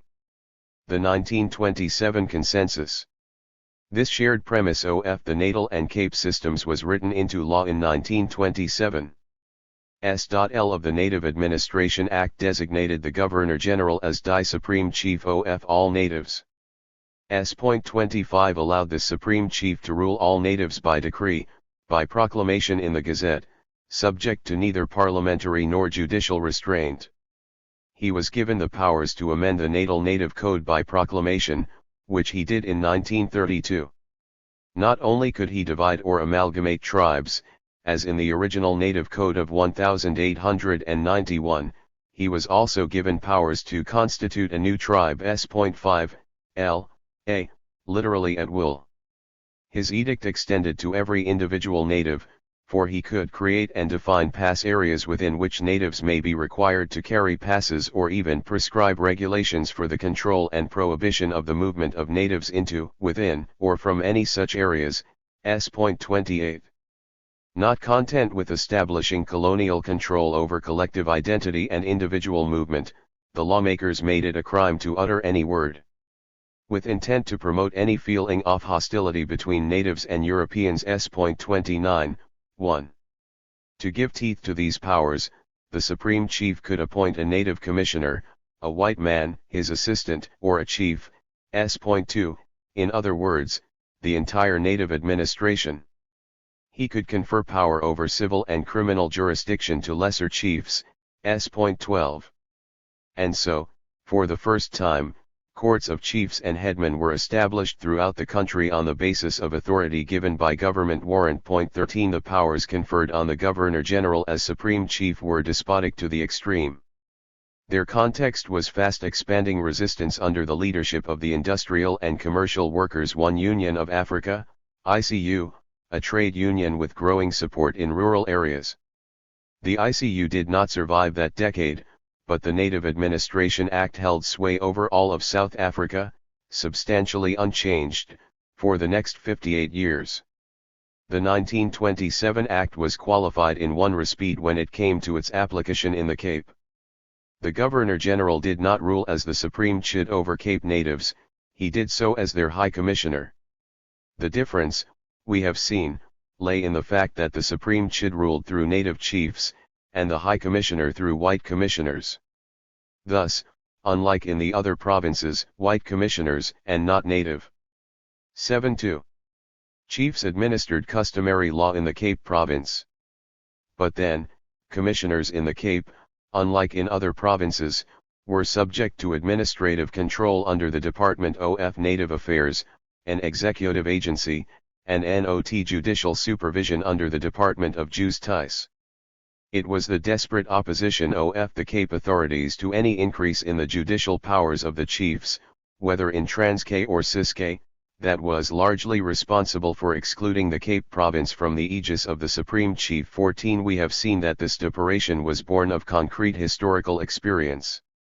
The tenor of Cape liberalism was largely shaped by the experience of protracted African resistance, the century-long Kaffir Wars. Cape liberalism was bent on fragmenting the colonized to the extreme. It combined racial exclusion with a village-level autocracy run through headmen. For the settlers in the Cape, tribalism was synonymous with resistance. Hence their desperate opposition to the restoration of chiefs, even if under the Supreme Chief. That desperate opposition held until the apartheid era, when the institution of chiefship was restored throughout South Africa as the dispenser of customary law. We will later analyze the conditions that made this possible, but the point at this juncture is that apartheid neither repudiated nor changed the basic thrust of the system of native control in place by 1927. For with the passage of the 1927 Native Administration Act, two elements of the triple consensus that would define native policy under apartheid were already in place: rule by decree and customary law. The first had held together the 1910 Union, and the second was effected through the 1927 Act. That Act generalized throughout the Union a system of controls that wore an indigenous mask and went by the benign phrase indirect rule over natives through customary law. It set up separate white and African structures, making customary law for native control a preserve of specialized lower courts, of chiefs and commissioners, subject to administrative control. In South Africa that control was through the Department of Native Affairs, but it was a system neither uniquely nor particularly South African. Indirect rule as colonial reform. How is one to understand the significance of indirect rule? As an inevitable response to prevailing circumstances, no more than a practical necessity that Luggard turned into a theoretical virtue? Or as a creative Colorado Nile response to the riddle that simply would not go away, the native question? Those who have argued that indirect rule was no more than bare necessity have stressed two aspects of the colonial situation in the early part 7-3 of this century: the lack of personnel that every colonial power faced and the extreme difficulty in communicating over long distances. 15 Both problems were real. In 1903, when Kano and Sokoto came under the control of the British, the population of northern Nigeria was estimated at a little more than 7 million. 16 To govern this population, Lugard had at his command 231 civil European officers in 1903 to 1904. For the next 2 years, the corresponding numbers were 241 and 266 respectively. In 1906, the ratio of European civil officers was something like 1 to 2,900 square miles and 1 to 45,000 Africans. Subordinate clerical and technical staff from Europe were hard to come by and were often absent. The death rate was high. In the 4 years from 1903 to 1907, 65 Europeans died and 264 returned home as invalids, victims of blackwater fever, dysentery, malaria, anemia, sunstroke, and bronchitis. In 1900, claims the Nigerian scholar I.M. Okonjo, the hopelessness of the communication system made the adoption of indirect rule all but inevitable. Given the tortuously slow and difficult pace at which available transport functioned, it was practically impossible for the High Commissioner or the various heads of department to visit more than a third of provincial headquarters in a tour of 12 months. Even then, 9/10 of the time of a journey was occupied in actual traveling. The result was a heavy delegation to residents and a large volume of correspondence. 17 The situation in other colonies and in other periods was not that different. We can take illustrative examples from 2 different periods, just after the First World War and roughly 2 decades later, before the onset of the Second World War. In Kenya, the tightest governed British colony north of the Limpopo, there were a total of 145 British administrative quarters in 1921, and even fewer, 114, in 1939. This gave a ratio of 1 per 22,000 natives. The corresponding ratio for Uganda was 1 for every 49,000 and for Nigeria 1 for every 100,000. 18 Writing at the onset of the Second World War. 19 The French colonial officer Robert de Lavignette gave figures for European officials and the corresponding native population in the African colonies. European officials' native population. British Nigeria 1,315 20 million. Belgian Congo 2,384 9,400,000. French Equatorial Africa 887 3,200,000. French West Africa 3,660 15 million. A form of decentralized administration came to be characteristic of every colony. The unit of that administration was the district in British Colorado, Nice, and the Surrey in French-controlled territories. The real man on the spot, the white officer who personified colonial authority, was the 7-4 British District Commissioner and the French Circle Commander. The former was the legendary colonial king in the castle, the latter an equally famed Leroi de la Brosse. 20 Both enjoyed an enormous latitude in the interpretation of policy. The administration of every district or circle was stamped with the personality, the style, and the point of view of its commissioner or commander. Anyone who has perused archival correspondence between the secretary in London and the governor in the colonial capital, and in turn the governor and the district commissioner in the field, cannot fail to be impressed by the division of labor in the chain of command over native policy. The colonial secretary usually confined himself to outlining the basic thrust of policy in the form of guidelines, the governor and his council established the main lines of policy, and the district commissioner was in charge of interpreting, modifying, and implementing policy in light of local conditions. Van Vollenhoven, the celebrated Governor-General of Africa Occidental Brand Pays, AOF, solemnly declared that only one's presence, personal contact counts. The circular is zero. Few general practitioners in human history, concluded Robert Huesler in his study of northern Nigeria, were as powerful and active in the whole sweep of community life. 21 Clearly, given this combination of circumstances, the paucity of European administrative personnel available to the colonial administration, the difficulty in effecting rapid and regular communication between administrative centers, and the diversity of ecological and social conditions on the ground, some form of decentralization was inevitable. Thus runs the above argument that indirect rule was a practical necessity for all European powers in Africa at the turn of the century. The facts are compelling, but only insofar as they underline the scarcity of European personnel. They ignore the African personnel recruited from educated middle strata and already available to European powers. They ignore the decisive shift in the policy orientation of European powers on the continent at the turn of the century, as they dropped the alliance with literate Africans and began a search for culturally more legitimate allies. For the scarcity of administrative personnel, the key argument in this logical construct, was artificially created, it was not inevitable. By 1860 the major European powers already controlled enclaves on the West African coast in the form of colonics, the French in the four communes of Senegal and the British in the Crown colonies of Sierra Leone, Gold Coast, Ghana, and Lagos, Nigeria. In the British Colorado Nicks were resettled the recaptives, 22 African slaves seized BV Tyre British naval blockade that lasted from 1807 until the 1860s and who were returned to these coastal enclaves as freedmen and freedwomen. They numbered in the hundreds of thousands, one estimate of those captured. 7.5. And resetted in a 26-year period is of 103,000 persons. The recaptives were ardent proponents of Christianity and civilization. They saw the European powers then on the continent as partners in a joint mission to civilize traditional Africa.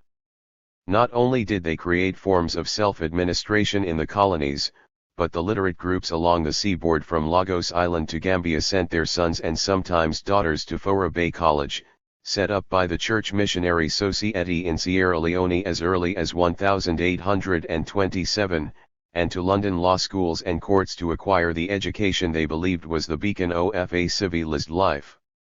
Many returned to occupy leading positions in colonial administration. Among these educated Creoles could be found educators and militant intellectuals such as Edward Blitten and James Johnston, doctors such as John Africanus Horton and Broughton Davies, evangelist bishops such as Samuel A. J. Crowther, and barristers such as Samuel Lewis, Tyre first African to be knighted by the Queen of England. 23 In the Gold Coast as in Lagos, Africans sat in the legislature and held senior offices from the 1850s on. In Egypt and Sudan, an even larger Turco-Egyptian administration was established. In the Portuguese colonies in the 19th century, the mestizos dominated commerce and provided military commanders and civil governors. Many were men of education. Their fortunes were eclipsed in the 20th century when their position was continually depressed. 24 In Sierra Leone in the early 1890s, nearly half the senior posts were held by Africans. From among the Africans domiciled in the four coastal French communes, it was possible for a general to emerge like Alfred Dodds, who helped conquer Dahomey for France. 25 The widespread belief among the educated strata that a partnership with colonial powers would lead them to independence and regeneration was understandable in the 1860s, since European powers appeared to be getting ready to abandon their colonial enterprise. But that was not to be. The close of the century saw a sharp reversal in trends as a furious rivalry was unleashed between the same European powers for colonial possessions on African soil. Instead of withdrawing from coastal settlements, the trend was to turn these into beachheads for inland penetration and control. Every little colony was turned into a gateway to huge inland protectorates. The partnership between literate coastal Africans and European colonial administrations turned sour in no time. The end of the 19th century saw, as the historian Aefigbo has shown, not only a systematic removal of educated Africans who held positions of responsibility in the earlier decades, but also a systematic tightening of conditions under which Africans could become French citizens in Senegal and elsewhere. As colonial powers began to exercise restriction on the recruitment of highly skilled LRI. 7.6. Cans into the administrations, they created the artificial scarcity of administrative personnel. Although Africans had held nearly half of all senior official posts in Sierra Leone in 1892, their share declined to 1 in 6 by 1912.27. The door that was shut in the face of the educated strata from the start of the scramble remained closed until the final chapter of colonial rule.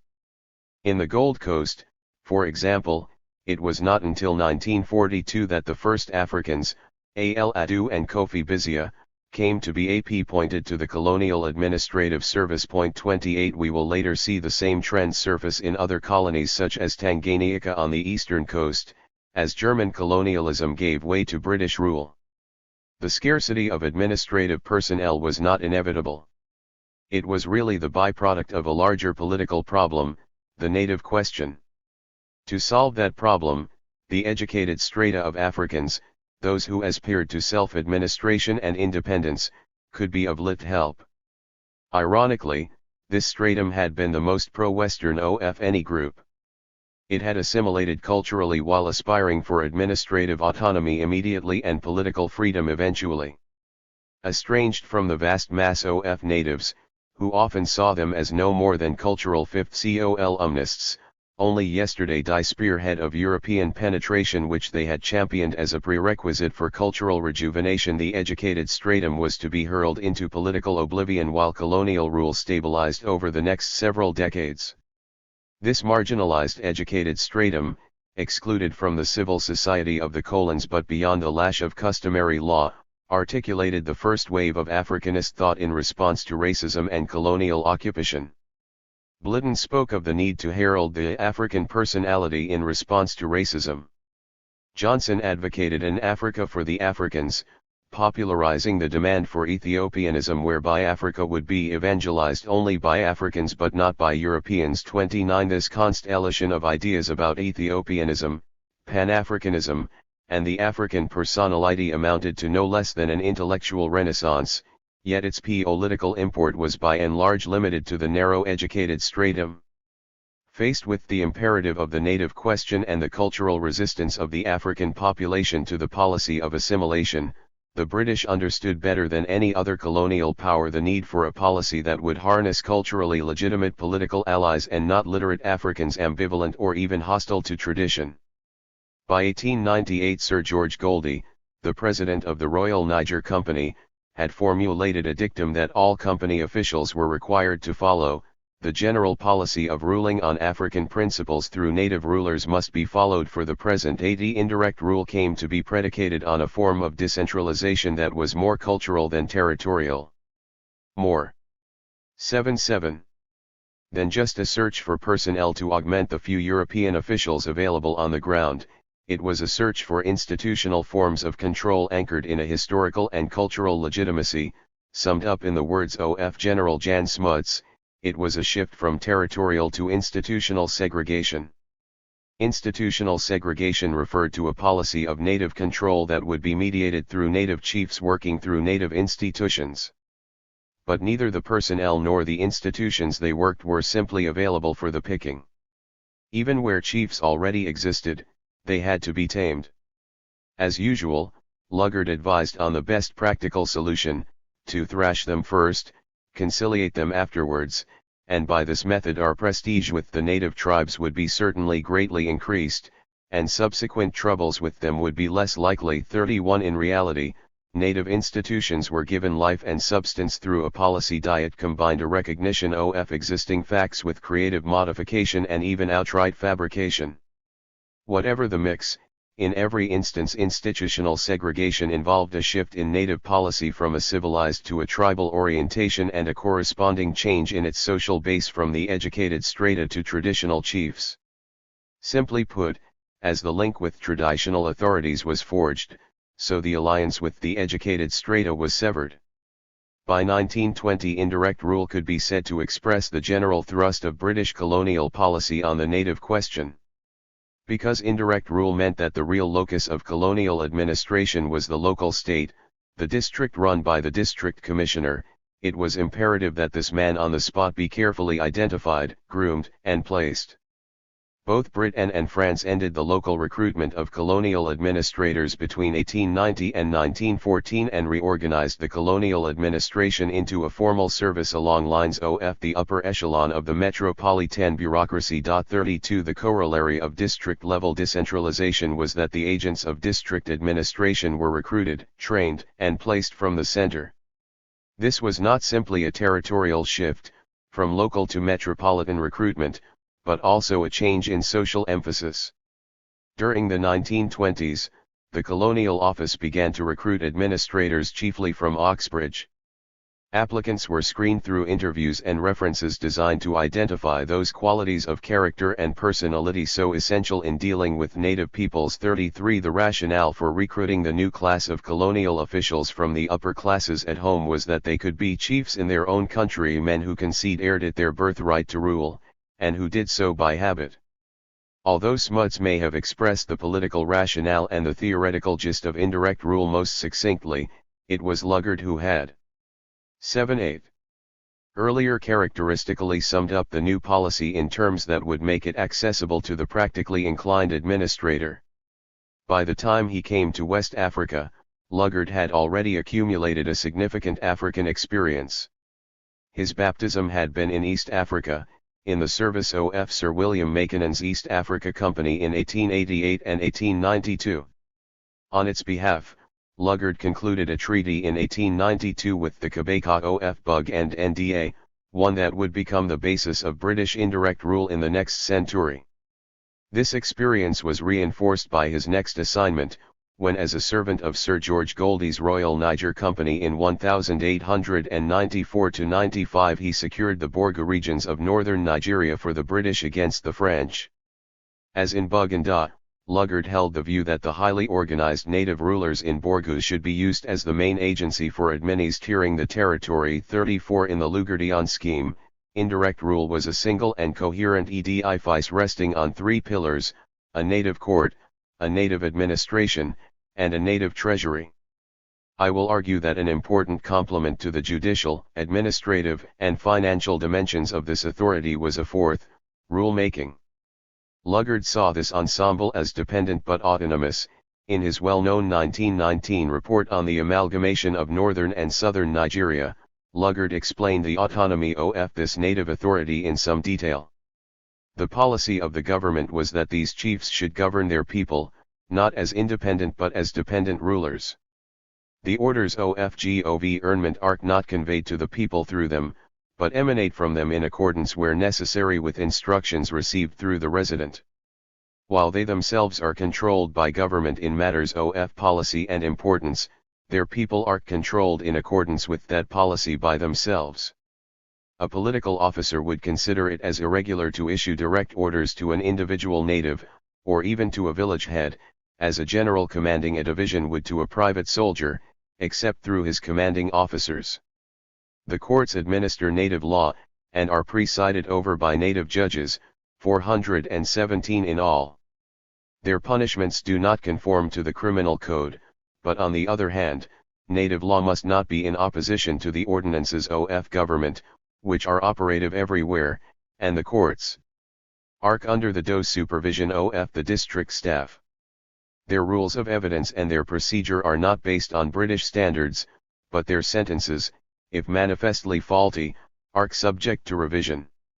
Their prisoners are confined in their own native gaols, which are under the supervision of the British staff.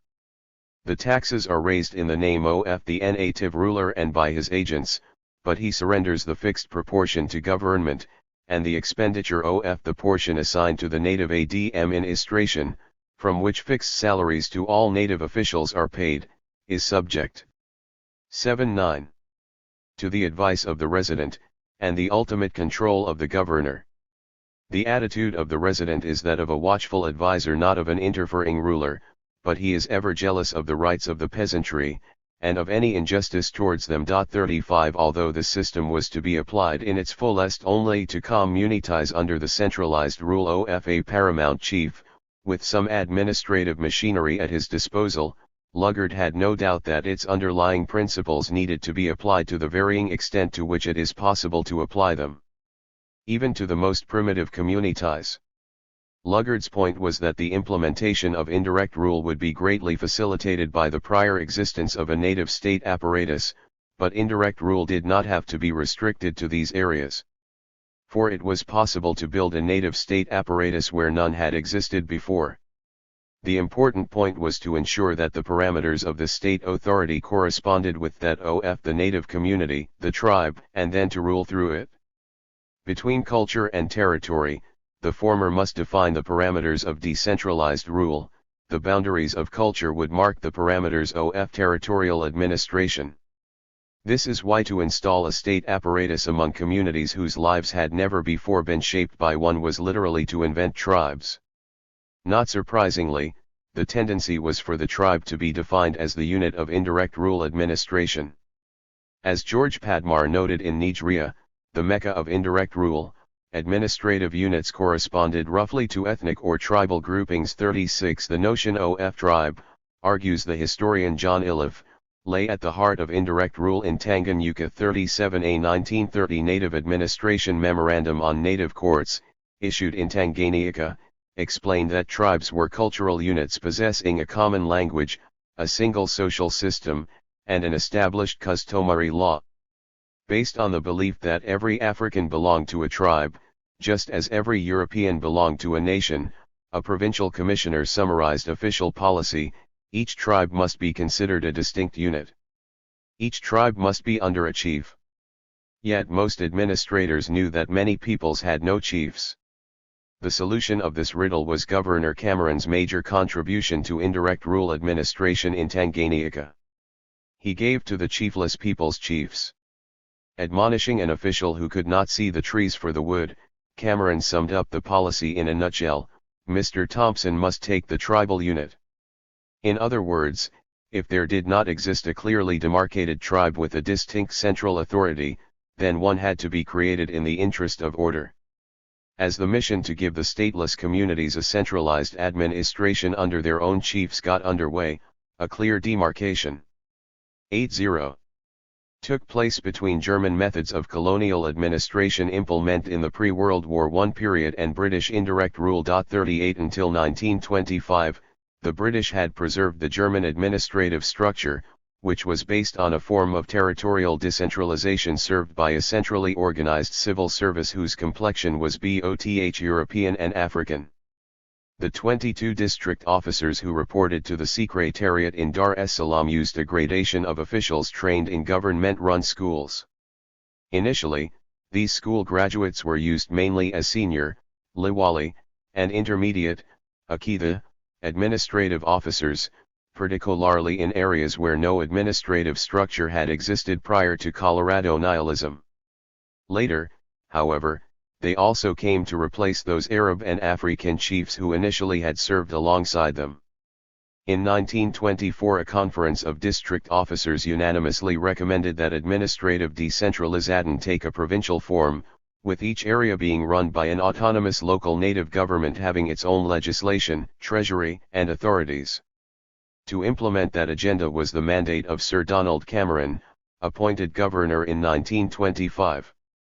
"It is our duty," wrote Cameron soon after arriving in Tanganyika, "to do everything in our power to develop the native on lines which will not westernize him and turn him into a bad imitation of a European. The point, rather, must be to make him a good African." To accomplish that, however, required not to destroy the African atmosphere, the African mind, the whole foundations of his race, and we shall certainly do this if we sweep away all his tribal organizations. Like General Smuts around the same time, Cameron too was averse to the Europeanized Africans, those he had seen in Lagos. He viewed the political utility of indirect rule in clear terms: if we set up merely a European form of administration, the day will come when the people of the territory will demand that the British form of administration shall pass into their hands. We have India at our door as an object lesson. If we aim at indirect administration through the appropriate native authority, chief or council founded on the people's own traditions and preserving their own tribal organization, their own laws and customs purged of anything that is repugnant to justice and morality, WC shall be building an edifice with some foundation to it, capable of standing the shock which will inevitably come when the educated native seeks to gain the possession of the machinery of government and to run it on West. Earn lines. If we treat them properly, moreover, we shall have the MEM bears of RHE native administration on our side. As Cameron set about realizing his plans for installing indirect rule through native authorities, it became clear that the chief obstacle in his path were the stateless peoples. In time, three alternatives emerged as 81 ways of removing this obstacle. 39 option, as pursued with the Sagara, was to subordinate them to a neighboring chiefdom. A second option was to convert religious leaders into administrative chiefs, as was indeed done with the Maasai. A third option, almost always disastrous, as with the Makonde, was to elevate one of several village headmen into a chief. In the process, however, several successes were registered in Cretan tribes where none had existed before, the most outstanding being the case of the Nyakiosa around Lake Victoria. Tackling the tribal unit as the point of departure for setting up a unit of administration was no simple matter. More than just creating a tribal hierarchy where none had existed previously, this often involved working through a mishmash of ethnic affiliations to create purer and clearer tribal identities as the basis for tribal authorities. Early in the history of the two Rhodesias, the governor of Northern Rhodesia wondered in a communique to London as to why the number of native authorities could not be reduced. The Secretary of Native Affairs fell back on native tradition and yet argued without hint of contradiction that the same tribal boundaries and organization needed careful nurturing, for when colonial rule came to Northern Rhodesia the tribes were in a very disorganized state, but since then a tribal organization had been created. 40 The implication is that tribes are supposed to be in an organized state, each with its own territory, customs, and leadership. But should the opposite be true, it was clearly the duty of officialdom to create order out of chaos and tribal purity out of a tribal patchwork. This was not as formidable a task as may seem at first thought, for colonial officials were generally convinced that the tendency of commoners to run things into one another had a healthy counter in the tendency of rulers to ethnic purity. One only had to identify the leaders, the chiefs, and put them in place for the rest to follow. How things did fall into place, and order was created out of chaos, is illustrated by a study of the invention of the Ndeb ethnic identity in colonial Zimbabwe. 41 Prior to the British conquest, the Ndeb were not an ethnic group but a conglomeration of peoples who were members of the Ndeb state. Imagine the horror of the native commissioner of Malama district when he realized that the Ndeb did not behave as the Ndeb are supposed to. Deference is shown by no one to anyone. There reigned a state of anarchy in which the old vital and essential laws and customs were either forgotten or swept away, and, horror of all horrors, far from a woman being kept in her place, a girl may choose whom she likes, when she likes, and as often as she likes. The commissioner's remedy was to teach the Ndeb how to be Ndeb by bringing to them a version of the natal native code of 1891. Hor, reasoned the 82. Commissioner, broadly speaking, it is an established fact that the laws and customs of Natal and Zululand are absolutely the same as in this country. It was an assertion that the assembled chiefs, attracted by the powers which the Natal Code allocated to them, were in no mood to dispute. The immediate similarity between the French and British colonial administrations was that neither could dispense with African middlemen. Even though the French had more of a metropolitan poor white problem to dispose of through emigration to the colonies, the number of French administrators were still few and far between. In 1912, 341 administrators were in service in all of French-controlled West Africa. In 1937, the number had increased to 385, but half of them worked in the main towns. The corresponding number in the general administration, administrators and civil servants, of French-controlled Equatorial Africa was 398 in 1913, going down to 366 in 1928.42 in French-controlled West Africa, 8 times the size of France and with a population of around 15 million by the late 1930s. The territorial administration revolved around 118 circle commanders who supervised 48,000 village chiefs with the assistance of 2,200 intermediate canton chiefs. 43 without the chiefs.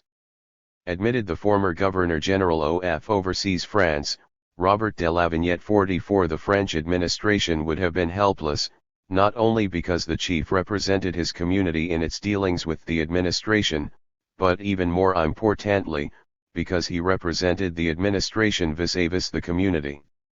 As with the British, the mere scarcity of personnel could not explain a shift to indirect rule. When the French Republic abolished slavery in 1848, it also conferred citizenship on all the inhabitants of its colonies regardless of color. Colonies then referred to the French West Indies and the island of Réunion. In French-controlled Dakar, then but a collection of a few trading posts, the decree was of relevance to some 10,000 slaves. 45 Between 1890 and 1914, the French installed in the African colonies a system officially dubbed direct administration. To make up for the shortage in personnel, they looked to the native citizens of the four communes as allies who would mediate between them and newly conquered subjects in the interior. In another decade, however, both the policy of direct administration and the role of black citizens were under question. Key to understanding the shift of French policy from direct to indirect administration is a re-evaluation of the policy of assimilation undertaken after World War I. As the French responded to the balance of forces on the ground and learned from their own experience in Indochina and Algeria and the British example next door, they 8-3 came to appreciate the need for a native cultural policy other than assimilation. The experience of the four communes showed that native cultural assimilation led to a resurgence rather than to an effective subordination of native political demands. At the same time, the experience of peasant resistance, for example, the one under the leadership of the Islamic marabouts in turn of Victory Senegal, showed that those culturally assimilated were hardly the most efficient mediators between colonizers and subjects.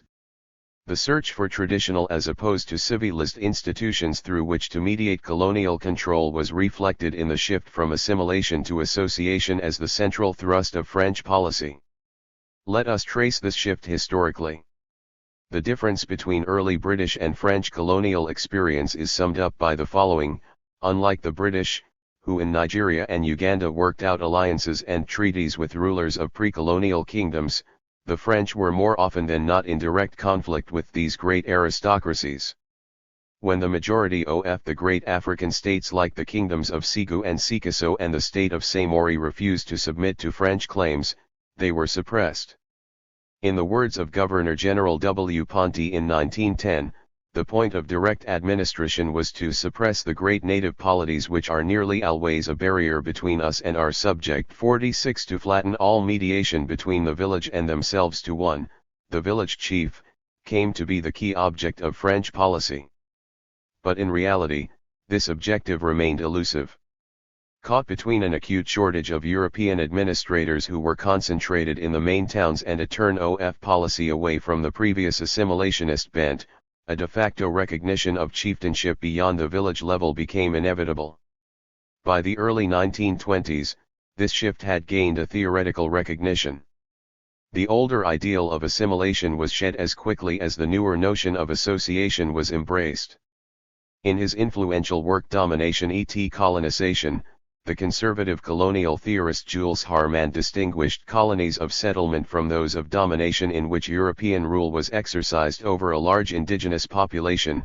In the latter, he argued, the social standards of the native inhabitants were too remote from those of France for assimilation to be practicable. 47 As an alternative, he proposed a policy of association, which he defined as indirect administration, with the preservation but improved governance of the institutions of the conquered peoples, and with respect for their past. The publication in 1923 of Sarraut's La Mist en valeur dcs coloniques fmupiascas signaled that the policy had indeed received official sanction. 4K association, as opposed to assimilation, had originally been suggested for Indochina. Only later was the policy extended to Africa, where the test case was the North African colony of Morocco. The forms of the 8-4. Sharifian state were preserved throughout Morocco, as indeed they were by the Spanish colonists in the portion of Morocco they came to control. The practice in France's sub-Saharan colonies fell short of the liberty on stress on creating an autonomous native administration. The degree of autonomy varied from one situation to another, as did the level of mediation through native institutions and personnel. But the general situation was that chiefship could not be confined to the village level. A second tier of canton chiefs was also created, at first in French-controlled West Africa, later extended to French-controlled Equatorial Africa, where the chef de turn came to be in charge of a group of several villages. 49 At the same time, relations among natives came to be regulated under customary law, dispensed by various levels of chiefs under the direct supervision of the French circle commander. As indeed it was under the supervision of white commissioners in southern Nigeria or the Cape. All in all, indirect administration in France's sub-Saharan African colonies was more a Cape-like affair than a natal-type administration, closer to British rule in southern Nigeria than in northern Nigeria. Even in the coastal enclaves of Gori, St. Louis, Rufisque, and Dakar, which had received a full mandate as communes between 1872 and 1889, thereby granting its originators the right to elect a general council and to send a deputy to the French Parliament, the policy of assimilation was stiffened as black Senegalese organized to wrest the seat of the deputy from the coalition of whites and mulattoes who had held it until the election of 1913.50 out of a total population estimated at around 1.75 million, only 78,373 Africans were considered citizens. The rest were classified as subjects. But even the members of the four communes straddled assimilation and association, direct and indirect rule. Although they had the right to vote, their personal relations were regulated from 1936 on under customary law, Islamic or otherwise. 51 They were beyond the pale of the French civil code. The shift from direct to indirect rule was perhaps most dramatically illustrated in the volte-face in French relations with Islam, particularly in Senegal. Prior to the 1920s, the French perceived Islam as a militant but reactionary order with leaders the marabouts of the Sufi brotherhoods allied to an erstwhile feudal and slave-owning aristocracy. They feared the possibility of a militant Mahdiist opposition and responded to Islam in a manner both hostile and sharp. By the late 1920s, however, the French had cultivated a considerable stake in Islam, one so important that it had to be carefully protected. The remarkable history of Sufi Islam in colonial Senegal has been well synthesized in a study of its leading brotherhood, the Mourides. 52 In the early period of French expansion, the warrior marabouts led much of the most tenacious and 85 effective resistance to French rule. But the leading warrior marabouts were killed in battle.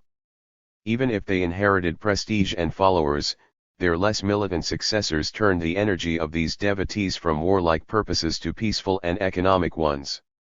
Although preserving the institutional autonomy of the Brotherhood, they changed its orientation, to migration and settlement of virgin lands so as to take full advantage of the newly built railway and to cultivating ground nuts for export so that both followers and marabouts may gain from it. Toward realizing this goal, the Brotherhood's major innovation was the Dara, a farming community of young men acting in the service of the sheikh. Historically a means whereby followers could collectively seize and settle unoccupied land, the Dara evolved into both a Quranic school and a farming group that became the Marabout's principal source of wealth. The monastic-type discipline of the Dara, however, applied to only a small minority of the followers. The great majority remained independent peasants who expressed their devotion through offering the marabout occasional labor a few days in a month or a year on the latter's fields or a regular share of the harvest. The authority of the marabouts offered something to all social layers of the colonized. To the poor and the downcast, the marabouts provided patronage of leadership in forms adjusted to the circumstances of colonial rule. To those from a richer station, they offered a possibility of recovering some of their lost prestige, through marital and other alliances with maraboutic families, and to all, the possibility of coming to terms with changes that they had been unable to prevent. From militant anti-colonialism at the onset of French rule, the brotherhoods grew into religious mutual aid associations, with economic aims.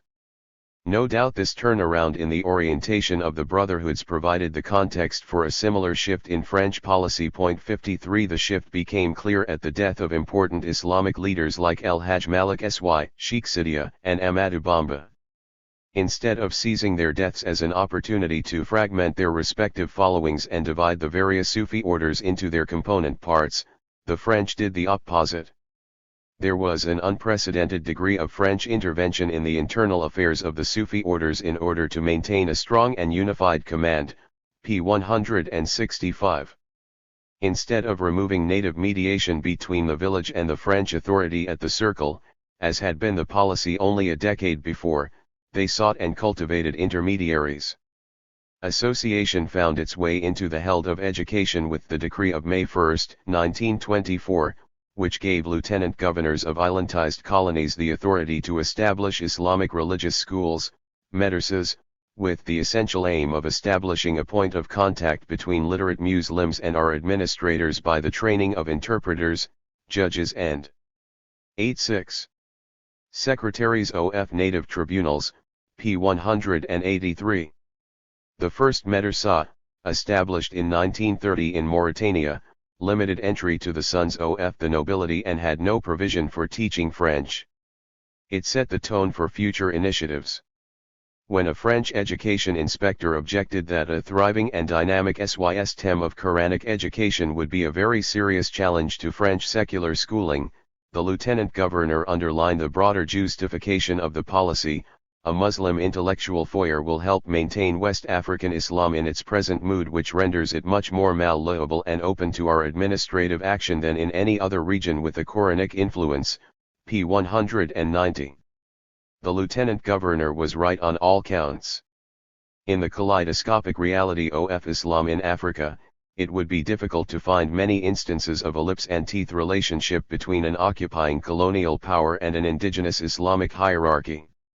Indeed, the near symbiotic alliance between French political and Marabout religious authority was testimony that the objective was realized in practice. 54 Not only did the followers in the Brotherhood take to groundnut cultivation, as French organized cooperatives provided Marabouts with easy access to seeds and tools, the Marabouts also obliged by organizing recruits in the hundreds during wartime.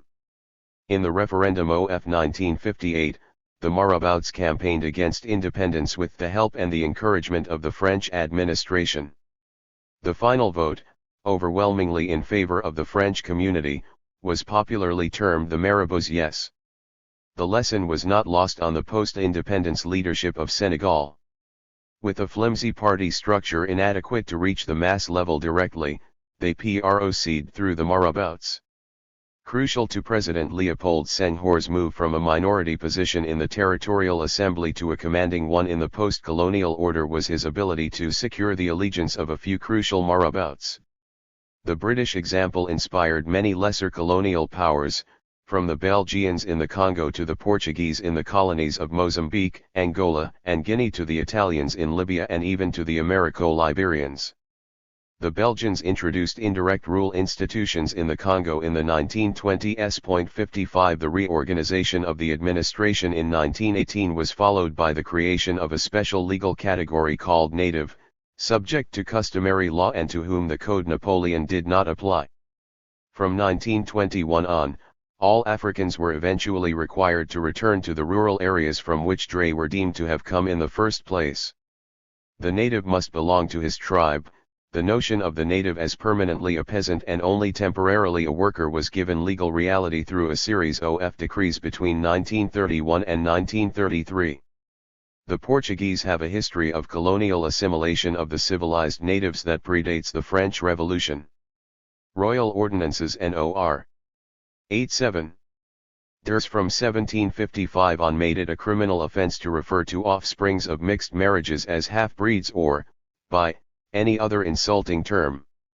If accompanied by a certain measure of education, the profession of Christianity qualified a native to be treated as civilized, and was considered sufficient qualification for equal political and judicial rights. 56 Like the French, however, the Portuguese entered the century with a policy designed to reduce all mediation between their field officers and natives to the village headman.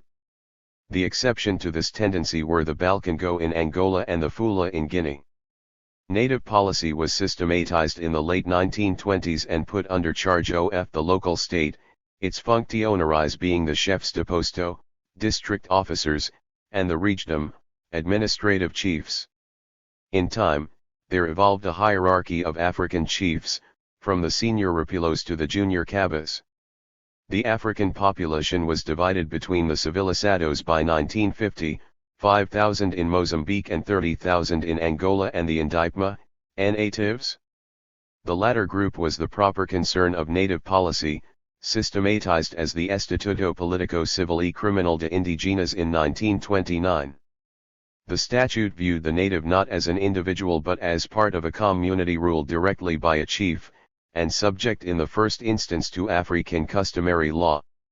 The native was granted access to communal land and, in return, paid the native tax and was liable to perform a variety of labor services. 57 Similarly, a royal decree in 1929 in Libya divided the nomadic peoples of the colony into tribes and sub-tribes at the discretion of the governor and on the advice of the regional commissioner. 58 In Liberia, where there was no racially distinct colonizer, civilized men were defined as those who can read and write English. 59 Indirect rule. Institutions were introduced with the implementation of the Barclay Plan in 1904.6. The plan contained two main features: administrative chiefs and a paramilitary force to back them up. The indigenous population was reorganized into clans, chiefdoms, and districts. Several clans constituted a chiefdom, and several chiefdoms made up a district with its own commissioner. At each level, executive and judicial functions were performed by the same officials. It was the duty of chiefs to maintain order, recruit labor, and collect taxes, a job they accomplished with the help of the newly formed Liberian Frontier Force. Where there was a significant settler presence, the transition from direct to indirect rule was usually an informal and protracted affair, with legal recognition following rather than clearing the ground for it. In such instances, the point of legal reform was to prune the worst excesses of indirect rule authority brought to light by popular protest. Take the example of Southern Rhodesia. The cornerstone of all Southern Rhodesian law was the provision that the law to be administered shall, as nearly as the circumstances of the country will permit, be 88. The same as the law for the time being in force in the colony of the Cape of Good Hope. 61 Here, as in South Africa, the president's power to appoint chiefs included the right to divide existing tribes into two or more or to amalgamate tribes or parts of tribes into one. 62 Likewise, the line of native authority ran from chiefs to headmen to messengers and heads of kraals. As in the French colonies, where the chiefs had no status, Southern Rhodesian law books contained hardly a reference to the powers of native chiefs and headmen, but there was no shortage of clauses on their duties or obligations. Yet even if Tyre law was entirely silent on this question, it had long tolerated chiefs and headmen dispensing customary justice as part of an on-the-ground reality. Thus, when the 1937 Native Law and Courts Act defined these powers formally and required that customary law be dispensed only by those chiefs or headmen possessing a warrant from Tyre governor, it was less to inaugurate a new era of indirect rule than to address its problems, by defining and limiting the powers of indirect rule authorities in the face of popular protests against their abuse. 63 Exactly that same reform came to Botswana through the Native Courts Proclamation of 1938, and for the same reason. As popular resentment built up against indirect rule authorities in the 1920s and 1930s, a government commission was appointed which confirmed the widespread abuse of powers by chiefs and headmen. To check it, the reform specified that only those chiefs and headmen issued with warrants by the resident commissioner could exercise judicial powers and enforce their decisions. 64 Similarly, the statute recognizing traditional native organizations dispensing traditional law in the Portuguese colonies was not passed until 1954.65. A complete reform of indirect rule leading to its full autonomy was possible only where the weight of settler interests was weak. That was, as one would expect, in the non-settler colonies. But it was also affected in those settler colonies where the relative strength of settler influence was weakened by other fractions of capital or a powerful peasant movement or some combination of the two. One example of where such a reform was effected in spite of a substantial settler presence was the British colony of Swaziland. Settlers had long opposed autonomous powers for Swazi chiefs, and the British-controlled central state had obliged in a context where Swaziland was assumed to be on a political course that would lead to its eventual absorption into the Republic of South Africa. But the unexpected victory of the National Party in the 1948 elections put into question this assumed trajectory. As the National Party consolidated its hold over the South African state, the Swazi colonial state effected a successful transition in the form of indirect rule from semi-autonomy to autonomy and then to independence. The shift is clear if 8-9. We compare two key legislations from 1944 and 1950.66. The sharply limited autonomy of native rulers was reflected in the Native Administration Proclamation of 1944 in Swaziland. It gave the British High Commissioner the power to appoint and depose all chiefs, including the paramount chief. The tide turned with Proclamation 79 of 1950. It recognized the Swazi king as the sole authority for issuing any of a wide variety of 29 orders enforceable in the customary courts. The king and chiefs were empowered to make rules providing these did not conflict with existing laws in the country. These rules could be enforced in native courts. Another proclamation, the 1950 Native Courts Proclamation, gave the king the right to establish Swazi courts, to prescribe their rules of procedure, and to establish courts of appeal, all subject to ratification by the British Resident Commissioner. A similar transition to autonomy, full-fledged indirect rule and then to independence was attempted in South Africa when the National Party came to power in May 1948. The Bantu Authorities Act, 68 of 1951, claimed to restore the natural native democracy to the reserves by creating a system of councils controlled by chiefs and headmen. For the first time, an autonomous native treasury and a native administration paid from it with powers to make rules in a native legislature were added to the administration of customary law, in Zululand, Natal, and in other homelands. The pace was set in the Transkei in 1956, when the Transkeian Territorial Authority was created, growing over the next 20 years from self-government, 1963, to independence, 1976. 67. The Transkeian example was emulated in three other instances: Ciskei, Venda, and Bophuthatswana. Whereas developments in Zululand stopped at the establishment of an autonomous indirect rule regime. Ironically, it is apartheid that brought to South African natives full-blown indirect rule, that system of control upheld in Equatorial Africa as testimony to the true colonial genius of British imperialism, and it was apartheid that tried to keep pace with imperial-style decolonization, particularly in migrant reserve territories like Swaziland, as the wind of change blew across the continent. But that is where the parallel ends, for although indirect rule was successfully reformed in colonies to the north of the Limpopo through a deritualization of the state apparatus, such a reform was not within easy grasp of South Africa. Precisely that special feature in the colonial experience of South African natives, that it had come to be a colony of white settlement, a fact most often summed up in the phrase settler colonialism or internal colonialism, made such a reform difficult. For the deritualization of the system of indirect rule would require a reform of both native communities and hitherto white civil society. Entrenched in civil society and state institutions. 90. White privilege set apart South Africa and, to a lesser extent, Algeria and Rhodesia from the rest of Africa. To undermine that privilege and deritualize the state would require a struggle of great depth. I will examine the main features of that struggle in a subsequent chapter. The following section explores the state reform that was possible in the context of racial privilege. On the face of it, the debate on the most efficient mode of native control came to crystallize around two alternatives: race or tribe. The shift from race to tribe was pioneered by the British and articulated as the policy of indirect rule. It was a transition ultimately made by every colonial power. For this there were compelling reasons that flowed from the very nature of the colonial encounter. Occupying powers learned that if popular resistance could not be smashed frontally, it would have to be fragmented through reform. To be effective as a mode of control, reform would have to lead to a redefinition in the very mode of resistance. Race as the main way of defining the social status of the colonized had two important disadvantages. First, it defined the colonized as a racially oppressed majority, and second, it was difficult to legitimate this mode of control by anchoring it in any traditional practice. On both counts, racism tended to accentuate entire colonial context of rule rather than to assuage it.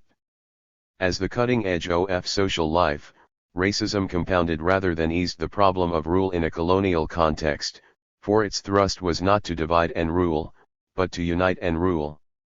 The alternative to racism as the main way of defining the social, legal, and political status of the colonized was tribalism. On the face of it, tribe as a social litmus had none of the disadvantages that race did. In fact, its advantages were obvious. Unlike race, tribe would dissolve the majority of the colonized into several tribal minorities. Furthermore, tribal identity could be argued to be both natural and traditional. Over time, those in positions of power came to realize that a debate on the mode of control was simultaneously one on the mode of representation. Control and representation were two sides of the same coin, which would eventually make for a single fit. The mode of representation, whether racial or tribal, would shape the lines along which natives would organize and in turn avail the state corresponding avenues of native control. Those who argued for tribe over race as the major determinant of native social status, however, did not have an easy ride. For the recognition of natives as belonging to tribes was not without its problems. This 9-1. More than anything else, had been at the root of the difference between the French and British systems of native control. It was also the crux of the century-long debate in South Africa between the Cape and the Natal on how best to control natives. The changing face of tribalism. To the early settlers on the South African landscape, tribes were the defining feature of social reality.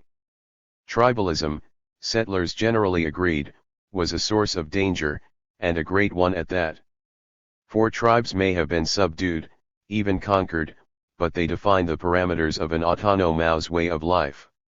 This autonomy was multifaceted.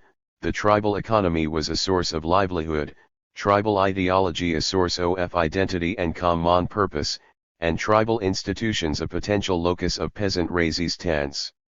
In the face of the tribal way of life, settlers became militant advocates of a civilized policy that would emancipate ordinary tribesmen from the tyranny of chiefs, and tribeswomen from female slavery.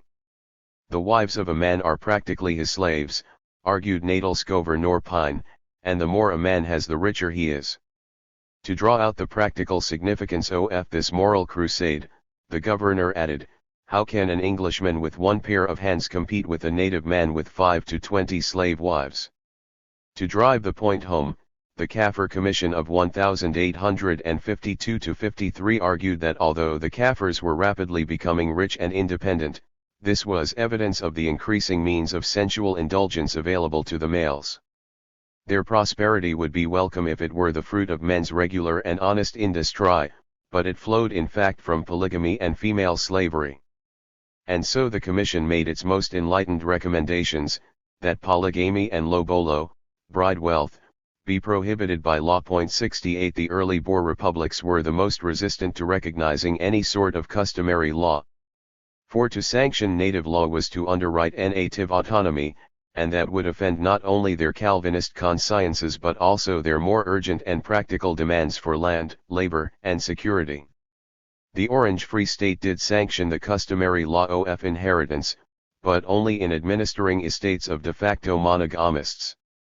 Settlers petitioned the Orange Free Volksraad to prevent evils arising from tribal marriages, evils such as the exchange, akin to slavery, of women and children, ill-treatment and the theft of cattle for lobolo. Never mind that these memorialists came from a community that habitually raided tribal villages for child labor, 6. The Transvaal Volksraad actually legislated against tribal marriage. Law 13 of 1876 declared in lofty terms, in furtherance of morality the 9.2. Purchase of women or polygyny among the colored races is not recognized in this republic by the law of the land. The Supreme Court ruled that polygyny was inconsistent with the general principles of civilization. 70. Similarly, a directive of 1895 barred lobolo claims.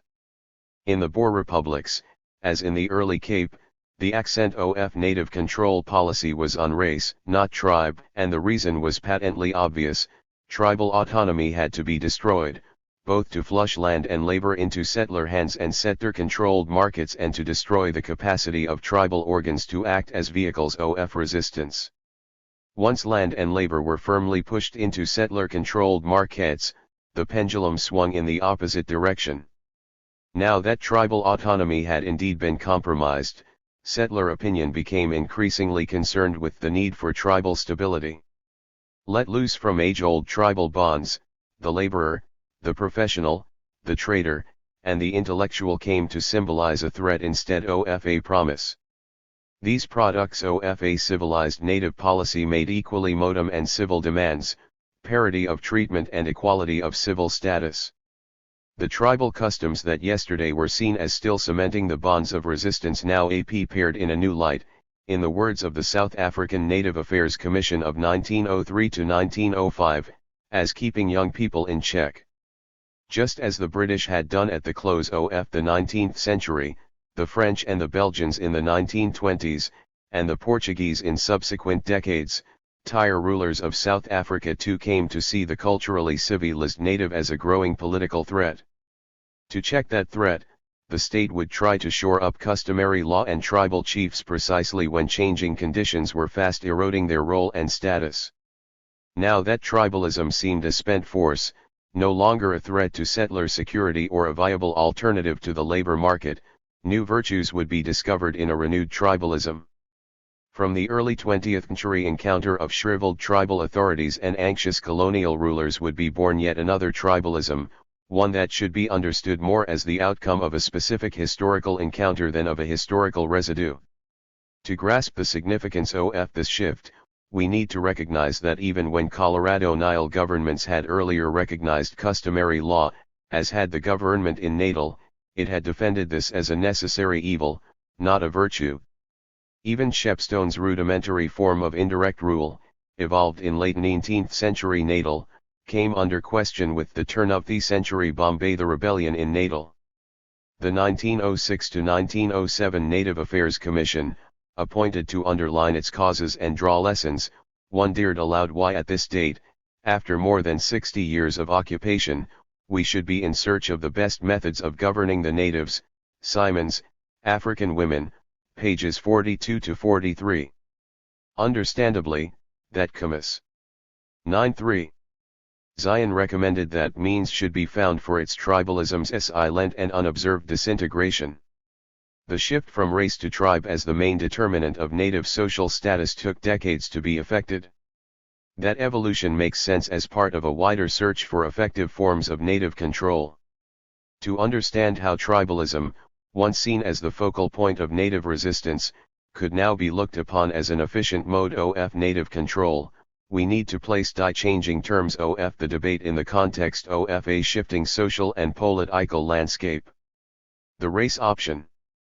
The cutting edge of liberal segregationist policy was more obvious in urban areas, where a racial mix obtained on the ground.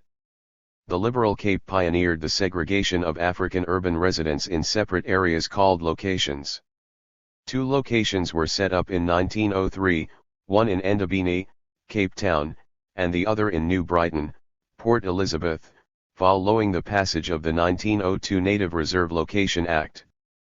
The Transvaal followed suit in the same year, as did Natal in 1904.71. This initiative was generalized on the recommendation of the Stallard Commission of 1922. Deploring the miscegenation and the tendency for mainly unemployed poor whites and blacks to live cheek by jowl in squalid locations and shanty towns, the Commission spelled out the thrust of urban native policy in words that have since been chiseled in stone in the annals of South African history. the native should only be allowed to enter urban areas, which are essentially the white man's creation, when he is willing to enter and to minister to the needs of the white man, and should depart therefore when he ceases so to minister. 72. And for those who do get the privileged urban entry, the Commission recommended a thoroughgoing municipal segregation on top of the already effected segregation in workplaces and in industrial conciliation. But the Stallard Commission went a step beyond calling for racial segregation. It made segregation the basis of representation. It recommended that each local authority set up a Native Affairs Department to administer its own segregated residential location. At the same time, this administrative unit would be a unit of representation, being a Native Advisory Board staffed by African legal residents but chaired by a white superintendent of locations. These recommendations were formalized in the 1923 Natives, Urban Areas, Act, a piece of legislation that for the first time crystallized not only residential segregation but a compare. 94. Of administration of urban Africans along separate racial lines, thus constructing a Chinese wall between native and white civil society. 73. We must remember that race and tribe were seldom seen as mutually exclusive alternatives in the debate on representation and control. The two were always joined together in a single policy, with the debate focusing on where the primary emphasis should lie. This was most evident in the countryside. A race policy would call for racially specific African forums, councils, in which individual representatives would have tribal constituencies. Alternatively, a primary emphasis on tribe would lead to the creation of separate tribal forums, native authorities, entire overall context of racial segregation. An African council may be elected in some measure, but its role would be advisory. Native authorities, however, always functioned with appointed officials, who either had a hereditary claim to status or were conferred such a status. The home of the race option was the Cape, and its high point in South African affairs, also considered a major liberal victory, was the passage of Smuts's Native Affairs Act in 1920.74. The act implemented a cardinal principle of liberal segregationist policy: consultative forums for Africans under the trusteeship of whites. A shift of opinion from race to tribe can be discerned in the 1920s. As racially separate councils were set up in the years that followed the passage of the 1920 Native Affairs Act, there was a buildup of concern within the Native Affairs Department, NAD, about the wisdom of instituting 10 tribal representative institutions that would lead to the disintegration of tribal bonds. So that while the entire native population of the Transkei, with the exception of Mount Olive, was included in the Transkei Bunga by 1923, the view that the Bunga would break down tribal barriers and tend to produce a bond of interest among the black vis-a-vis the white began to gain the upper hand within the NAD. 76. Enthusiasm for councils waned. No new councils were established between 1920 and 1926. Even though an amending legislation was introduced that year substantially reducing the powers of councils, no general trans-tribal council was established outside the Transkei. 76. Liberal white opinion too came to share doubts about the wisdom of a civilized native policy whose inevitable effect was to loosen tribal bonds. We have seen that General Smuts was unequivocal on the issue by the time he came to give the 1929 Rhodes Lecture. At the root of the color problem in South Africa, he argued, were urbanized or tribalized natives. These lessons were summed up in the 1927 Act, whose key provisions also reflected the general drift of opinion in favor of the tribal option. For the 1927 Act generalized, for the first time, a dual legal order throughout South Africa. It created separate native courts to administer 9.5. Customary law to natives. It put in place a semi-autonomous form of indirect rule, one where customary law was administered by white commissioners, and where native authorities administered single or multiple villages as would headmen or canton chiefs in a French colony, but not the tribe as would a paramount chief in a British colony. We are told that the act was received in Parliament with a degree of enthusiasm that General Herzog, the Minister of Native Affairs, found gratifying to the point of being almost an embarrassment. The focus of that enthusiasm was the incitement clause, which made it a crime to act with intent to promote any feeling of hostility between natives and Europeans.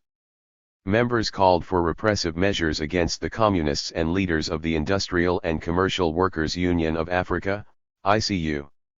There was a growing feeling that the cutting edge of African resistance was no longer tribal, rather, the very processes that were undercutting tribal isolation and autonomy were giving rise to modern forces with strongly egalitarian demands. The incitement clause, argued Simons, sharpened the realization that tribalism might be a bulwark against radical movements. 77 Not until 1951 did South African ruling circles move decisively to subordinate race to tribe in the formulation of native policy. That move was a recognition that the real threat to racial supremacy came from new class forces engendered by the modern economy, forces that cut across tribal lines and would therefore flourish in the context of a racial mode of representation and control.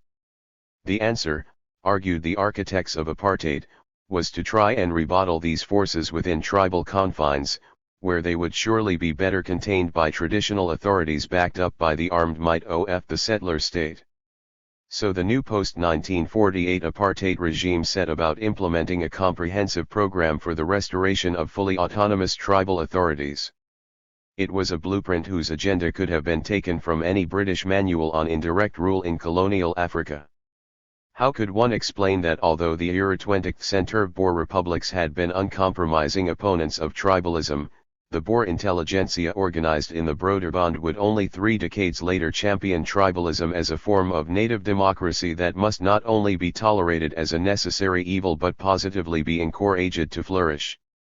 This change of heart is easier to understand in the context of a changing situation. If the impetus behind the 1927 Parliament's appreciating the virtue of customary law in containing natives within bounds of tradition was the sight of the ICU and its communist allies in the 1920s, the learning impetus 2 decades later would connect from an urban resistance that seemed to grow rapidly in the teeth of bloody repression. 9-6. Key to that lesson was the realization that in the final analysis race and tribe ought to be seen as complementary and not exclusive methods of native control. Exclusive reliance on race had led to a superficial mode of control, while strictly demarcating natives from white civil society, it left the former as a majority. To deepen and stabilize the rule of a racially defined minority, it was necessary to split the majority into compartmentalized minorities. But that division could not be an arbitrary invention. To be believable and to stick, it had to be anchored in a historical and cultural experience. To consolidate racial rule required that it be anchored in a tribal mode of control, by defining every native as a Bantu belonging to a particular tribe, subject to regulation under its own customary law. It would be possible to divide natives into a number of tribes, each a minority on its own, and thereby contain all within the parameters of separate tribal institutions. If racial superiority required a form of the state to be enforced and reproduced, so did the tribal separation of the natives, only, that state the local state, the native authority would be autonomous but dependent. A solution that British imperialism had arrived at as more of a preventive measure in its African colonies, all other colonial powers in the continent arrived at as a curative measure. In learning that lesson, the framers of apartheid were the last, not the first, and certainly not the only ones. Apartheid, the tribal option. The crisis of native control exploded with great intensity in urban areas. This urban revolt was both work and community-based. Its dimensions were marked by events ranging from the 1946 mine workers' strike to squatter and commuter struggles. The miners' strike was the most dramatic of this chain of events. Between 60,000 and 100,000 miners stopped work, bringing between 17 and 21 mines to a virtual standstill. 78 This largest strike in South African history was the doing of migrant workers. It was countered by a massive show of force. Compounds were sealed off under armed guard as 1,600 police were called to special duty. 12 Africans were killed and more than 1,000 injured. The strike, which began on August 12, was over by the 17th, in spite of a call on the 13th by the Transvaal Council of Non-European Trade Unions for a general strike of black workers. Yet this apparent failure turned out to be a milestone in South Africa's social and political development. In dramatically bringing to the surface the changing weight and alignment of forces old and new, it triggered a process that forced all groups into a re-examination of their position and responses, producing important political shifts. 79 The shift in post-war politics was not just from rural to urban resistance. It was also a shift from work-based to community-based action. There was a marked slowdown in strike activity once the miners' strike ended, but at the same time there was an escalation in community-based organizations and protests. These centered either on the provision of poor services, mainly housing and transport, or on the administration of pass laws. Some of the most dramatic ones were transport struggles in the township of Alexandra, outside Johannesburg. Year after year, from 1941 to 1944, building through 4 boycotts in as many years, the Alexandra bus boycotts displayed a tenacity that was to make of them a legendary phenomenon. Whereas commuter boycotts were sustained by township-based workers, migrants were more likely to be the moving force behind squatter struggles, whose context was twofold. On the one hand, municipal segregation required that African people be moved from inner-city slums to locations. On the other hand, there was a rapid inflow of migrants into urban areas. Within a decade and a half, between 1939 and 1952, the urban African population doubled. 80 To contain this growing inflow of rural and inner-city immigrants, the municipalities needed to expend more resources in the construction of locations. But white municipalities were seldom willing to allocate resources, always considered limited, toward that end. The result was the squatting epidemic of the 1940s. A growing stratum of urban Africans had access to jobs but not to housing. 81 Others simply could not afford the available housing, given their meager earnings, and migrants' families could not gain access to hostels. Resource poor but concentrated, squatters proved to be a militant group. As the numbers of squatters grew, city councils despaired. OFFIHL figures, whose tendency was to underestimate the problem, indicate that the squatter population, defined as those lacking approved and serviced accommodation, had by 1947 grown to more than 1 million, constituting at least 57.5% of the urban African population. 82 Because most squatters were legally employed, they could not be easily removed to rural areas using pass laws. However, municipalities could not just evict them from where they were unless they had a place to which to evict them. Several municipalities simply rescinded location regulations restricting one family to a house. But where they did not, squatters organized to keep municipal administrators and police at bay. The resulting movement highlighted the speed with which municipalities were losing control over both the housing issue and the squatting epidemic. 97. 98. The first large squatter movement was organized by James Sofasenke Mpanza, at one time a court interpreter and at another a convict murderer. Mpanza had the bold idea of breaking through an apartheid-defined urban geography by simply moving en masse to the open veldt where houseless families could build themselves a shelter. 8 Exiting from Nuclear and Kliptown onto vacant land in Orlando, Mpanza's Sofasenke, We Shall All Die Together, party required all those who wanted to set up shelter on an allocated piece of land to swear allegiance to Mpanza and to pay a 2d entrance and a weekly rental fee of 2.6d. In return, squatters were organized into committees that appointed camp guards and provided crude sanitary conveniences. The squatters' movement began in March 1944. Mpanza's Sofasenke party became the precursor of several efforts organized around similarly flamboyant individuals. 84 The squatter epidemic soon turned into an explosion, with camps emerging in peri-urban areas around the country, outside the scope of any legislation. The rising tempo of urban protest in the post-war period compelled every force whether on this or that side of the fence to take stock of a fast-changing situation and to rethink its strategy. For the African nationalist movement, This led to a dramatic change in the center of gravity from rural to urban areas, from a focus on chiefs to urban strata as the locus of resistance, and from a preoccupation with constitutional methods to passive resistance and popular campaigns as the principal methods of struggle. Decades later, a free Nelson Mandela would reminisce on South African television that the squatter struggle was catalytic in setting off the debate within the ANC on the question of the focus, the methods, and the objectives of the struggle.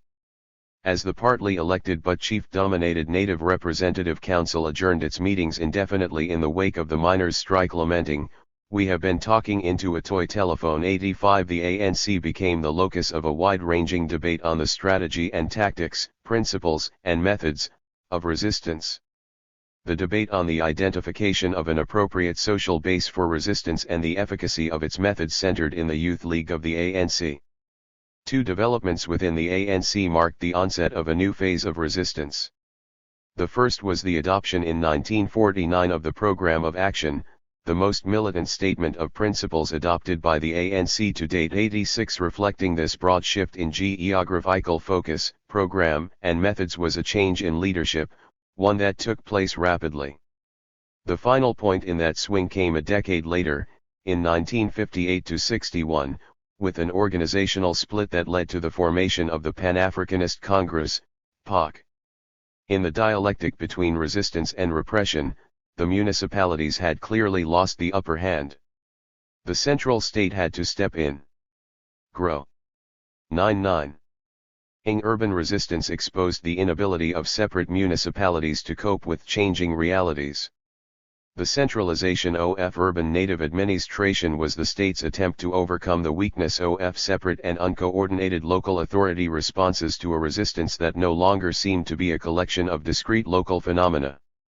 But there was no clear agreement on either the form or the program of that intervention. Differences crystallized in the form of two documents issued by two commissions, Fagan and Sauer, that preceded the 1948 election. Both agreed substantially on the immediate program but diverged fundamentally on the medium-term goal. The agreement was around the need to control African urbanization through a national pass system effected by means of a national labor bureau and population identification.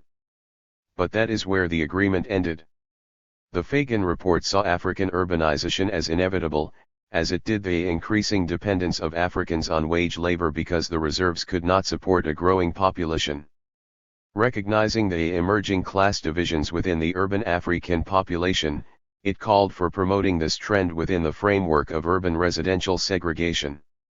The Sauer report called for reversing the trend toward African urbanization both by preventing it and by removing the surplus population from towns. 87 The National Party came to power in 1948 on a manifesto based on the Sauer report. But the practical apartheid it implemented over the next decade could not just be a translation of Sauer's recommendations into policy. 88 To hold together the apartheid project, it had to take into account the interests of varied constituencies, particularly the labor requirements of the fast-growing manufacturing sector. Along the line, the National Party appropriated important elements of the Fagan strategy. Thus, as Evans has argued, the linkage that Verwoerd established between die trinity of housing, employment, and influx controls to combat the squatter epidemic ended up retrenching rather than eliminating the permanent section of the working class. 89 But the more practical apartheid accommodated the accumulation needs of different sections of capital, the more it widened the gap between economic strategy and its political project. For the economic strategy was modified to include the acceptance of a permanent African working class, whereas the political project became ever more rigid as it denied the legitimacy of expression of Bantu interests outside the framework of the many indirect rule authorities ranged across tribal reserves. In the process, it unleashed a tide of urban protest that it failed to contain.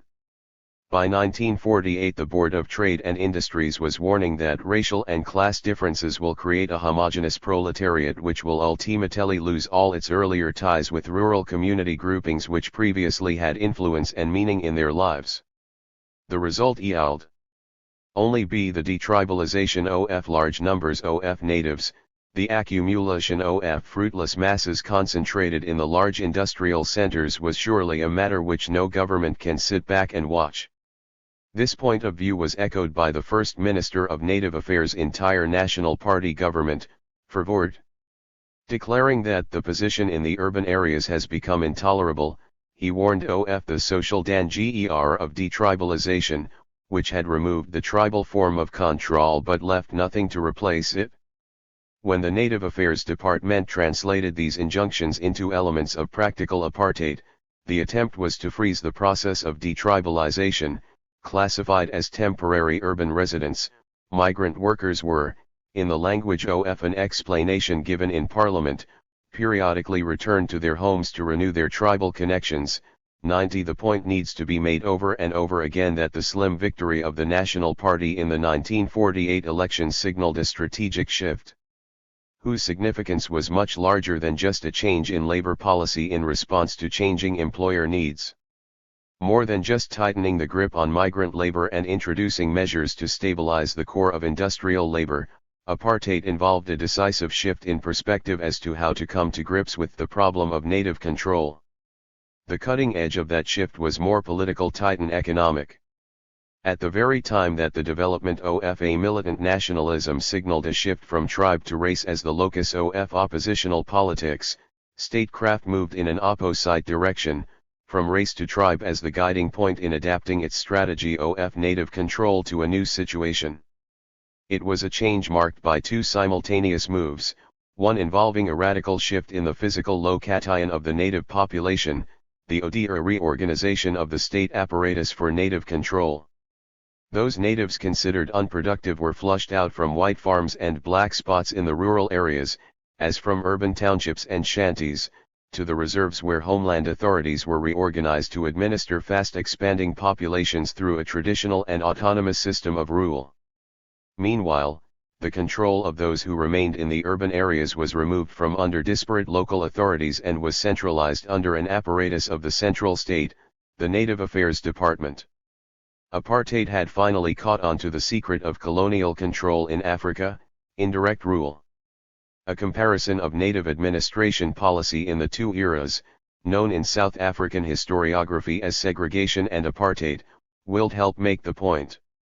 In the era of segregation, though mediated through chiefs and headmen in different tribal areas, the administration of reserves was centralized under the NAD. Its writ covered every aspect of social life, from the allocation of land to the regulation of mobility to the administration of justice to the supervision of the domestic affairs of 10.1. Households to the relocation or reconstitution of entire communities.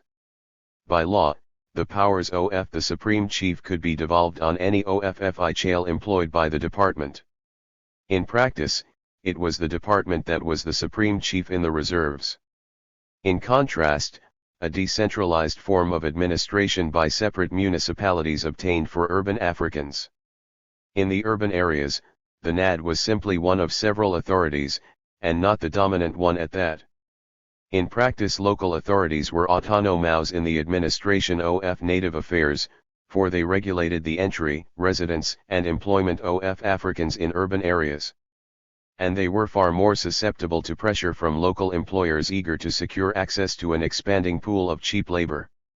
The reorganization of the state under apartheid was principally the recasting of the relationship between the central and the local state through two simultaneous and seemingly contradictory moves, but moves that made sense if understood in light of the overall problem of control over native affairs. Both moves are summed up in the dramatically altered position of the NAD. Apartheid removed the Native Affairs Department from rural areas and replaced it with a decentralized form of native authority administration. Together, the 1951 Bantu Authorities Act and the Bantu Laws Amendment Act of 1952 went about systematically increasing the powers of the chieftaincy while giving them financial powers to levy and collect taxes to finance their own costs. 91 Instead, the NAD emerged full-blown in the urban areas where it effected a reverse development, replacing the decentralized form of control by municipalities with its own centralized control. In the process, it first subordinated and then entirely displaced local authorities in the administration of all aspects of Bantu affairs. All, That is, except health. 92 From a native point of view, apartheid combined a decentralized despotism, indirect rule, in the rural reserves with a centralized despotism, direct rule, in urban areas. But the NAD did not come to administer urban Bantu affairs with a clean slate. It brought to bear on its new task the entire battery of lessons it had accumulated in the course of supervising indirect rule authority in the reserves. This is why the NAD did not simply forge a separate and racially distinct form of urban administration, it really altered the very basis of that administration. As administrative imperative expanded at the expense of the judicial process, judicial authorities were circumvented. As the institutional separation between the department as an administrative agency and the police was blurred, means of coercion came to be centralized within the department. The NAD even created sub-departments of labor and housing to tighten its administrative hold over township natives. Without underlining these institutional modifications, it is not possible to understand the incredibly enhanced capacity of 102. The apartheid state to effect the expanded program of influx controls and expulsion procedures, a program summed up in two fearful words: forced removals. The systemic terror unleashed by apartheid in urban areas was the fist behind rolling waves of urban removal. Its point was to reverse the decades-long process of African urbanization. The grand design, wrote Tom Lodge, was to restructure the industrial workforce into one composed principally of migrant labor. First set into motion in the Western Cape in the late 1950s, this process unfolded on a national scale over the next decade. 93 One needs to remember that apartheid South Africa was a country artificially deurbanized. By 1990 half of South Africa's black population lived in Tyre Bantustans, which together accounted for only 14% of the land in the country. 93 A large slice of this population was the victim of forced removals. It is estimated that forced removals uprooted more than 3.5 million people, or more than 10% of the South African population, labor tenants, farm squatters, and city residents between 1960 and 1985. 94 In addition, a further 327,000 township residents were brought under the control of indirect rule Bantustan authorities as entire townships were incorporated into the boundaries of neighboring Bantustans, mainly KwaZulu. Nearly two-thirds of the country's African townships actually declined in size over the 1960s. 95 This is why, unlike in the reserves, where apartheid seemed more an administrative reform designed to restore the autonomy of tribal authorities, there could be no mistaking apartheid in the urban areas as anything but a frontal assault on the residual rights of the African population. My point is that this institutional modification, which fused power administrative, judicial, and police in a single administrative agency and its officers, was no institutional innovation. It amounted to creating white chiefs in urban areas, personnel who would dispense an administratively driven justice, a practice hitherto considered the hallmark of the administration of customary law in the reserves. It is helpful to recall that the introduction of indirect rule was a colonial reform. Faced with peasant resistance to colonial occupation, a resistance often led by clan leaders or chiefs, indirect rule was meant to hitch compliant sections from the traditional leadership of Africa to the Colorado Nile wagon and thereby broaden its social base. This reform mainly unfolded in the period between the two world wars. Its potential was exhausted in the aftermath of the Second World War, when nationalist movements successfully linked urban protest against racial exclusion in civil society to rural movements against the uncustomary powers of native authority chiefs. Faced with a political opposition that bridged the great gulf created by the bifurcated character of the colonial state, the rural and the urban post-war colonial powers embarked on the first great reform of indirect rule. The point, once again, was to broaden the social base of rule by incorporating into the governing alliance the new social force on the colonial horizon, the native middle class.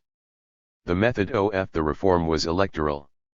Its program was to open the door to middle-class representation in the local state. The social objective was to weld together a coalition of traditional native authorities and elected middle-class representatives while keeping in place the customary authority of chiefs over peasants. In countries where its point was either to preempt, Ivory Coast, or to sidestep, Kenya, the growth of militant nationalism, the reform survived independence. But where great nationalist movements successfully straddled the rural and the urban, a second phase of reform opened up after independence. Its point was to replace the native authority chief with the single-party cadre and thereby substitute an administrative with a political link between the urban and the rural. It is only when this political reform degenerated into a state edict that the accent shifted from party to state as the institutional basis of that link.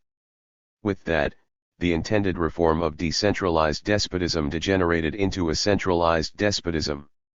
Early resistance against the imposition of colonial rule was usually organized by clan leaders, who were often in direct conflict with missionary ideologues of the new order. But the agenda of such resistance was limited to restoring the independence of the clan, the ethnic group, or at most forging a localized united front of such groups. The best known example from the period is the Maji Maji resistance against German colonialism in Tanganyika, 1906 to 1909.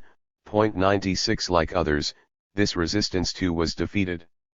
There followed in the period after the First World War a time of great popular demoralization, a crisis of civilization as it were.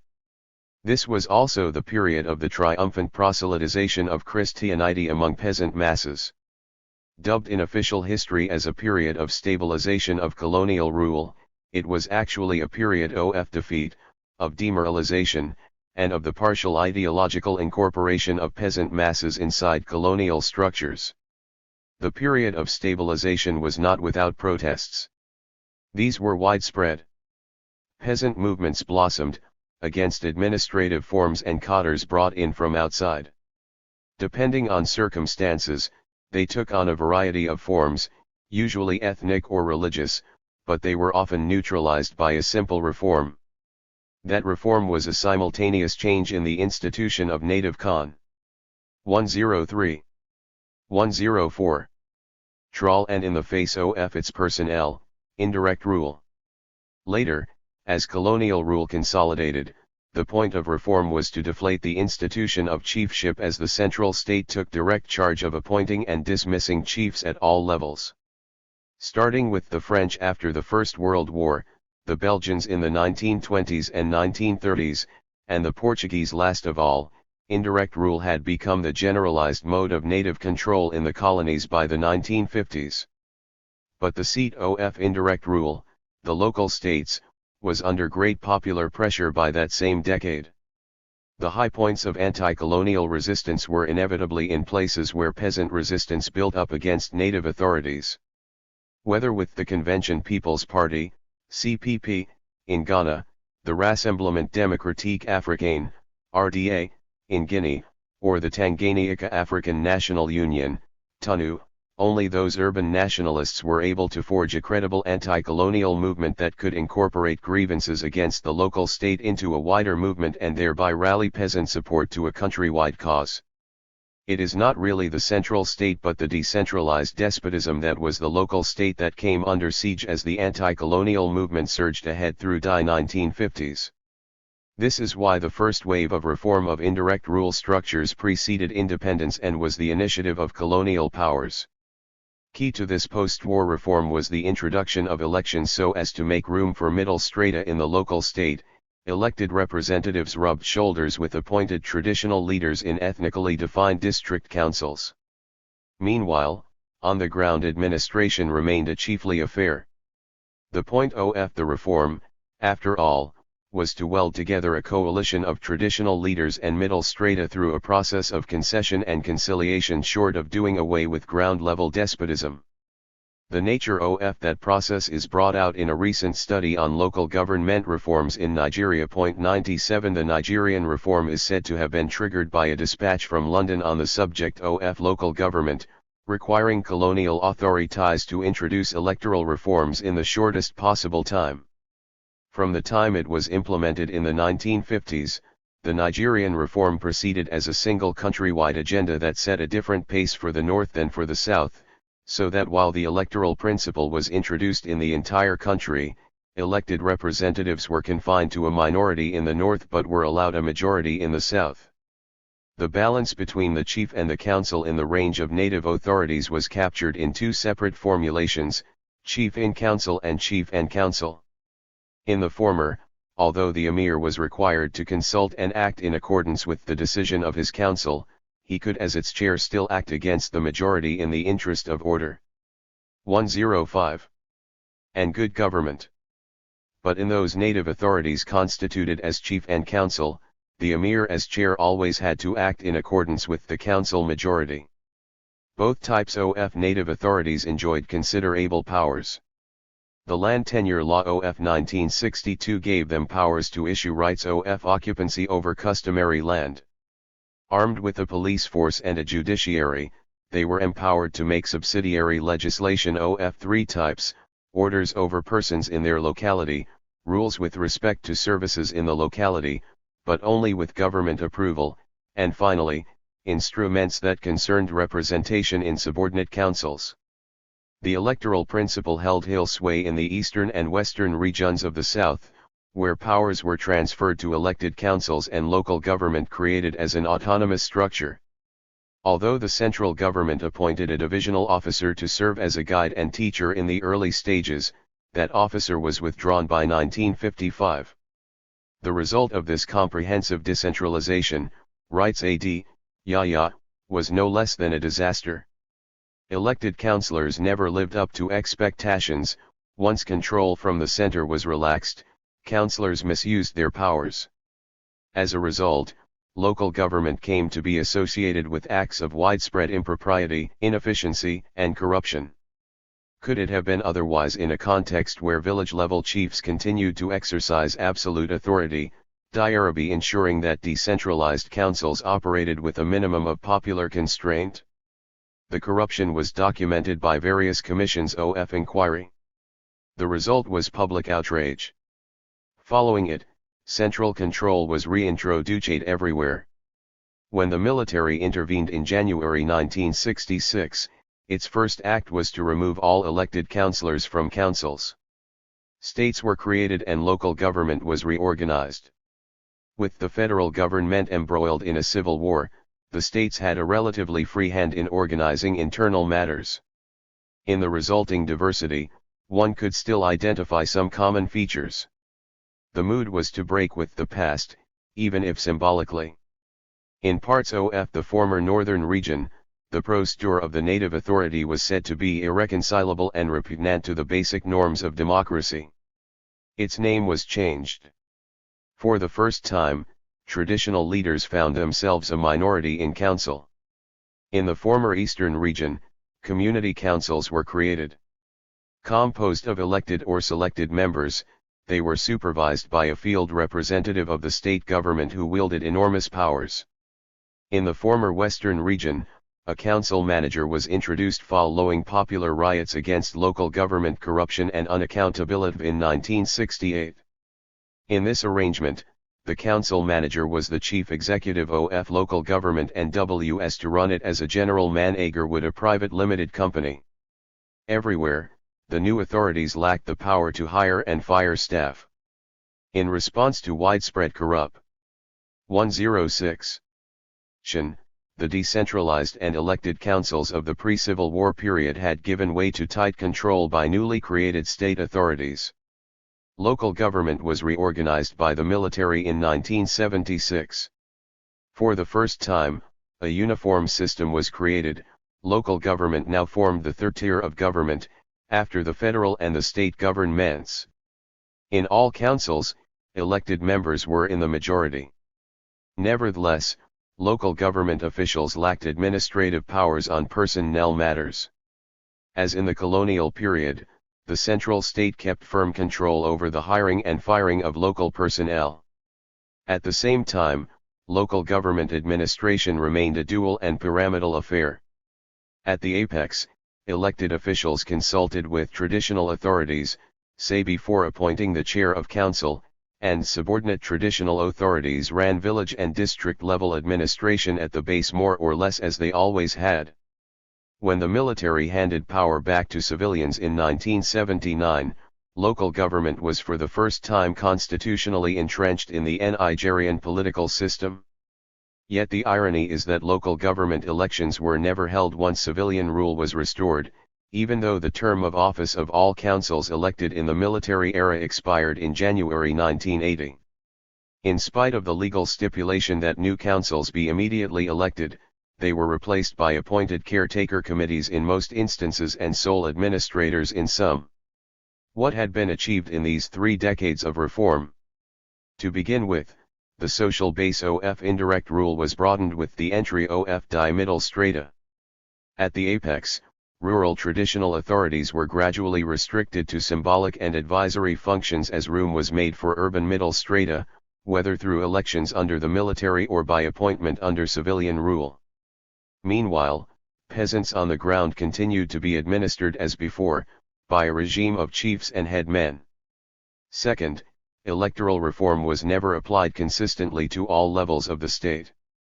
Military rulers abrogated the electoral principle in the central state, but they introduced and upheld it in the local state. Civilians did the reverse. Both, however, practiced village-level governance as a customary administration of chiefs over peasants. In the period after independence, the Nigerian path was broadly followed in the conservative states, where reconciliation between traditional leaders and middle-class nationalists was the order of the day.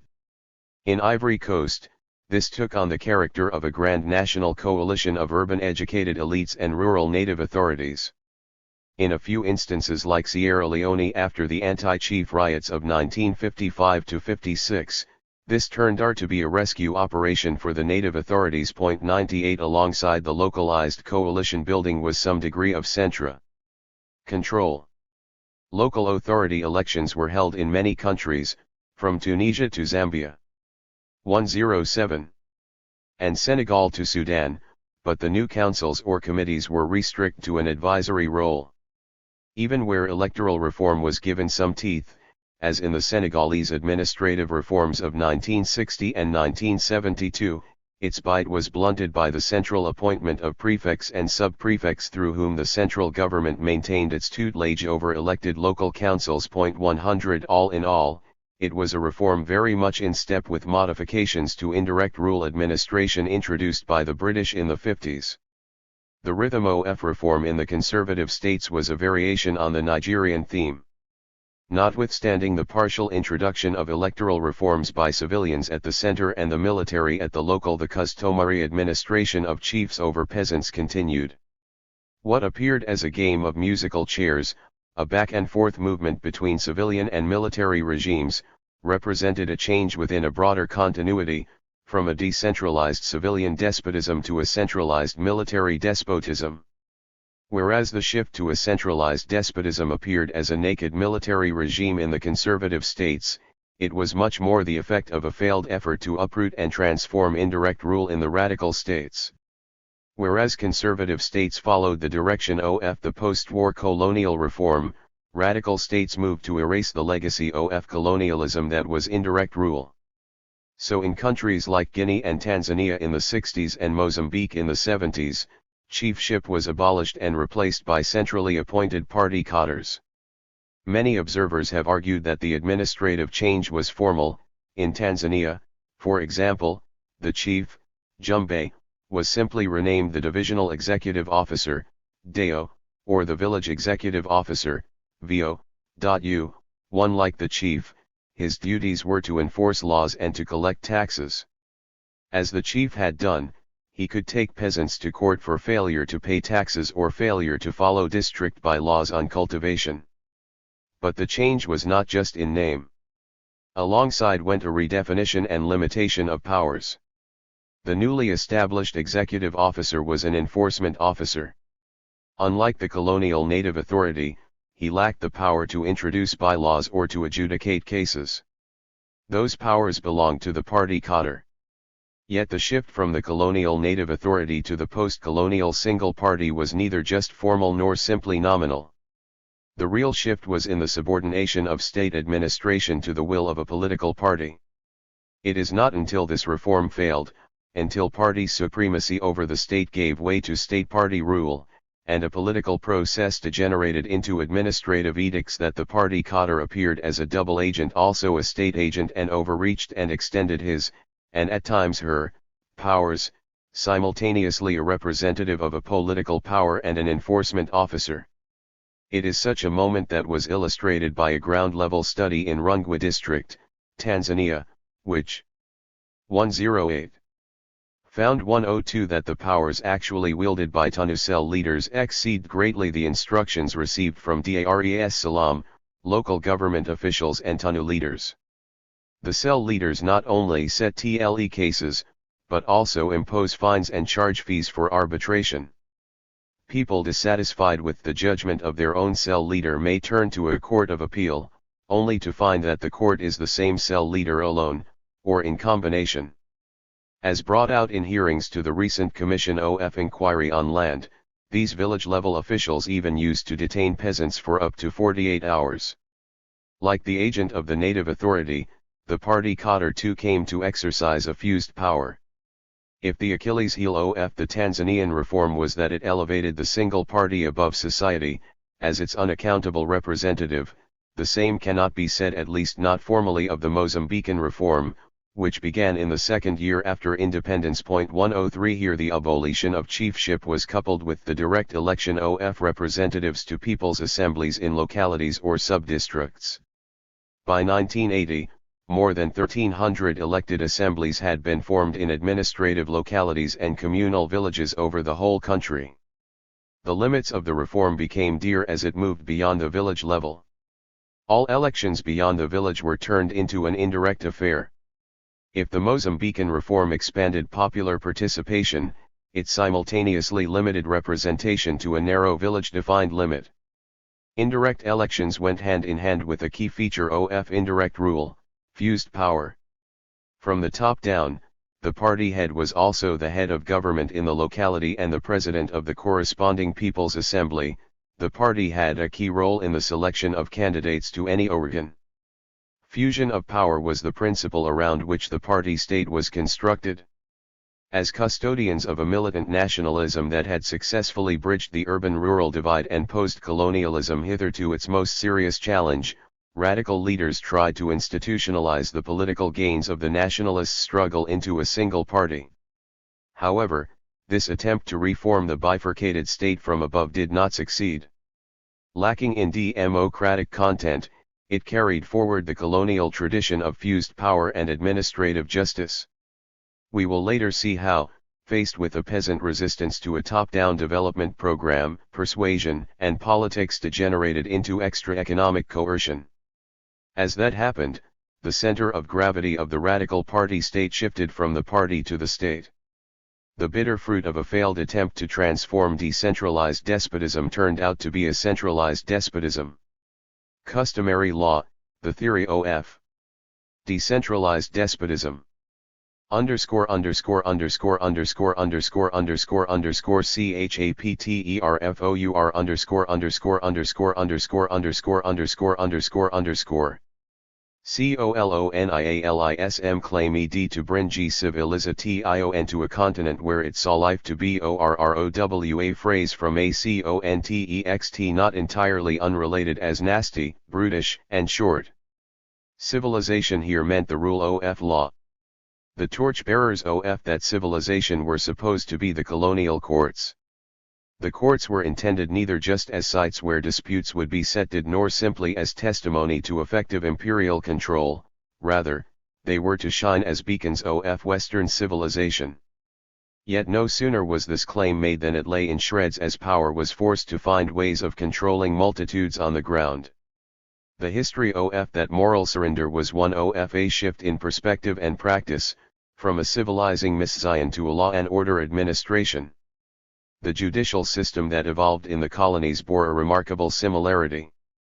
Though names may differ, it was everywhere a bipolar affair. At one end were the courts of chiefs and headmen, courts of the first instance to which natives had ready and easy access, courts that dispensed justice according to customary law. At the other end was a hierarchy of courts cast in the metropolitan mold, courts designed to solve disputes involving non-natives. The intermediate category consisted of tribunals staffed by white officials, called commissioners in British Colorado-Nice and commanders in French ones, who listened to appeals from chiefs' courts and who were charged with the general administration of the native population. In this bipolar scheme, customary justice was dispensed to natives by chiefs and commissioners, black and white, modern justice to non-natives by white magistrates. The dualism in legal theory was actually a description of two distinct, though related, forms of power, the centrally located modern state and the locally organized native authority. The hallmark of the modern state was civil law through which it governed citizens in civil society. The justification of power was in the language of rights, for citizen rights guaranteed by civil law were at the same time said to constitute a limit on civil power. The key claim was that this form of power was self-limiting. Against this description was the reality, the regime of rights was limited and partial. Citizen status was not conferred on all within the ambit of civil society. The primary exclusion was based on race. In contrast to this civil power was the native authority. It governed on the basis of ethnic identity. The native authority was a tribal authority that dispensed customary law to those living within the territory of the tribe. As such, there was not a single customary law for all natives, but roughly as many sets of customary laws as there were said to be distinct tribes. Customary law was not about guaranteeing rights, it was about enforcing custom. Its point was not to limit power, but to enable it. The justification of power was that it was a custodian of custom in the wider context of an alien domination. Against this description was the reality, customary law consolidated the non-customary power of chiefs in the colonial administration. It did so in two ways that marked a breach from the pre-colonial period. For the first time, the reach of the native authority and the customary law it dispensed came to be all-embracing. Previously autonomous social domains like the household, age sets, and gender associations, to cite three important instances, now fell within the scope of chiefly power.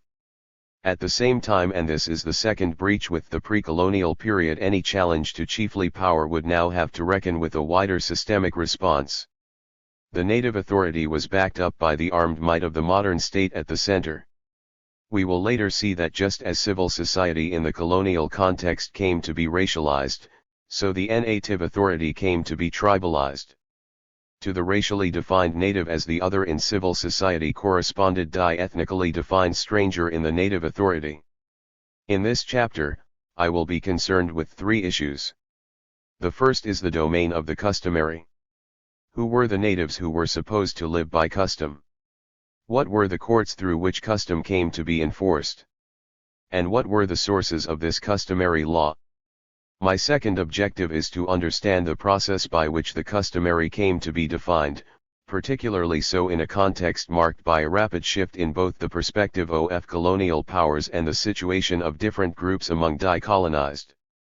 Confronted first by the need to create order and then to enforce development among conquered populations, the ruling concern with law rapidly gave way to a preoccupation with locating and boosting those who would enforce the law.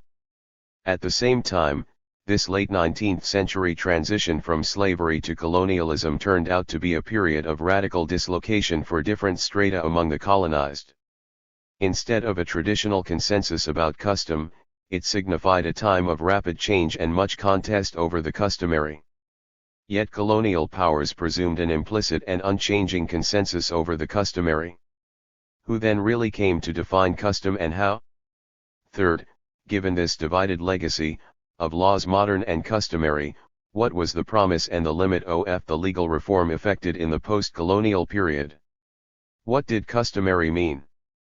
And who were the natives to which this justice was to apply? The answers to both questions are indeed revealing, for legal pluralism in this instance was more an expression of power relations in a colonial society than a recognition and tolerance of any multicultural diversity. Colonial pluralism was basically dual. On one side was a patchwork of customs and practices considered customary, their single shared feature being some association with the colonized, and the other side was the modern, the imported law of the colonizer. In countries like Nigeria, where external influence was not limited to European powers but included Islamic sources, the law sought to remove all ambiguity. Section 2 of the Native Courts Law of Colonial Nigeria provided that native law and custom includes Muslim law. 1 Conversely, native was used not to mean a person whose life had historically been governed by the customary law in question, but as a blanket racial category. It is instructive to look at how the courts in Nigeria define the term native. At first glance, there seems to be a range of definitions. According to the Western High Court law, a native was simply a Nigerian. The Northern High Court law distinguished between natives and non-natives and remained silent thereafter. The Eastern High Court law revealingly defined a native as a person of African descent too, but all ambiguity was removed in Section 3 of the Interpretations Act, which applied to the Federation and Northern Nigeria. According to this act, the statutory definition of the term native included a native of Nigeria and a native foreigner. Further, a native foreigner was defined as any person, not being a native of Nigeria, whose parents are members of a tribe or tribes indigenous to some part of Africa and the descendants of such persons, and shall include any person one of whose parents was a member of such tribe. 3 The point was no doubt to cast the net wide enough to catch within its fold every person with any trace of African ancestry. The objective was to arrive at a racial definition, not a cultural one. Similar racially governed formulations were found in other colonies.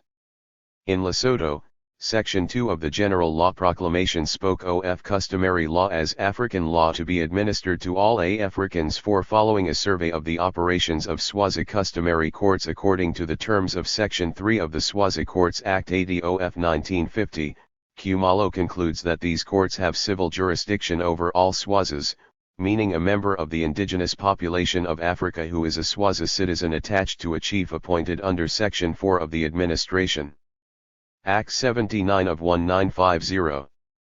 Pointedly excluded all Swazi citizens of non-African descent.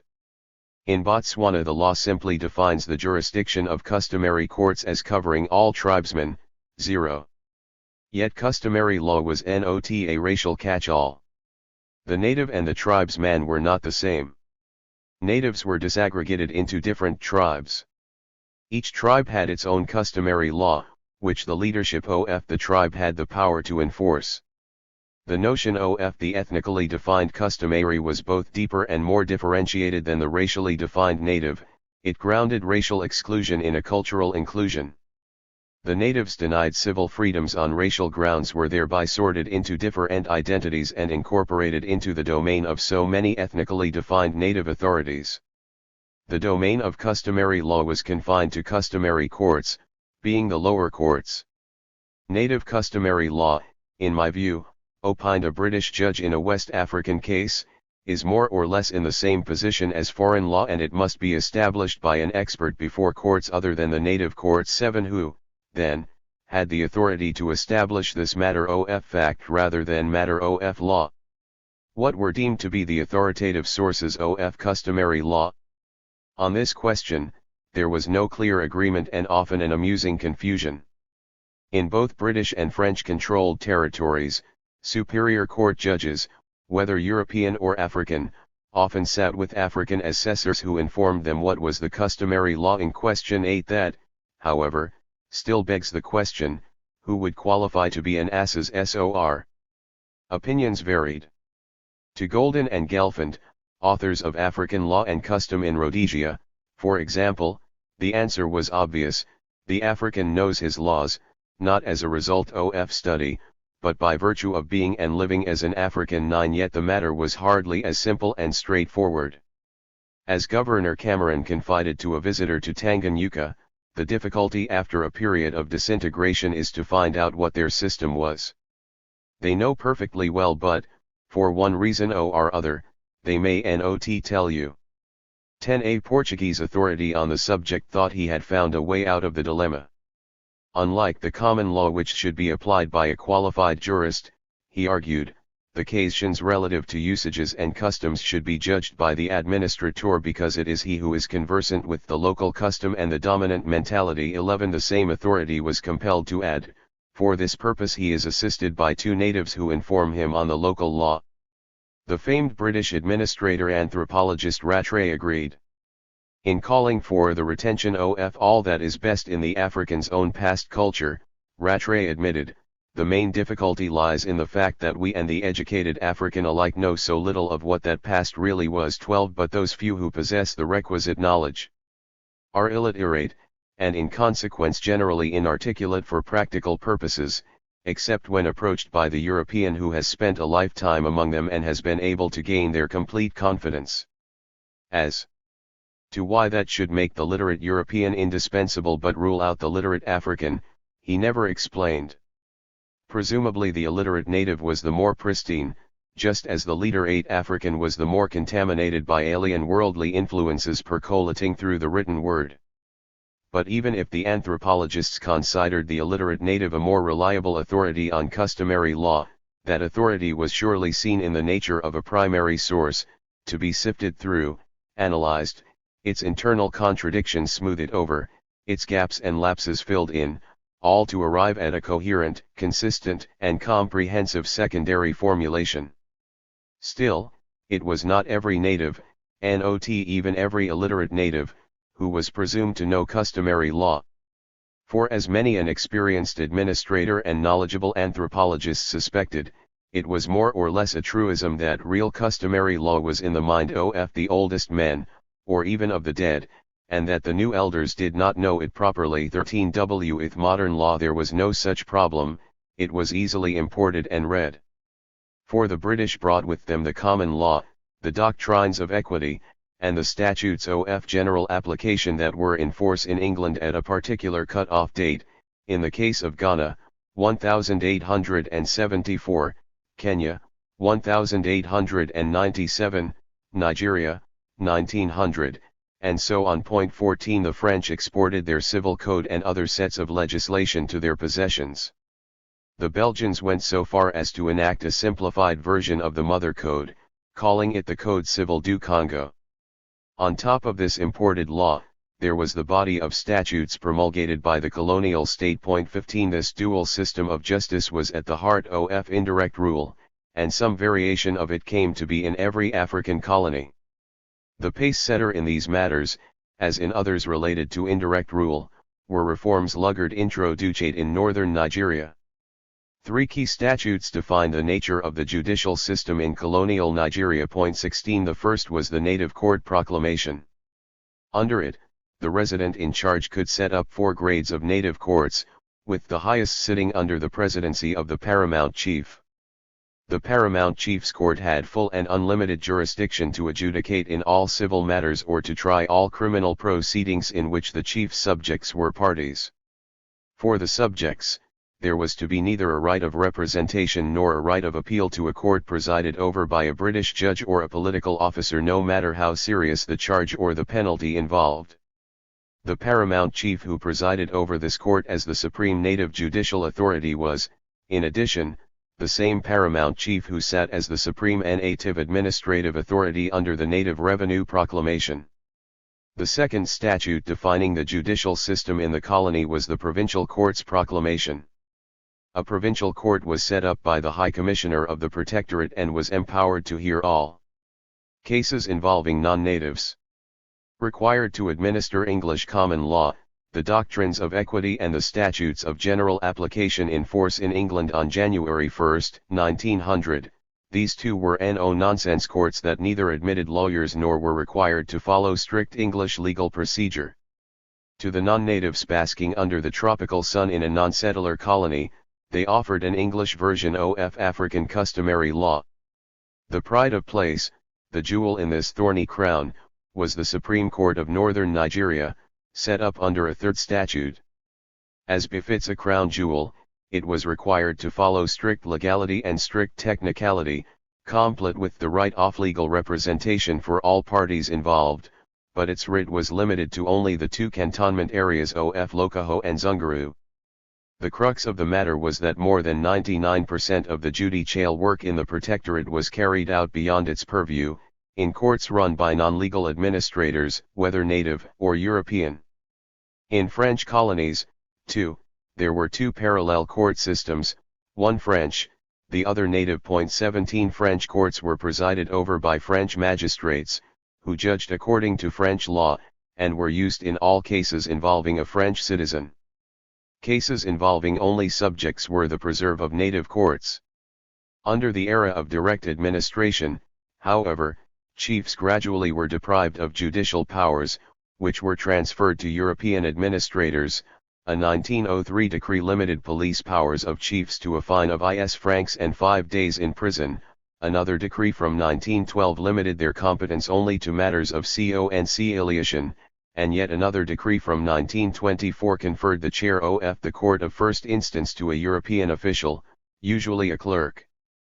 The native court of the second instance was presided over by none other than the circle commander, this all-powerful administrator judge, or his deputy or any other European official designated by the governor. Although customary law continued to be dispensed in these courts, it was given legal recognition only by the Court of Appeal at Dakar, the Supreme Court of French West Africa, in a 1934 decree. The court recognized the African village as a legal entity with customary rights and the village chief as the defender of those rights. 18 In the Italian colony of Somalia, state recognition of the customary came much earlier. Royal Decree No. 695 of 1911 stipulated that Italians be governed by Italian law and Somalis by customary law. 19 The dispensers of customary justice were the qadars known as chiefs. The term needs to be understood in a broad sense. Stripped of all racial connotations, chiefs were really non-specialized, non-legal administrative personnel whose broad portfolio also included judicial functions. As such, they should be seen to include both native chiefs and white commissioners, British, or commanders, French. Unlike magistrates' courts, which were staffed by professional lawyers and cordoned off by high tariff walls, fees, and a remote location, the commissioners' tribunals were an informal affair, with easy access and nominal fees. Like the courts of chiefs and headmen, of which they formed the upper tier, the commissioners dispensed a form of justice that was informal, inexpensive, and efficient. Defined by the powers and role of the office they occupied, the commissioners were really the white chiefs of colonial Africa.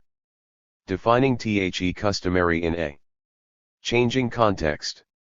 If the customary law dispensed in the courts of chiefs was presumed to be known by the African, by virtue of being and living as an African, golden and gelfand, by the administrator because it is he who is conversant with the local custom and the dominant mentality, Marera, by illiterate natives as transmitted to the European who has spent a lifetime among them and has been able to gain their complete confidence, Rattray, or by the oldest of the elders, who then defined the substantive law. There were at least three sets of contenders with claims over defining the customary, the central state, the officials of the local state, the chiefs, and a range of non-state interests. Everywhere, the claim of the central state set the limits to the customary in the form of a repugnancy clause. Under French and Belgian systems, this limit was set unambiguously as the requirements of public order and morality. 20 In some instances, the formulation came close to being crass. A law passed by French authorities in Senegal in 1912 stipulated that colonial law replaced traditional law when the latter was contrary to the principles of French civilization. 21 The Portuguese, too, had a formulation that clearly spelled out their claim to being both the custodians of humanitarian principles and the holders of power. The decree of 1954 that formally subordinated natives to custom and non-natives to the common law required that custom not be contrary to public order, that is, to the principles of humanity, the fundamental principles of immorality or to free exercise of sovereignty. 22 In British-controlled Africa, the colonial power simply claimed to be a custodian of general humanitarian notions of right and wrong.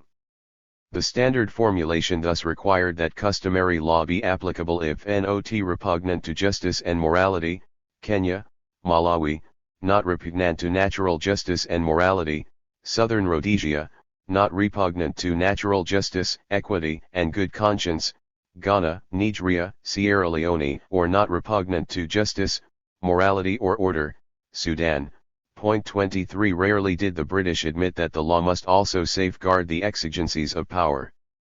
Such a rare instance is found in the F.Vidance Act in Nigeria, which stated that no custom contrary to public policy would be enforced. Point 24. Similarly, the charter issued to authorize 116.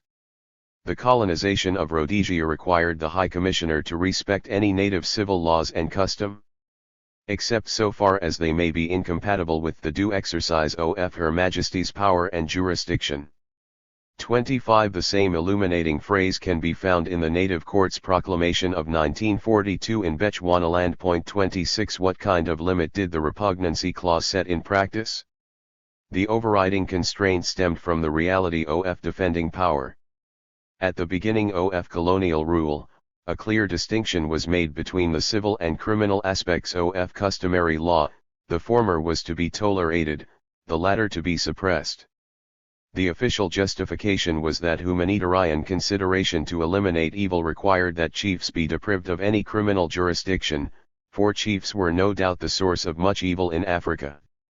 Not only did this appeal to Victorian sensibilities, it also made much practical sense, for any attempt to restore the old institutional order was bound to be chief-centered. The colonial power understood very clearly that dealing with crime was first and foremost about social control and the exertion of power. Criminal law, pointed out the Minister of Justice and Defense in Rhodesia, is all about wrongs against the government and against the community, whereas civil law deals with relationships between individuals. Even if the criminal law does not conform to the ideas of the people who are ruled, the real point was that the government could not tolerate any attempts against its own custom, its own law, against itself, that is to say. The Chief Justice of the Supreme Court of the Federation of Rhodesia and Nyasaland agreed, "This is a matter in which we feel our law should prevail, because we feel that when it is a question of something which wrongs the whole community and that roughly is the definition of the word crime, it should override all other considerations, and that is why we distinguish between criminal law and civil law." 27. Rhodesia was a colony with a difference. Even when the existence of native law and courts was officially recognized in 1937, the courts were expressly denied criminal jurisdiction. This was different from other British colonies, where once the question of law and order was settled and colonial rule became relatively stabilized, chiefs did indeed receive limited criminal jurisdiction.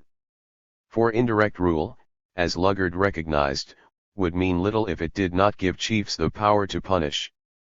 Rhodesia, however, was much more like the Cape or those French colonics where native resistance to colonial rule had been intense and sustained.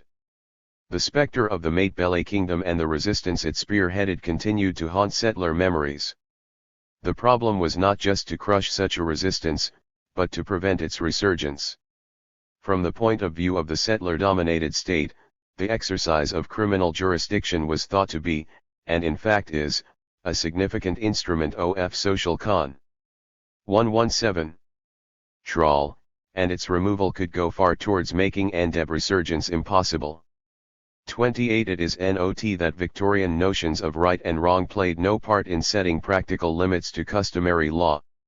They did, in matters such as slavery, mutilation, polygamy, and bride price, but they were subordinate to political considerations, and for that reason, they were always negotiable.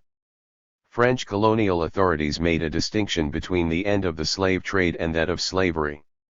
The former was adhered to more or less strictly, but not the latter. After all, as we will see, the end of slavery was followed by the Rosy Dawn of compulsions. The abhorrence of mutilation, and this too we will see, did not stop any colonial power from resorting to corporal punishment as an integral part of customary law. The Boer and the British authorities in South Africa, who righteously denounced polygamy as female slavery and bride price as purchase in women, had no qualms about legislating a customary code that treated women as perpetual minors subject to a patriarchal chief-dominated authority. We are, after all, talking of an era when English common law gave husbands controlling power over wives and the state and judicial authorities extraordinarily severe powers over those categorized as vagrant, idle, or disorderly. Some colonial administrators, like Robert de Lavignette in French West Africa, thought an arrangement that coupled customary law with the repugnancy test was riddled with contradictions. What are these principles of civilization to which native law must not run counter, he asked, if not those of the Code? 29. In other words, if the repugnancy test were consistently applied, so ran the logic of de Lavignette's argument, the Code would sooner or later have to govern all relations, whether native or non-native.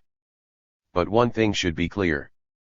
The repugnancy test was never construed as requiring that the law in the colonies, common or customary, be consistent with the principles of English law or the Code Napoleon. Such a requirement would have sounded the death knell of administrative justice.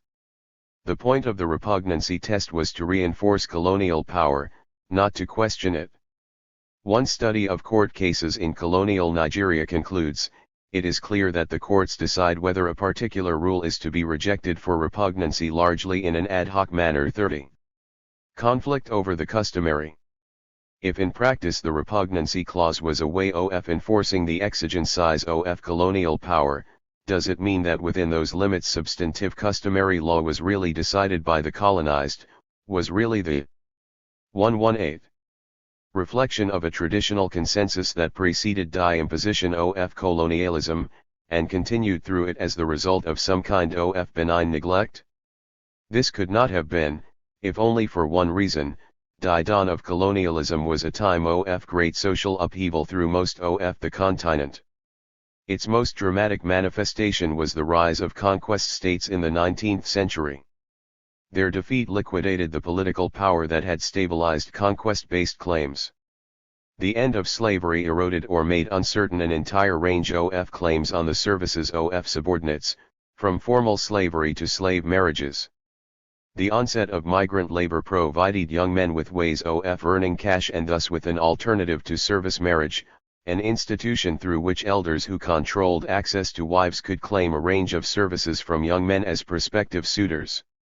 Instead of a consensual traditional notion of custom, the colonial era really began in the midst of conflicting and even contrary claims about the customary.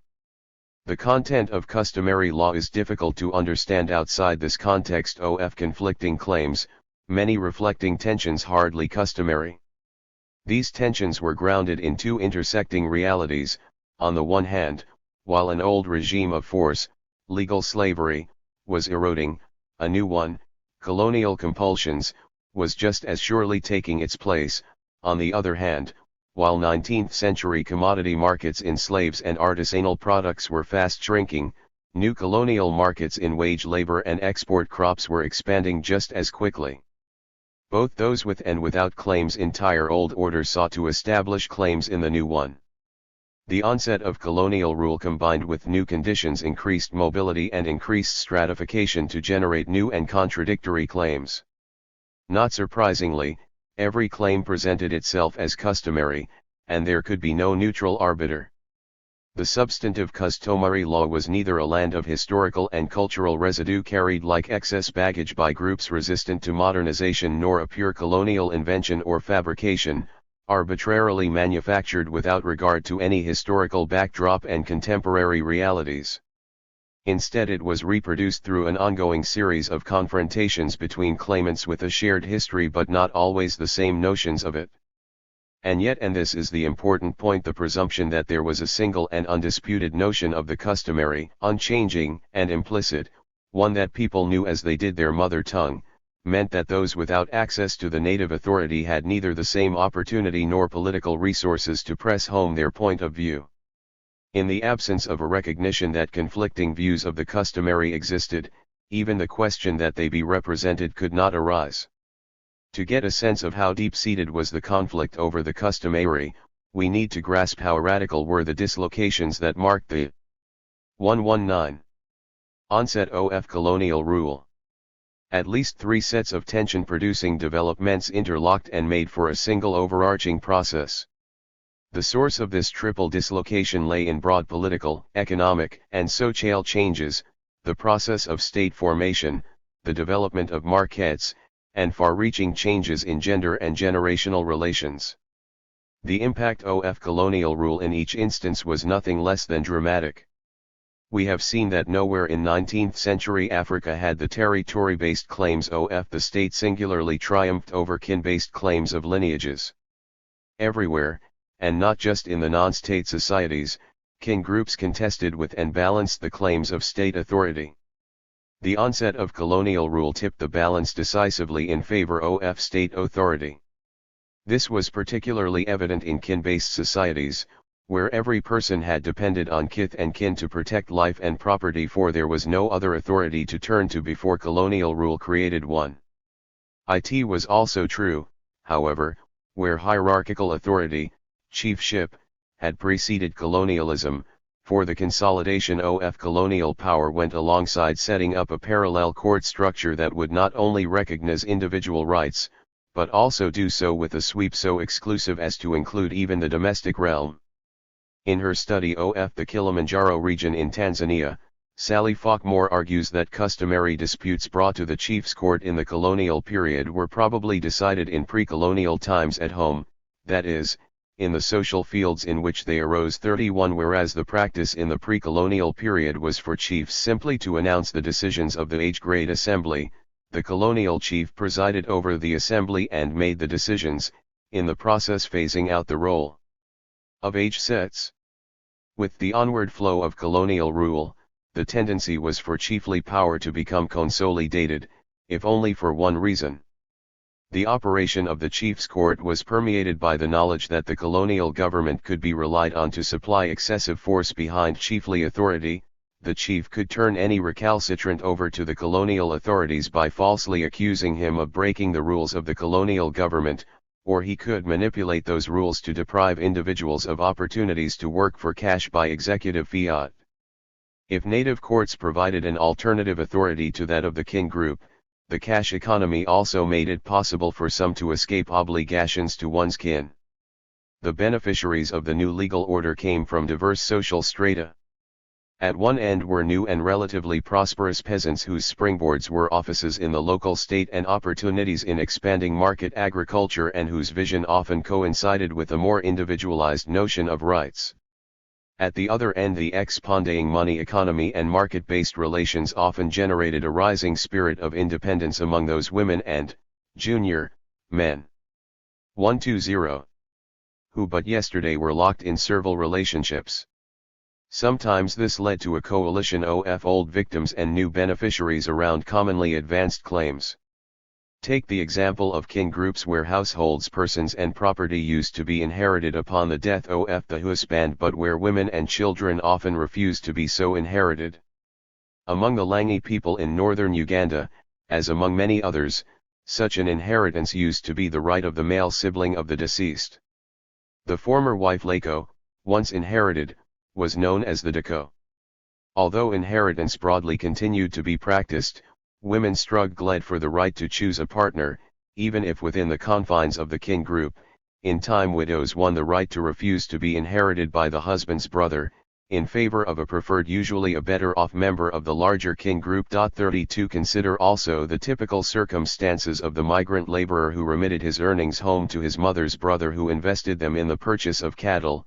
The resulting conflict as to whether the cattle belonged to the individual whose earnings bought them or to their matrilineages was often resolved by the new courts in favor of the younger man alone.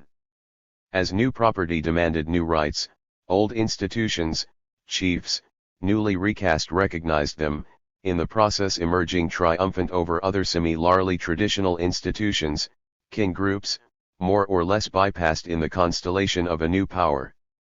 As Martin Chanak concludes in his brilliant study on law, custom, and social order in colonial Malawi and Zambia, economic individualizing and jural individuation went hand in hand. 33 The spread of market relations, however, did not always lead to greater individual freedom for all concerned.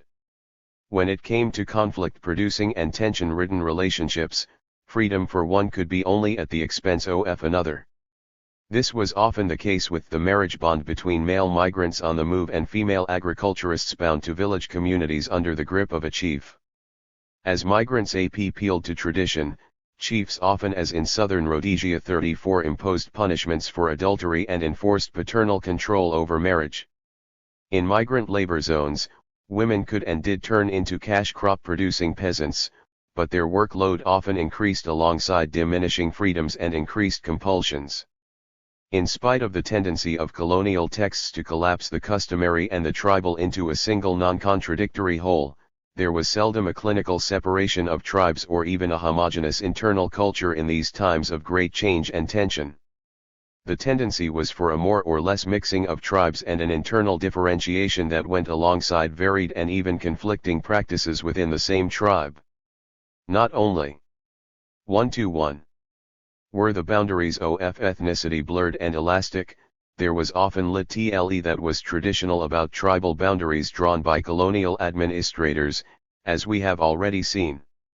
As Chanak asks with reference to those conquest states where patrilineal authority had often incorporated many matrilineal peoples into expanding state systems, whose custom was considered law, the patrilineal rulers or the matrilineal subjects, and therefore a reference point for the tribe. A customary relationship between the sexes came to be forged gives a better idea of the nature of forces whose interaction shaped that outcome. The beginning of colonial rule was marked by a combination of forces predisposed toward improving the position of women, even if each had its own reasons. Missionaries were appalled at the institution of polygamy and bride price. Settlers, too, were convinced that polygamy allowed Tyre native male to live in sloth and idleness and was at the root of their labor problems. An astute writer in the Natal Witness of 1863 poked fun at the alliance between the missionary and the labor-needing colonist, to alleviate the sufferings of the native woman, and suggested that both were interested in the abolition of a custom which materially interferes with the object for which they have respectively left their mother country. 35 This alliance, however, did not last long. Once again, as law sought to establish order and the central state looked for allies to consolidate its hold over local spaces, perceptions changed. By giving rights to sons and women, wrote the British administrator Charles Dundas in 1915, European law falls like a thunderbolt in the midst of native society, all precedent and custom are cast aside, and the controllers of society are disabled. The British had loosened the ties of matrimony, freely granted divorces in favor of frivolous girls, and permitted them to run from one man to another, heedless of the bad example thereby set. 36 As they sought out the controllers of society, the search for good laws gave way to one for effective authorities. As they came to appreciate the possibilities of control in the customary, their interest focused more on customary authorities than on customary law.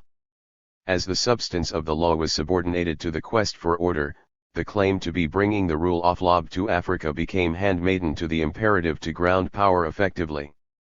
With this slide into pragmatism, colonial powers were usually content to let customary authorities define the substantive customary law. These authorities were the officials of the local state, with some variation between settler and peasant colonies. Where customary law was not codified, local initiative was inevitably greater. In the settler colonies there was great interest in codification. In the free peasant economies, this interest did not surface until after the Second World War. It 1-2 is in the latter that, subject to the repugnancy clause, customary authorities came to have a disproportionate influence in shaping the substantive law. Chiefs as customary authorities. The customary authorities were the chiefs. Stripped of military power and losing control over long-distance trade, chiefs faced the new era with great anxiety. Take the example of Chaga chiefs' entire Kilimanjaro region of Tanganyika. 37 As most of their old sources of income dried up from warfare to cattle raiding, from slave trade to ivory trade, chiefs desperately looked for and created new ways of earning extra income. Court fees were one means, extra economic and extra legal exactions were another. Whatever the combination, a German observer of the pre-World War I period estimated that the chief was paid 7 times as much as the colonial government in this process. Alarmed at how old service-yielding claims were disintegrating, chiefs were in a strategic position to seize the initiative under the new order. To do so, they claimed as customary every right that would enhance their control over others, particularly those socially weak. Central to this was the right of movement or settlement and sometimes even the right to claim children. In the increasingly stagnant pool of freed persons that this created over time, chiefs could glimpse multiple possibilities. The old slavery, with its innumerable gradations, from outright control to slave marriage, was giving way to the new clientelism, also with its multi-ple gradations. The chiefs were not alone in this quest. At different times, they were joined by different strata seeking to protect or gain privilege, free men in relation to women, the propertied in relation to the propertyless, seniors in relation to juniors, those indigenous against migrant strangers in their midst. The fact that custom should be shaped by those in control of customary institutions was nothing new. The new thing about the Colorado Nile period was, to begin with, the privileging of a single institution chiefship as customary. Conferred the power to enforce their notion of custom as law, chiefs were assured of backup support from colonial institutions and direct force, if need be in the event they encountered opposition or defiance. Customary law thus consolidated the non-customary power of colonial chiefs.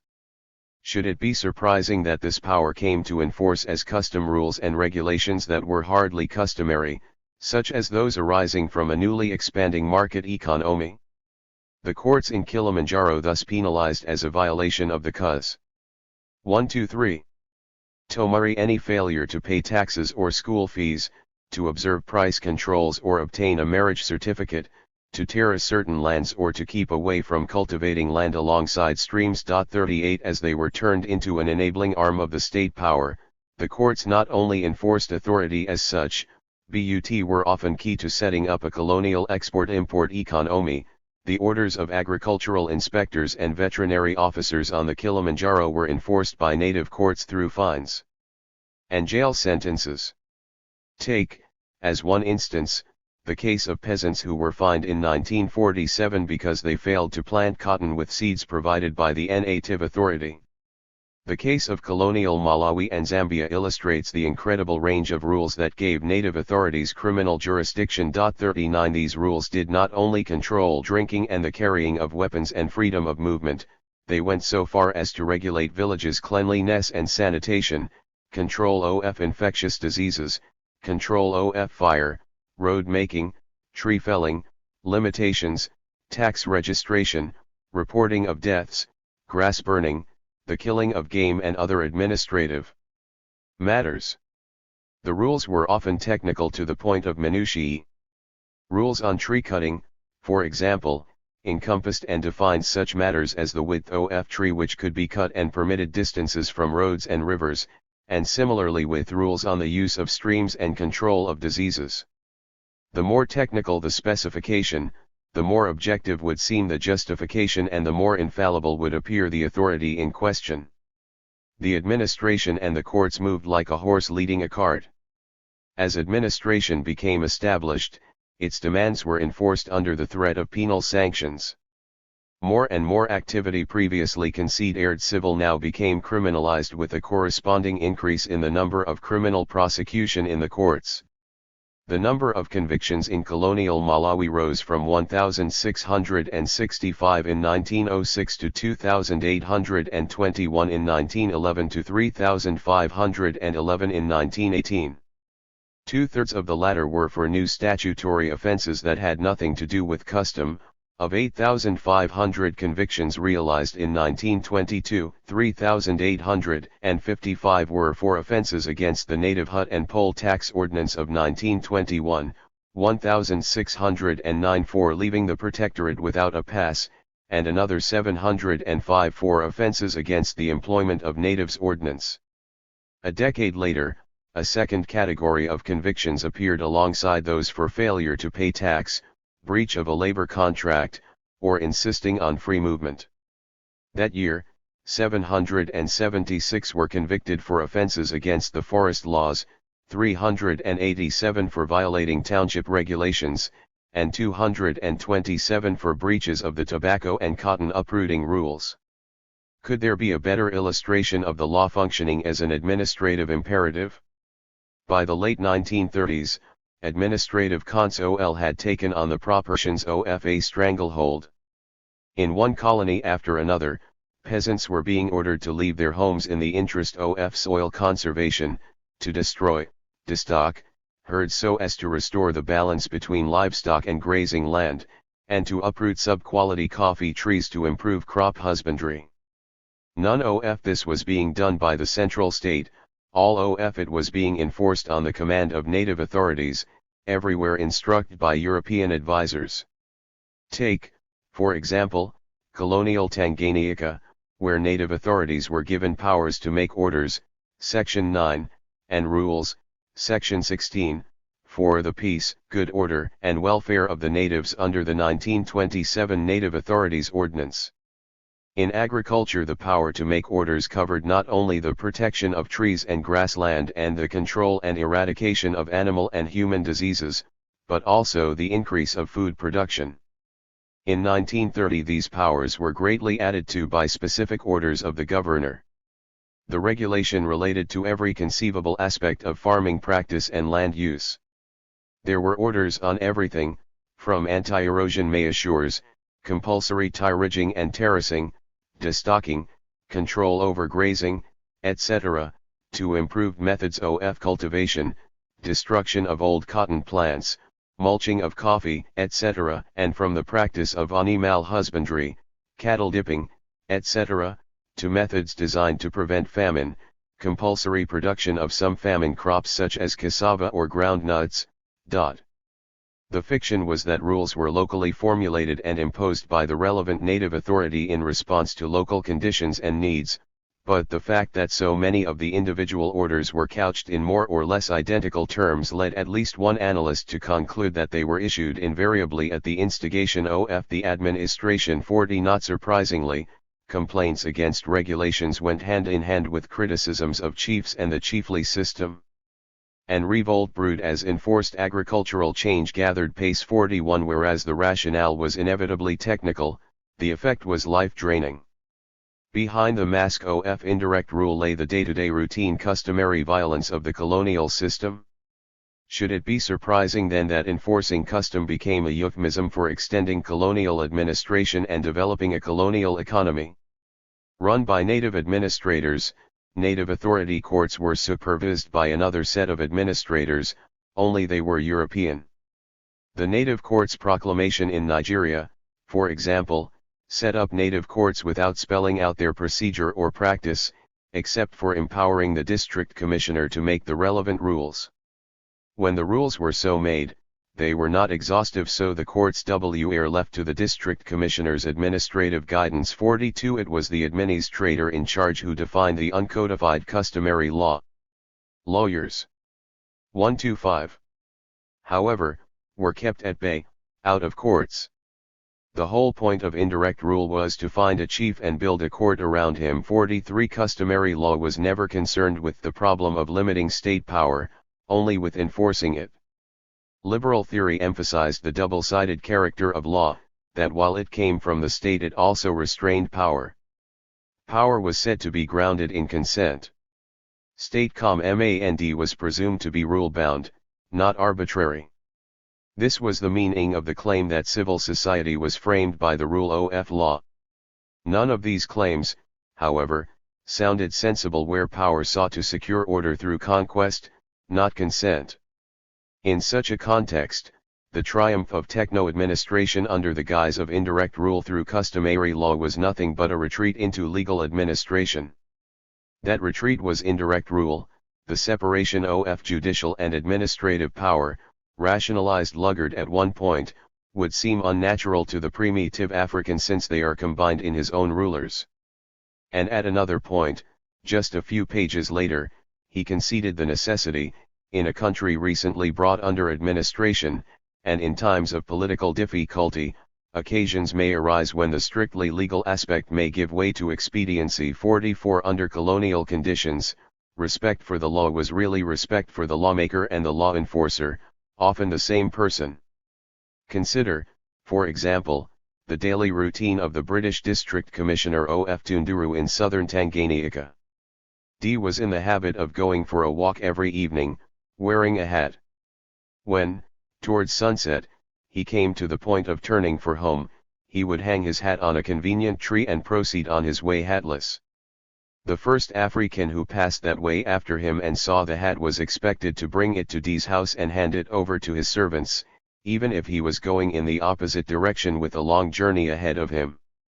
If he ignored the hat, he would be haunted by the fear that D's intelligence system would catch up with him. 45 In the French colonies after the Second World War, for example, a native who passed an administrator and failed to salute him risked the confiscation of his headdress and its deposition in the office of the Circle Commander's office. 46 The 1920 reforms in Ghana made it a crime to insult a chief, to drum, or to refuse to pay homage to a chief. For in a similar vein, the KwaZulu Legislative Assembly proposed in 1976 to increase the fine for insolence from R4 to a maximum of R100. In the event, the central state actually outdid the chiefs. It permitted the ceiling to be raised even higher, to R200.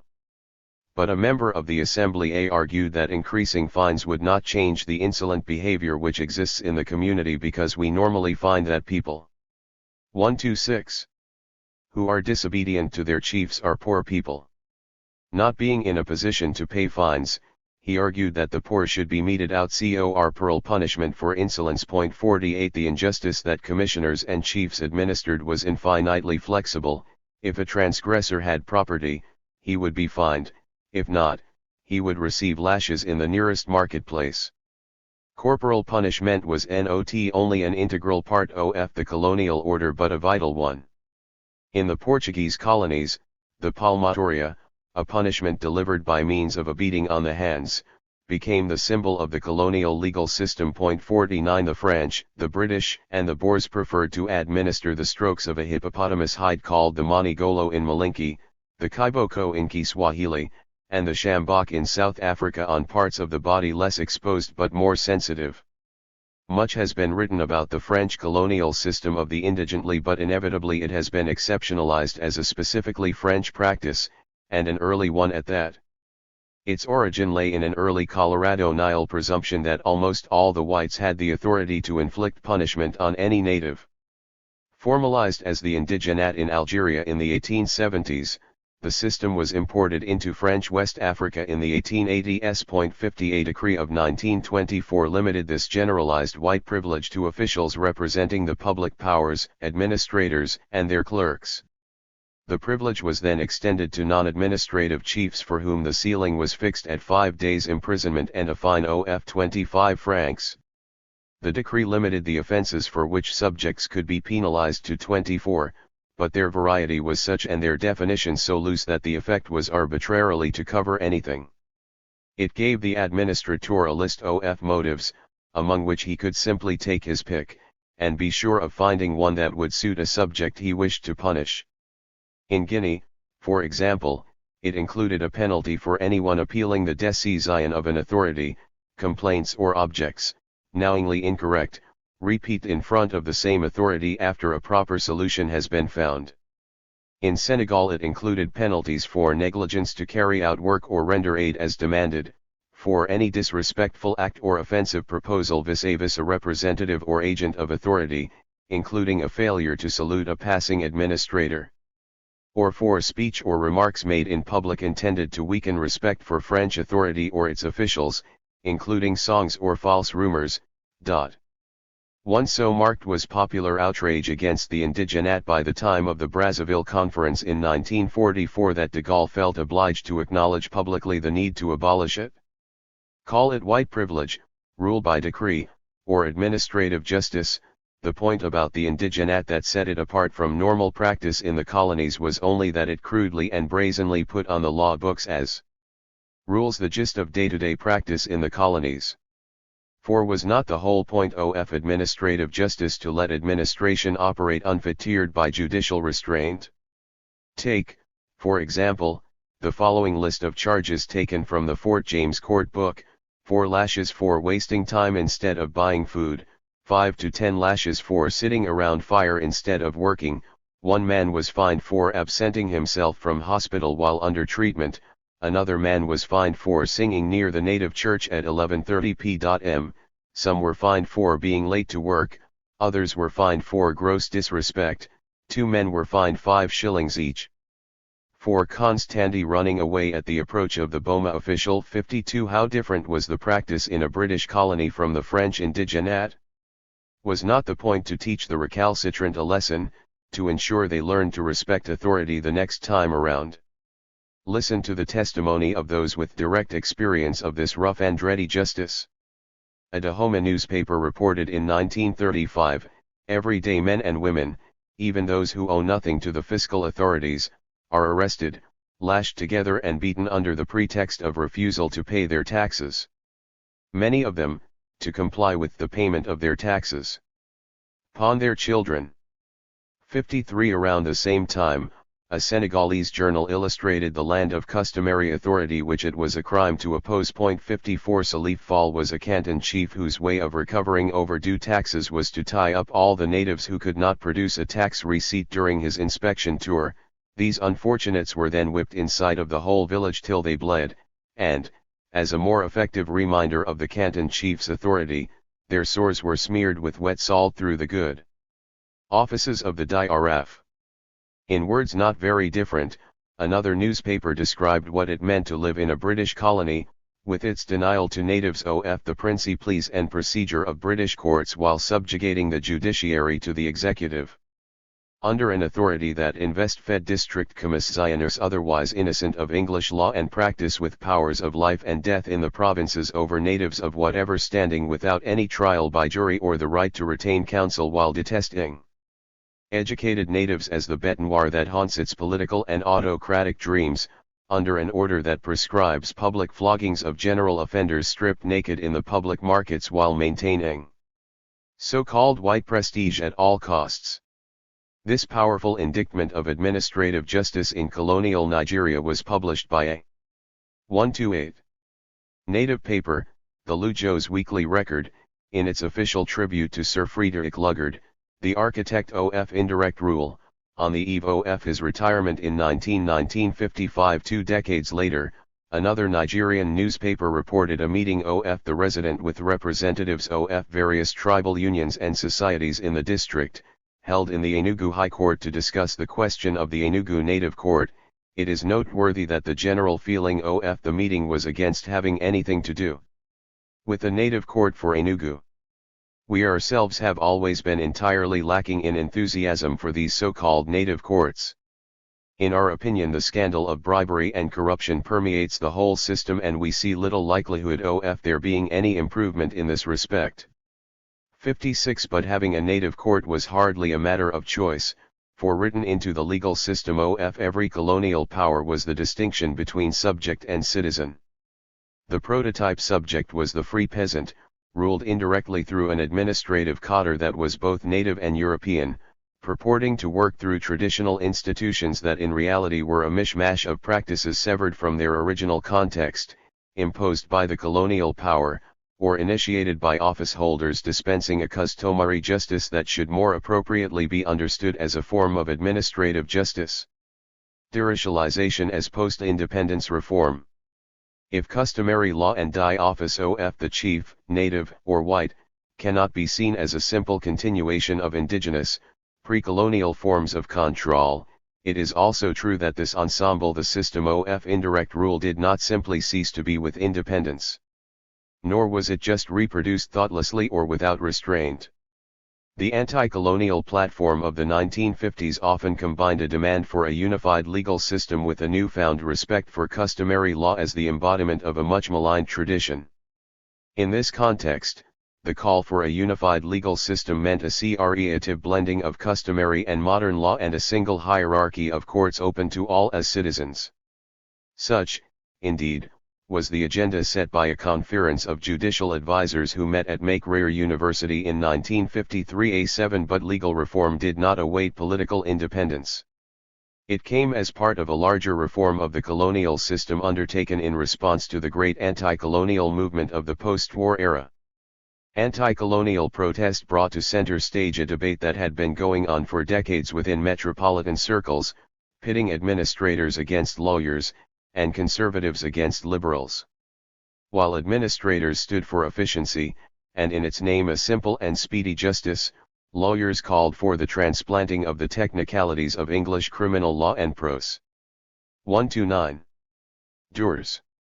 Professional legal criticism of administrative justice came to a head in the early 1930s with the appointment of the Royal Commission of Inquiry into the Administration of Justice in Kenya, Uganda, and Tanganyika Territory in criminal matters.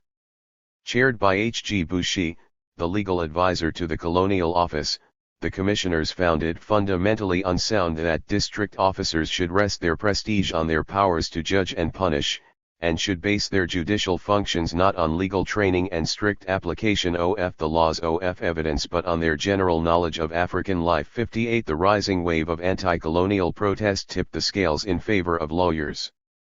The post-war reform of customary law proceeded along two lines: codification to blunt its arbitrary edge and professionalization of legal cadres, while introducing a single unified appeal procedure to soften its administrative edge. Codification had been the preoccupation of settler regimes, concerned with limiting the autonomy of local state officials. It clearly had a double edge. While narrowing the scope for local initiative, codification also put the initiative in the hands of the central state. Codification as colonial reform began in 1938 when the government of the Bechuanaland Protectorate commissioned Chapeau's Handbook of Tswana Law and Custom *. 9 more books on African legal rules followed in the post-war era. Prominent among these was the work of Kori, who developed a method of recording customary law while working for the Tanganyika Colonial Administration. 60 This trickle of reform turned into a stream in the late 1950s as Britain moved into the decade of independence. Based at the University of London and inspired by earlier restatements prepared by the American Law Institute, an ambitious project, the Restatement of African Law, was launched in 1959. It covered the countries of Commonwealth Africa and aimed at codifying the core of customary law, the law of persons, family, marriage and divorce, property, including land, and success. Zion. 61 A parallel initiative attempted to build linkages between customary and modern courts, almost completely isolated from one another in the interwar period. Attempts were made in the 1950s to give high courts a revisionary jurisdiction over native court proceedings while attempting a shift of personnel of the native courts from the traditional chiefs and elders to young lay magistrates with some basic training in law. 62 To the radical leadership of the anti-colonial movements, however, these appeared as no more than timid efforts at a late window dressing. Nothing less than a surgical operation that would unify the substantive law, customary and modern, into a single code would do. The militant edge of the anti-colonial movement would be satisfied with nothing less than equal citizenship for all under the law. But soon it became clear. 130. That this was a Herculean task, daunting and even utopian under the circumstances. Ironically, the first step in post-independence legal reform was a continuation of the pre-independence reform process. Its starting point was the narrower agenda for the unification of courts and not the substantive law. Broadly speaking, the reform of the court system proceeded along two lines. The minimalist tendency was content to stay with the colonial reform, retaining the dual structure of customary and modern courts while providing for a single integrated review process. The resulting linkages between the two court systems could be limited to the apex, as in Chad, the Central African Republic, and Zaire in the 1960s, or they could be effected at various levels, as in Togo. 63 The native courts were renamed, as either African courts, Kenya, or simply lower or primary courts. A variation of the reform was effected in Nigeria, where the supervisory and review powers of administrative officers were done away with and lawyers were admitted to top-grade customary courts and to customary appeals in higher courts. But lawyers continued to be barred from most customary courts, which were the vast majority of tribunals in the country. The maximalist reform aimed at a unified court system. This was the major tendency in the former French colonies and in the more radical the Anglophone countries. Niger, Mali, and Ivory Coast simply abolished all customary courts. So did Senegal. Ghana followed suit in 1960, and Tanzania in 1963.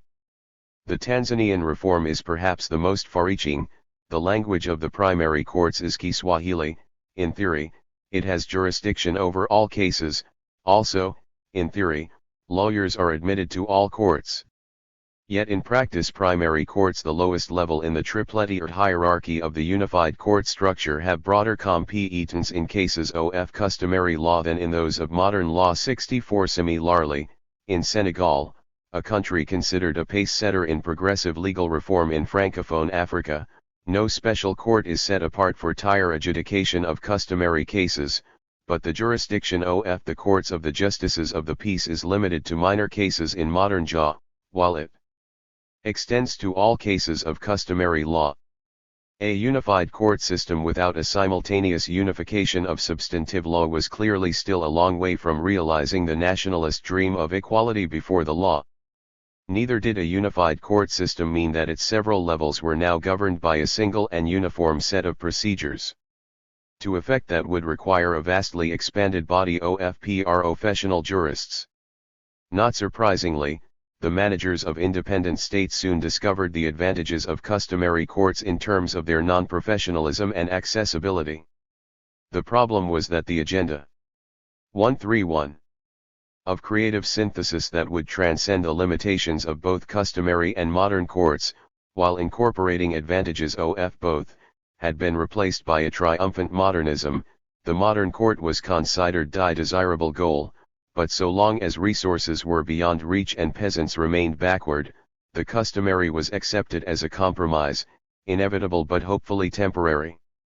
Thus the Restatement Initiative, based at the School of Oriental and African Studies, SOAS, in London, began to gain adherence among African governments.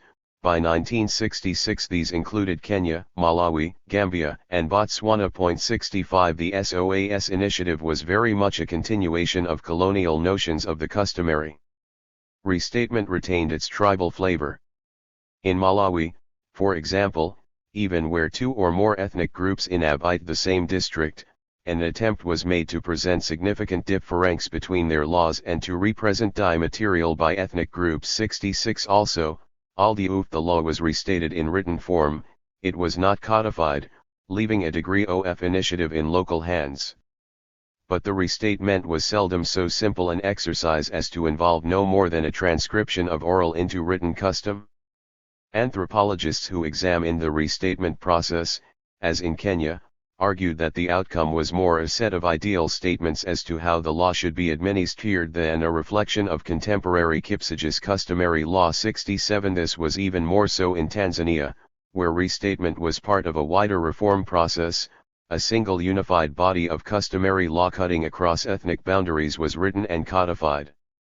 Restating thus involved ironing out differences between ethnic practices and arriving at a single norm restated in a single law. 68 Henceforth, unification referred not to a process whose object was to arrive at a single body of law applicable to all, whether customary or modern, but to a more restricted process that aimed only at a unified body of customary law applicable to all ethnic groups. Yet a third variant obtained in countries such as Ghana and Senegal. 69 Both attempted to arrive at a single body of law enforced by a single system of courts. Yet in both cases the written law contained customary alongside modem rules.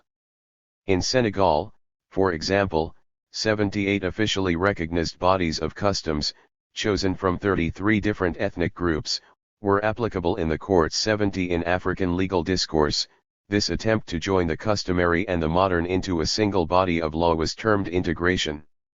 All three variants, however, shared a common dilemma, for all tried to overcome the colonial legacy formally rather than substantively.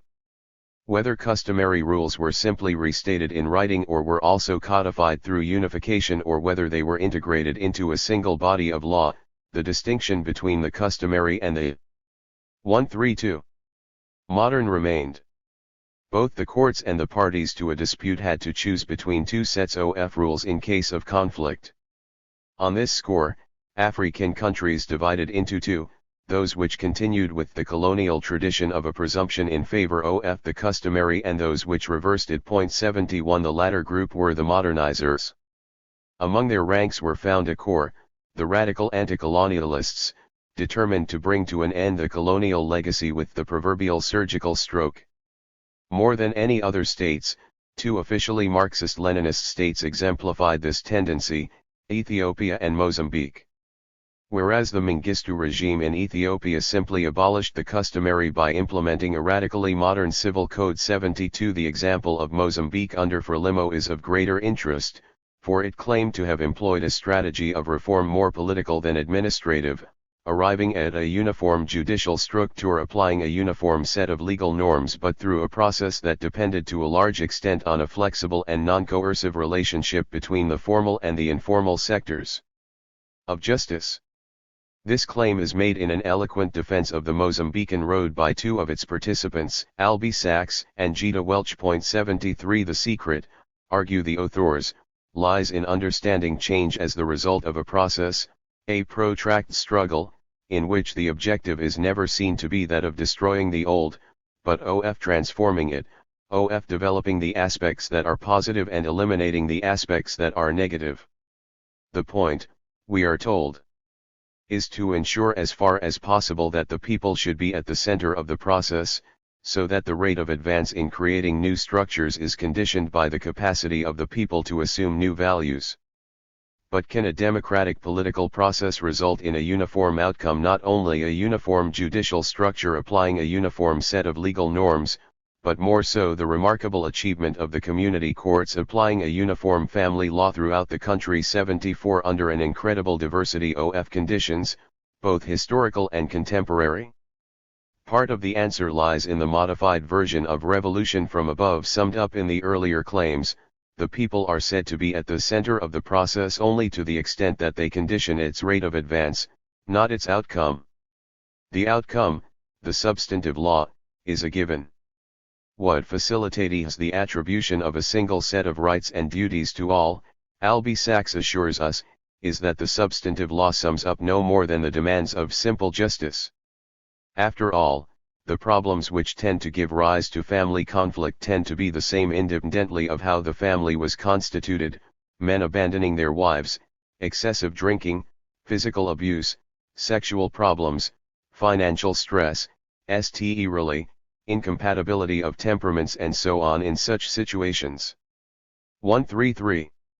Simple justice means recognizing that a wife-beater is a wife-beater, and it does not matter whether he paid lobolo, or is a Christian or a Muslim or a non-believer. 75 The demands of simple justice are then summed up as a series of orientations that judges receive on how to deal with family disputes, and these constitute the principles equally applied to all unions. One such principle, for example, is to facilitate the departure of a wife from a polygamous union. To be sure, since the relationship between the formal and the informal sectors of justice is said to be flexible and non-coercive, there is no attempt to penalize practices regarded as wholly incorrect such as polygamy and child marriage, but the orientation contains a strong presumption against these. In all parts of the country, Sachs and Welch assure us, independent of what was permitted by local tradition, the judges will regard it as wrong for a man to take a second wife. He will not be punished for so doing, but his first wife will have a judicial remedy if she so chooses, and any determination in divorce proceedings made about the division of property or the custody of children would not be influenced by any claim he might make or imply to the effect that his religion or ethnic background permitted polygamy. 76 The consequences of this simple justice are hardly this simple, for a presumption in favor of the first wife in a polygamous marriage is not simply a presumption against the polygamous husband, it is equally a presumption against the rest of the wives in the polygamous marriage. To entrench the rights of the first wife is simultaneously to erode the rights of the rest. This lesson can be drawn both from Victorian attempts of Boer republics to abolish polygamy in turn-of-the-century South Africa and from radical nationalist attempts to reform tradition in post-independence Ghana. The Volksraad of the Orange Free State recognized die customary law of inheritance but only in administering estates of de facto monogamists. Tribal marriages were invalid in both the Transvaal and the Orange Free State. The Supreme Court in the Transvaal ruled that polygyny was inconsistent with the general principles of civilization 77. None of this was very different from the eventually abortive post-independence bill in Ghana, which sought to withdraw legal recognition from all but the first wife, 75, and so on, with the so-called non-coercive wave of abolishing lobolo, bride price, for although there is no legal prohibition of the payment of cattle by way of lobolo, at the same time no one can go to court to argue that cattle so promised have not been paid, or cattle so paid should be restored. Sachs concludes with a straight face, the state does not interfere. What is to be the likely consequence of such an orientation? Surely, the flourishing of the informal sector of justice, with its provisions, at 134. Least in the patriarchal societies, for ensuring that lobolo is both paid when customary and returned when customary. If that is the case, one would have reason to doubt the claim that the law on judicial organization, passed in 1978, had within a decade been the instrument of realizing a uniform family law within all of Mozambique, from the Rovuma to the Maputo. To be sure, our authors also do concede a non-uniform outcome. The new court system and the new forms of family law are most deeply rooted, we are informed, in the areas where new relations of production and new forms of social organization are most evident, namely in the communal villages in the countryside, and in the more strongly organized residential areas in the towns. 79. The communal villages constitute more than 10% of all inhabitants of the countryside. In some of these villages, in Nampula, for example, where the family system was matrilineal, women were reluctant to leave their traditional family villages where they could count on a degree of protection from their kinfolk. To move to a communal village, however, meant entering a mononuclear relation with their husbands. One does not have to read much more to get to the root of the women's reluctance. In some villages, some men left their original wives and children behind and entered into new monogamous marriages in the communal village. In this case, monogamy becomes just another name for male license to shed a wife as a snake would shed its skin. And the new forms of social organization turn out to be a transition from a matrilineal to a patrilineal family organization, and the orientation of presumption against matrilineal. 81. The Mozambican reform was not without its positive side. But the gain was very much local. In the People's Tribunal at the lowest level, the system of chiefship was eliminated, and the judges were elected from among the local population on the basis of their common sense, feeling for justice and their knowledge of the revolutionary principles contained in the Constitution. 82. As with colonial courts of chiefs, no lawyers were allowed, all procedural formalism was reduced to the minimum. But not so in the higher courts, in the district, provincial, and national levels. 83. This means that poor people who won a case in a people's tribunal could easily find the tables turned in case of a review in a higher court if they could not afford a lawyer. But even if the lower court was no longer the customary court oriented by the chief, it was now a people's tribunal oriented by a judge whose knowledge of the revolutionary principles contained in the Constitution was an important qualification for election. That orientation and that knowledge, part of the revolution from above, was the key to the substantive justice administered in the new tribunals. As our authors disarmingly state, the state sector at its best should represent all that is new, that 135 transforms, that helps to establish a new consciousness. 84. Indeed, a far cry from the principle that the people should be at the center of the process. A less dramatic but no less drastic legal reform from above was introduced in post-independence Tanzania. Both family law and land law were the subject of special legislation which either wholly or partly removes them from the jurisdiction of the normal court system. The reform channeled land disputes to land tribunals, 4 of whose 5 members were appointed by the ruling party, TANU, and the Ministry of Law and Settlement. Appeals were to go directly from the tribunal to the line ministry without passing through any other courts. Family controversies, however, were to be handled by arbitration tribunals, all of whose 5 lay members were appointed by the TANU branch committee having jurisdiction over the ward, 85 I will put the legal reform in its wider political context in a later chapter. My interest now is in exploring the thread that links together the experience of the radical African states. This was the presumption that all one needed was a proclamation from the summit to change the flow of life on the ground. Were not the radical African states the true inheritors of the colonial tradition of rule by decree and rule by proclamation, of subordinating the rule of law to administrative justice so as to transform society from above? One radical regime after another carried out drastic changes, but mostly on paper. This is how Ghana tried to end polygamy and Ethiopia decreed an end to customary law. In a similar spirit, Tanzania proposed, as did a conservative state like Malawi, the replacement of a matrilineal system of succession by a patrilineal one. 86 If the vision of change was audacious, the presumption that all that was needed to effect it was the stroke of a pen was breathtakingly naive. If the conservative regimes held up one part of the colonial tradition, recognizing African society as no more than an ensemble of tribes, each with its own customary law and thus with the right to be judged by its own law, the radical regimes rook their stand on the ground that for all persons to be equal before the law must be modern. It was a perspective best summed up in Samora M. Atad's well-known call, for the nation to live, the tribe must die. 87 Just as they decreed a unified society in the form of a single party, a single trade union, a single cooperative movement, and a single movement of women or youth, the radical regimes decreed a single body of substantive laws. Whereas the conservatism states were content with continuing the colonial legacy of a customary decentralized despotism, radical states tried to reform that legacy, but in the direction of a modem centralized despotism. The result, predictably, has been an ever-widening gulf between what is legal and what is real. One cannot remove matrimony or polygamy or 136. Bride price by legal fiat.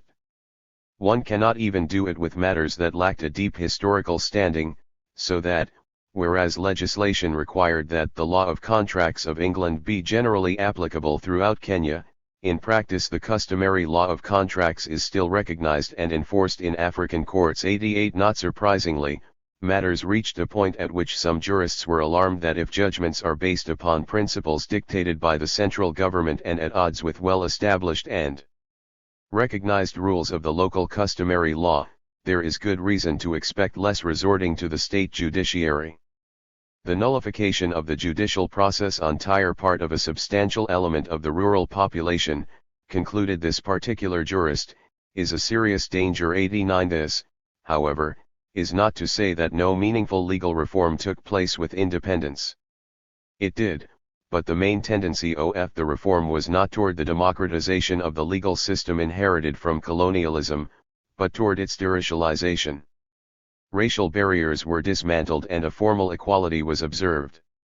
Often chiefs and commissioners courts were abolished, and their functions were transferred to magistrates' courts. All litigants were formally given a status of equality before the courts, and the debate on legal reform was restructured in the erstwhile colony as in the metropolitan countries around the occasion of access to justice. It was a reform that summed up progress in the first phase of African independence, as it did in the independent homelands of South Africa. Deracialization meant that the social boundary between modern and customary justice was modified. The former was in theory open to all, not just to non-natives. The latter governed the lives of all those natives for whom modem law was beyond reach. Although independence deracialized the state, it did not democratize it. Although it included indigenous middle and even working classes within the parameters of the modern state and therefore potentially in the ranks of rights-bearing citizens, thereby expanding the parameters of civil society, it did not dismantle the duality in how the state apparatus was organized, both as a modern power regulating the lives of citizens and as a despotic power that governed peasant subjects. One needs to grasp fully both the general achievement of post-independence reform and its outer limit, and within those boundaries the different outcomes. Deracialization signified the general achievement. It was a tendency characteristic of all post-independence states, conservative and radical. The outer limit of post-independence reform was marked by detribalization, a tendency characteristic of only the radical states. Whereas customary law continued to be ethnically flavored in the conservative states, enforcing an ethnic identity on the subject popula. 137. Through ethnically organized native authorities, customary law in the radical states was reformed as a single law for the entire subject population, regardless of ethnic identity. The decentralized despotism characteristic of the conservative states was deracialized but ethnically organized, whereas the deracialized and detribalized power in the radical states tended toward a centralized despotism. We will see that the latter has turned out to be the more unstable of the two, generating a demand for decentralization which, if pursued in the absence of democratization, is likely to lead to a despotism as generalized and as decentralized as it was in the colonial period. The situation of those subjected to customary law and indirect rule through the institution of chiefship cannot be grasped through a discourse structured around the question of legal access. Unlike the urban poor who live within the confines of the modern civic power, the law-defined boundary of civil society whose predicament may be grasped as a de jure legal equality compromised by a de facto social inequality, a formal access to legal institutions rendered fictional in most cases by the absence of resources with which to reach these institutions.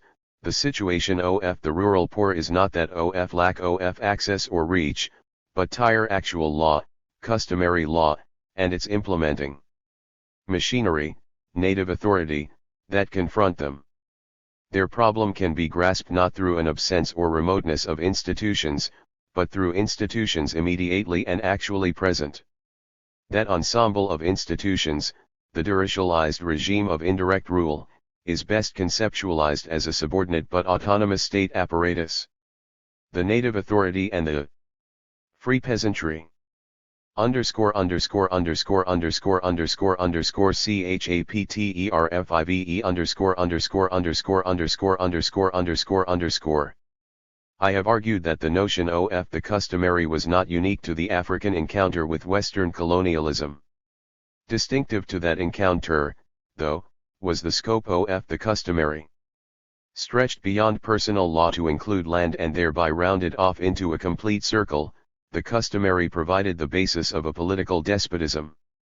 Assured of customary access to land, the free peasant household was only partly subject to the influence of market forces. Beyond that, nothing short of force customarily sanctioned would breach this partial autonomy. The native authority in charge of enforcing custom came to signify the seat of a decentralized despotism.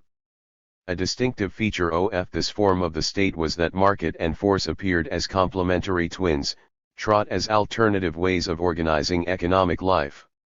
Customary land tenure. Could it be that in defining land as a customary possession, colonial powers were simply acknowledging the existing state of affairs in their newly acquired possessions?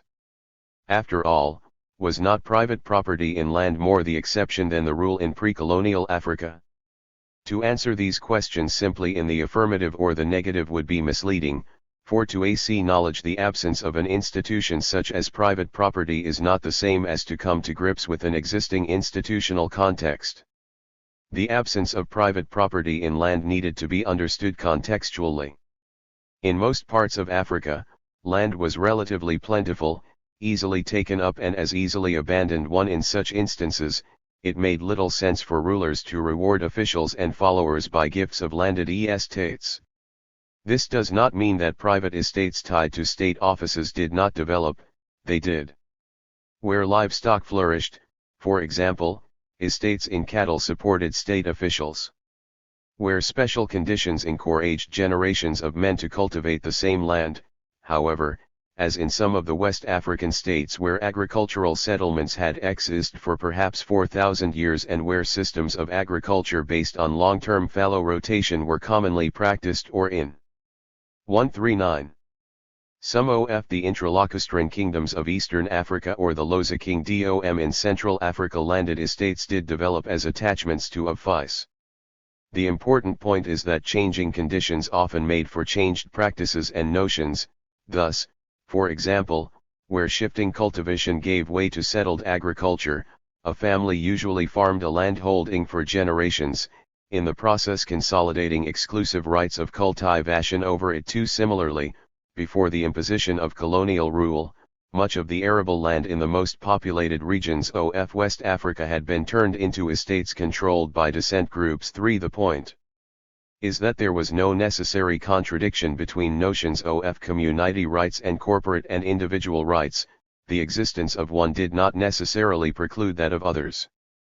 This is why in trying to grasp rules of access simply in terms of the absence of private property in land, colonial powers ended up with the customary notion of tenure that involved at least 3 important distortions. The first was a notion of community rights so one-sided as to be at loggerheads with any meaningful understanding of individual rights. Colonial powers brought with them European concepts of legal tenure which they were prone to interpret as universal legal principles applicably everywhere, and in particular, concluded the anthropologist Elizabeth Colson, they assumed that the full range of land rights covered by the concept of proprietary ownership must exist in Africa as in Europe, for from this point of view, a right had to be exclusive. It was difficult to entertain the notion of multiple rights in land. Thus, if no private person appeared to hold such rights over a given area, then they assumed that the rights must vest in the political unit whose members used the region. Thus arose a notion of a community right in land as a right both proprietary and exclusive. If the community was the customary proprietor over communal land, then who was to exercise this right of proprietorship? The definition of customary authorities who would exercise the right to allocate community land for household use involved a second distortion. Hitherto ritual powers were confused with proprietary rights. Throughout 19th century West Africa, there were found earth priests representing the first settler, who in transforming unoccupied waste into human habitation and cultivation was assumed to have come to terms with the power of the earth. These earth priests were acknowledged both in highly developed states and among people who recognized no other form of community office. The tendency was for communities to recognize ritual offices reflecting the different uses to which land was put. In Central Africa, there were earth priests, priests of the bush, and priests of the waters. In East Africa, there were also priests of tire cattle. An interpretation that earth priests were holders of the land rights of the 140 community misrepresented their role, for they were leaders of ritual and not allocators of land or rulers of men. 5. However, as Snyder put it with reference to colonial Senegal, the notion that priests had proprietary interests in land was really ideological. It formed the basis of a larger colonial construct, that the power to allocate use rights in the land belonged to chiefs. 6. And finally, there was a third distortion, which identified the community with the tribe and thus defined all migrants not belonging to the tribe, all strangers, as without a traditional right of access to land. In 1903, for example, Tire Laws of Larithali, named after the then paramount chief in British Basutoland, prohibited the allocation of land to non-Basotho. 7. The Native Reserve Commission of 1927 in colonial Zambia explained its perspective as follows: in selecting the reserves we are recommending, we have endeavored to adhere to the principle that they should be tribal or for a portion of a tribe. 8. Similarly, reserves in Kenya, as in Rhodesia or South Africa, were demarcated along tribal lines. The native authority, control of alienation of farmland to strangers, rules of 1948 in Nigeria required strangers to obtain a license from the relevant native authority before they could farm. 9. Yet in most pre-colonial African societies where status and wealth accrued to those who could attract dependents or followers, strangers were welcomed as wives, clients, blood brothers, settlers, or discus pleas because they enhanced the prestige and often the labor force of the head of a household, kin group or community. 10. As a result, communities were more often than not multi-ethnic. In such a context, to identify community with tribe was to sow the seeds of much tension. These 3 distortions, the community as customary proprietor of land, its appointed political leaders as holders and executors of that proprietorship, and the right of access to community land on a customary basis as tribally defined and therefore excluding strangers, in fact turned into many pivots around which developed a specifically colonial notion of customary land tenure. It now became policy that all owners of land should be found and that such owners must be protected against exploitation by being denied the right to dispose freely of their interests. It also became axiomatic that only a community could own land. Elizabeth Colson called this body of law governing the allocation and use of land.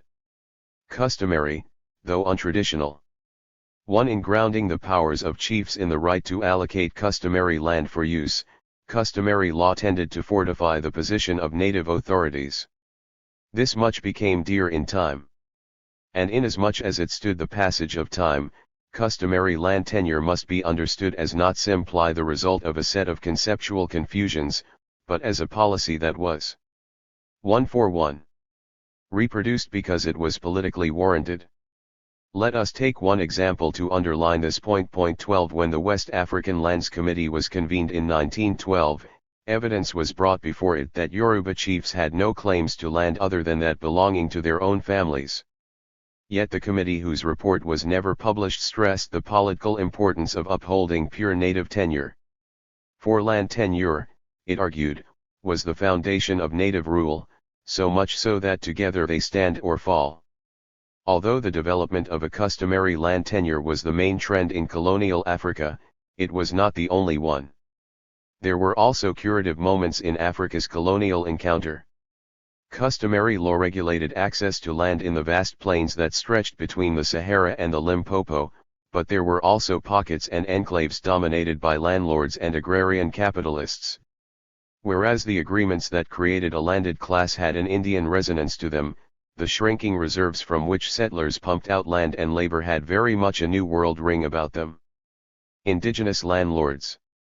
The best-known Indian-style land settlement in Africa was the Uganda Agreement of 1900, which transformed a section of the pre-colonial ruling class of the Buganda Kingdom into a landed aristocracy. 13. The agreement covered all land then in use and some not in use. 10,034 square miles were distributed among the royal family and the greatest of the chiefs, and another 8,000 square miles were to be divided among lesser chiefs and notables, initially numbering 1,000 but increased to 3,700 persons. In 1905. Through this transfer, large masses of peasants living on that land were turned into rent-paying tenants of mile-owning, landlords. Besides the landlords, there also mushroomed a class of European planters for whom every peasant who grew cotton for sale was one fewer laborer for hire on the cheap because he had another way of earning cash to pay tax. But the days of planters were limited. On the one hand, the crash of commodity markets that followed the First World War taught the colonial state that planters could survive adversity only if they were granted lavish subsidies. On the other hand, peasants proved to be a far more reliable and cheaper source of long staple cotton, a commodity in great demand by the Lancashire textile industry in the decades following the American Civil War. In another decade, the growth of peasant production had run against the wall of landlord. 142. Ambitions. As landlords took to extracting ground rent, obusulu, and commodity rent, nvujo, from tenants, the latter began to reduce the cultivation of commodity crops, cotton, and en masse joined a movement of clan heads, the Bataka, demanding a revision of the 1900 agreement.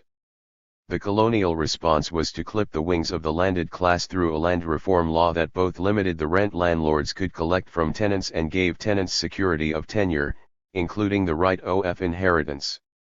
That protection, however, was limited to 3 acres. Its social consequence was not an agrarian bourgeoisie, but an internally differentiated free peasantry. That land reform bill, the 1928 Busulu and Invajeyo law, was a corrective measure by a stabilized colonial power.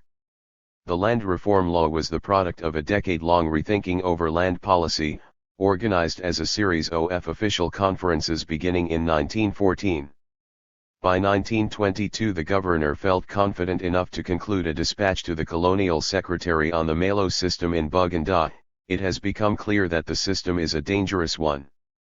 That same year, the Conference of Provincial Commissioners resolved as follows: the provincial commissioners consider that it is a matter for deep regret that the idea of freehold and landlordism should have been introduced into the protectorate by the Uganda, Ankole, and Toro agreements, and would urge that this disastrous mistake should not be perpetuated in districts where the government has not committed itself by such unfortunate contracts. 14 By 1931 the Colonial Office was able to crystallize the cardinal points of land policy in Uganda and communicate them to the governor.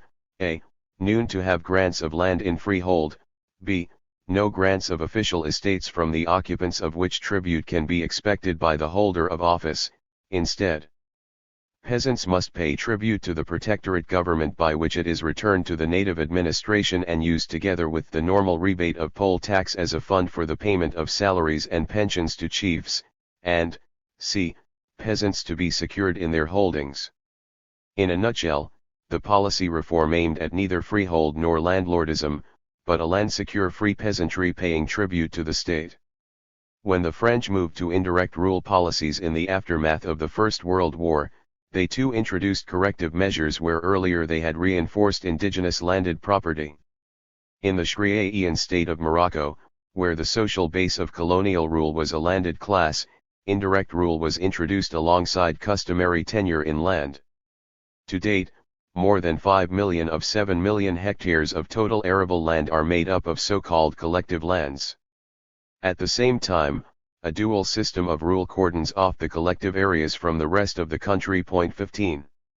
143. Settler capitalists. The free peasantry faced social extinction where it was confronted by a land and labor-hungry agrarian bourgeoisie of settler origin. Such a bourgeoisie, however, failed to get a firm hold over political power and thus over the institutionalized apparatus of force. Its aspirations were checked by a double barrier: peasant resistance and the conflicting demands of other sections of capital. In a colony like Kenya, the ambitions of an agrarian settler class seeking to appropriate a free peasantry were checked by a peasant rebellion, the Mau Mau. The Mau Mau may have lost militarily, but the settlers were defeated politically.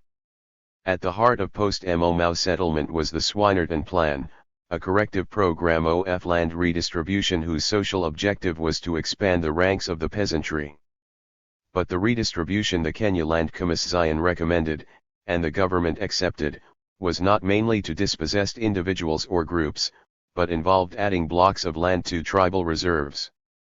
The final solution of the Kikuyu-European land conflict, Sorensen summed up in his study of the Swinnerton Plan, was seen in tribal terms. 16 In the Portuguese colony of Mozambique, the colonial state mediated between the conflicting demands of Portuguese settlers for land and labor, and those of South African mines for reserves that would be homey to migrant-supplying peasant communities.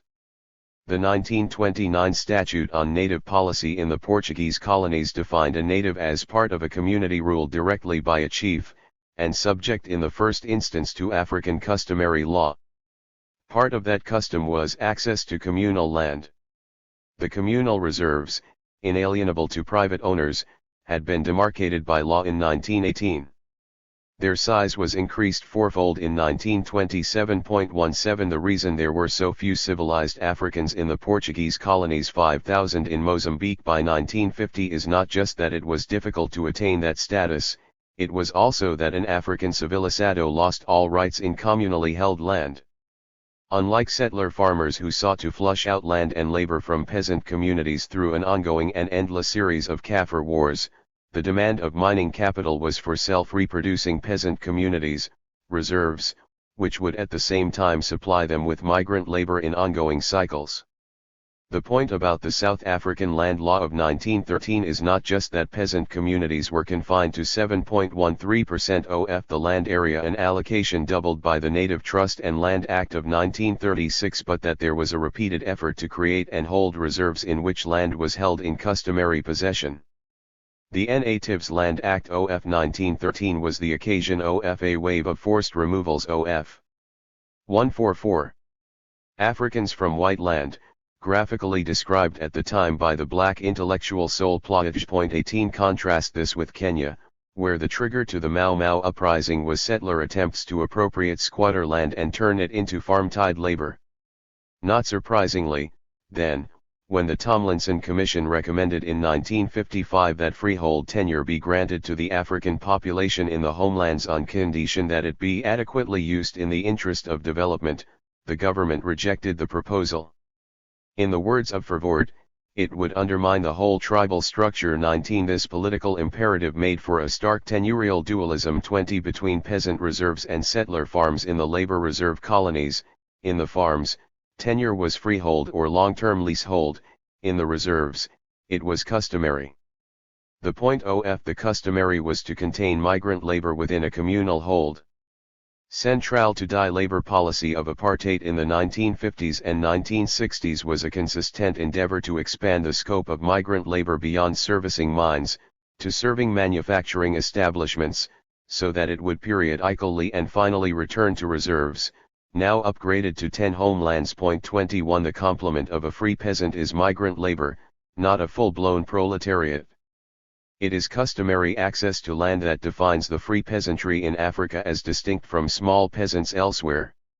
It is also this ongoing access that gives it autonomy and makes it a self-reproducing free peasantry. Although the fact of this autonomy is captured in the literature on exit option, its meaning is not.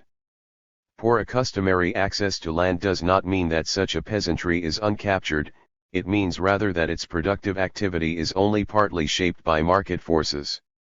To subordinate that activity further to an external demand but without turning land into a market-governed commodity is possible only through force. The other side of autonomy in this case is a regime of force. The fact that this regime is labeled customary does not make it any less coercive. To understand the nature of forces that shape the system of free peasant production, we need to understand the combined impact of markets and compulsions, two influences that VVE habitually tend to see as opposites. In this arrangement, however, force is not the prehistory of markets, it is its complementary twin. The regime that enforced compulsions was known as the native authority. Its agent was the chief. Sanctified by customary law, the power the chief wielded was organized as fused power. To unravel and differentiate it would be to evoke suspicion, to keep it intact would be to maintain trust. Such was the logic of the high priests of indirect rule. The holders of this power, however, should not be understood as mere functionaries who simply translated into executive action directives re. 145. Sieved from above. In a way, the autonomy of the free peasantry was reflected in the autonomy of the power to which it was directly subject, the native authority. The chiefs who were in charge of forcibly extracting labor and its products from free peasant households were also in a position to extract tribute from the same households. Besides the salaries they earned from the central state, the chiefs also had an autonomous source of revenue, personal tribute.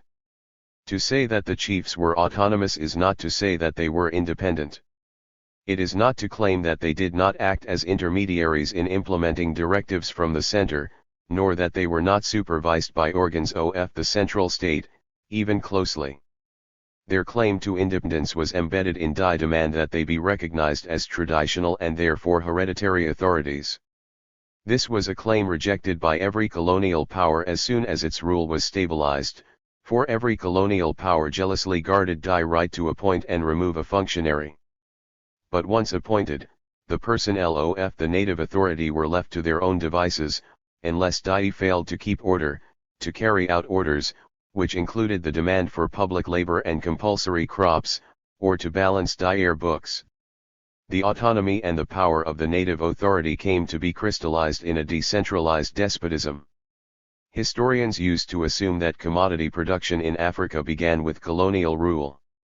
Prevailing notions took it for granted that indigenous economies were of a subsistence character and that trade began as the result of an external impact, Arab, Indian, and European.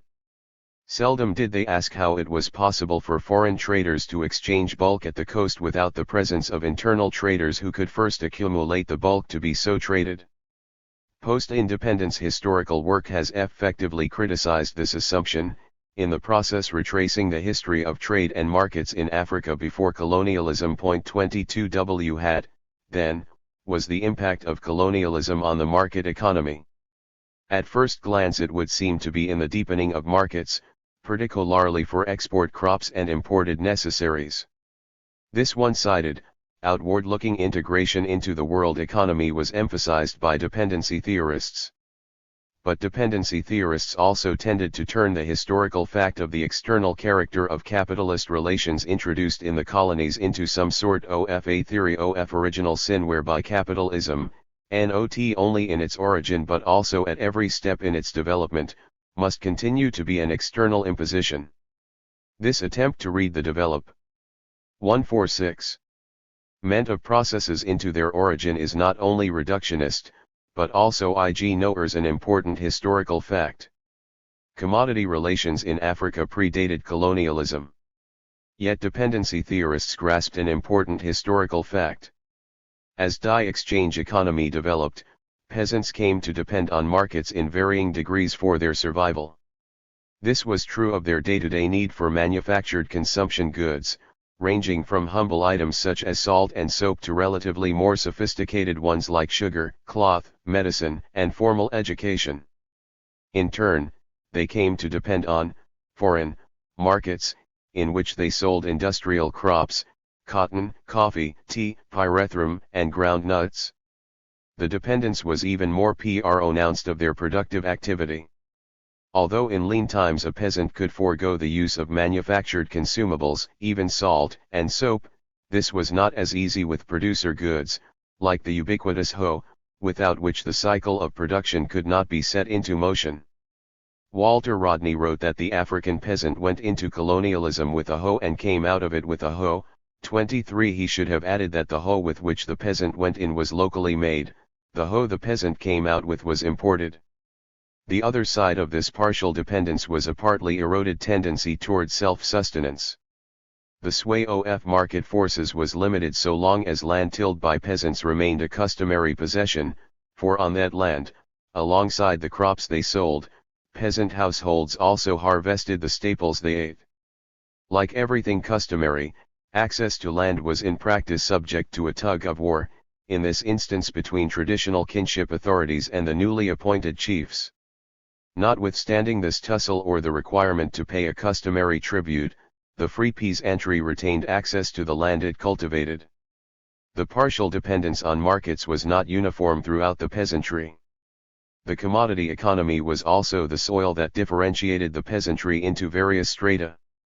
Initially accidental features, whether demographic, size of the family, topographic, soil fertility, or locational, nearness to markets or lines of communication, could spin off into cumulative processes leading to either advantage or handicap, enrichment or impoverishment. Each step in this contradictory development presented different peasant households with either an opportunity or a constraint, depending on whether the household had a labor surplus or was labor deficient, enjoyed a surplus of implements, or farm animals, or was implement poor, could marshal a surplus of land or was land deficient. Thus peasant households were divided on the basis of those who employed extra hands to supplement family labor and those who did not even have the number of hoes needed to set all available hands into simultaneous motion and were compelled to sell some of 147 their laboring capacity to meet immediate needs, between those who rented out oxen and plow and those implement poor who hired them, and sometimes between those who rented out surplus land and those who leased land because they did not have enough. Several commentators on the African countryside have assumed that there could be no meaningful social differentiation within the free peasantry so long as land remained plentiful. But land is only one component of the labor process, whose other ingredients are labor and its implements. My studies in Uganda show that peasants with formal access to sufficient land may still find themselves land poor because they do not have access to the implements necessary to set into motion all the labor at the disposal of the family. Thus peasant households owning roughly similar plots of land may still find themselves in different socio-economic locations because some are implement poor and others are not. 24 The process of differentiation did not develop entirely on free rein. Both the tempo and the direction of development were shaped by the character of political, state, power. The differentiation of the peasantry was the end result of two related processes, the competition characteristic of local markets and a variety of impositions forced on the peasantry that tended to accelerate the impoverishment of the rural poor in particular. Just as in the realm of the political and the juridical, so in the economy, too, the non-market was hardly traditional, the sum and substance of kinship relations, it was kinship relations subordinated to the demands of a new authority. The productive activity of peasants was shaped not by the market economy and the economy of affection, to use Goran Haydn's quaint phrase, but by the force of the market and the compulsion of force. The overall impact of colonialism in economic relations was contradictory, both facilitating and constraining market expansion. The free peasant economy lay at the interstices of markets and compulsions. The distinction between market relations and direct compulsions is not quite that between force and its absence. After all, the dull compulsion of market forces assumes the presence of force in the last instance. It is possible only where a legal and political authority, institutionalized force, guarantees the reproduction of property rights and the sanctity of contractual obligations. The distinction is rather between the direct intervention offeree into the very process of production, extra-economic coercion, and its indirect and external presence to ensure the legal basis for the reproduction of commodity relations.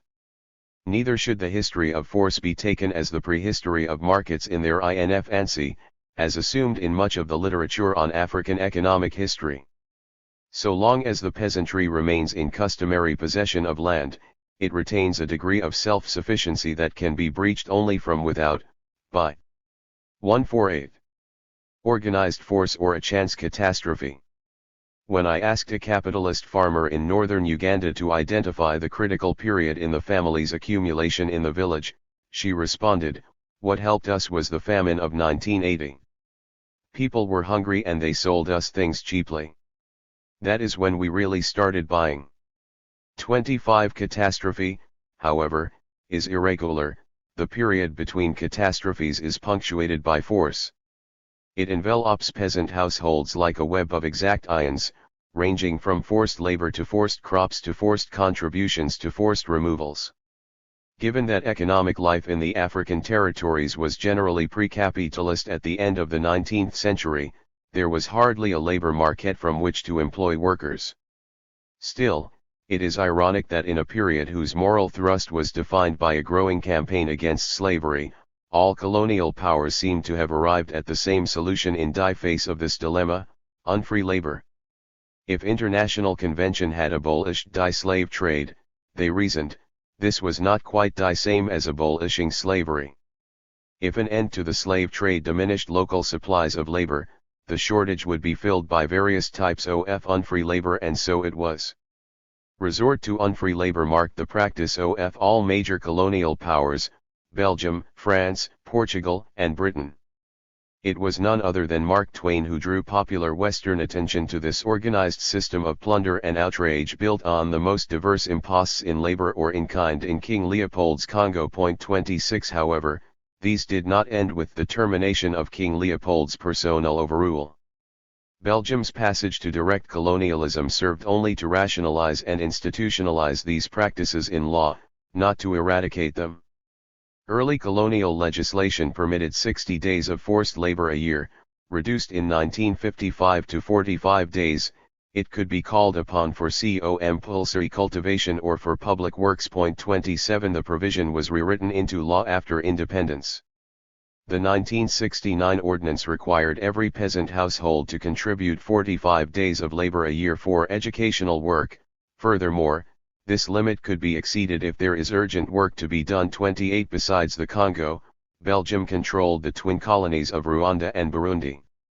How the ensemble of forced practices shaped the daily misfortunes of a peasant is clear from the following observation: B.V. a missionary at Rugari, Burundi, in 1932, during the visit of the resident.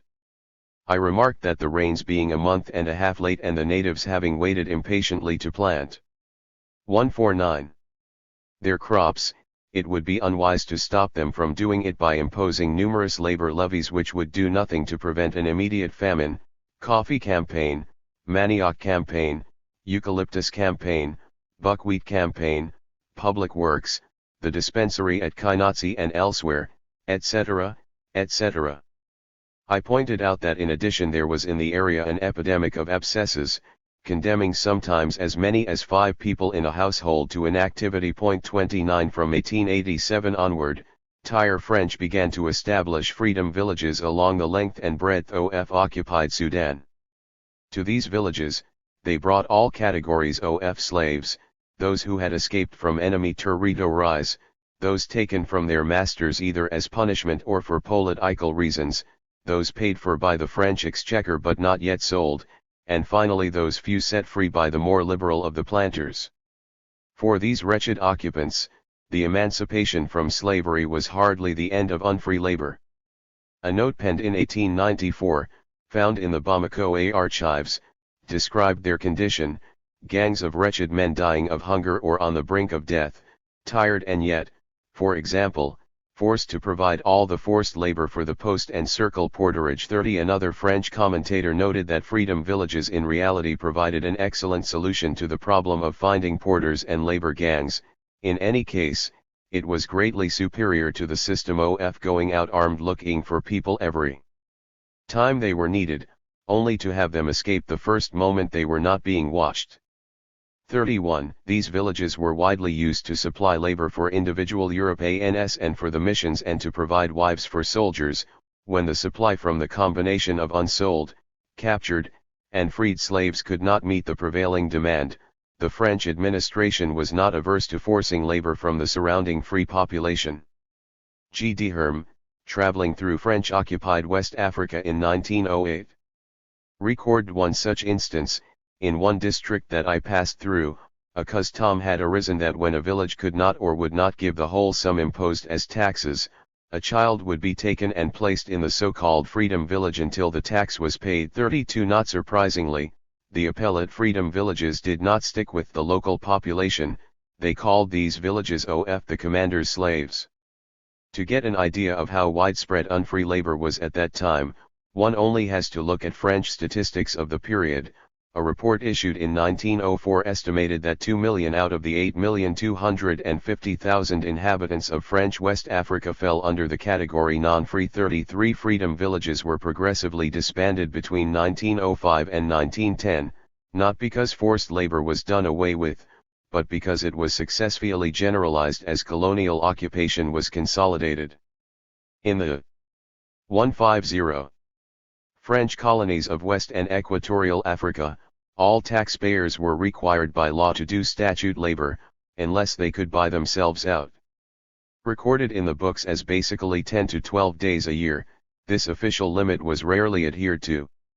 Because every canton was taxed according to its registered population, labor days owed by those absent or deceased were divided among those present. Should a task be considered of urgent necessity by the authorities, it could always be added on. A refusal by the population was sure to invite collective punishment. In the early decades, forced labor was required not only for cultivation and public works, but also for head porterage.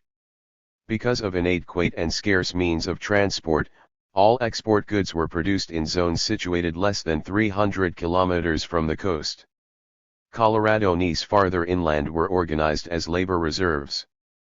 Thus the farther inland a location, the more the accent on forced labor for head porterage, the pipe heads, têtes de pipe, as the forest exploiters called them. In those inland subsistence economies, there came into being a category of forced labor that was in addition to the obligation of statute labor. It met the demand of companies and big public works and became a way of fulfilling assorted taxes. This phenomenon was particularly marked in the concessionary economies of French Equatorial Africa, where as much as 40% of the male population between the ages of 20 and 40 were recruited for work in the forestry and mining concessions in the 1920s. Coerced labor went alongside high mortality rates. In one 3-year period, of 1,000 men recruited from a single division in Gabon, 182 died and a further 395 failed to return home. 34 The central state, the plantations, and the mines do not exhaust the list of those who devoured coerced labor. Yet another category was made up of those demanded by the local state, personified by the native chief and the white circle commander.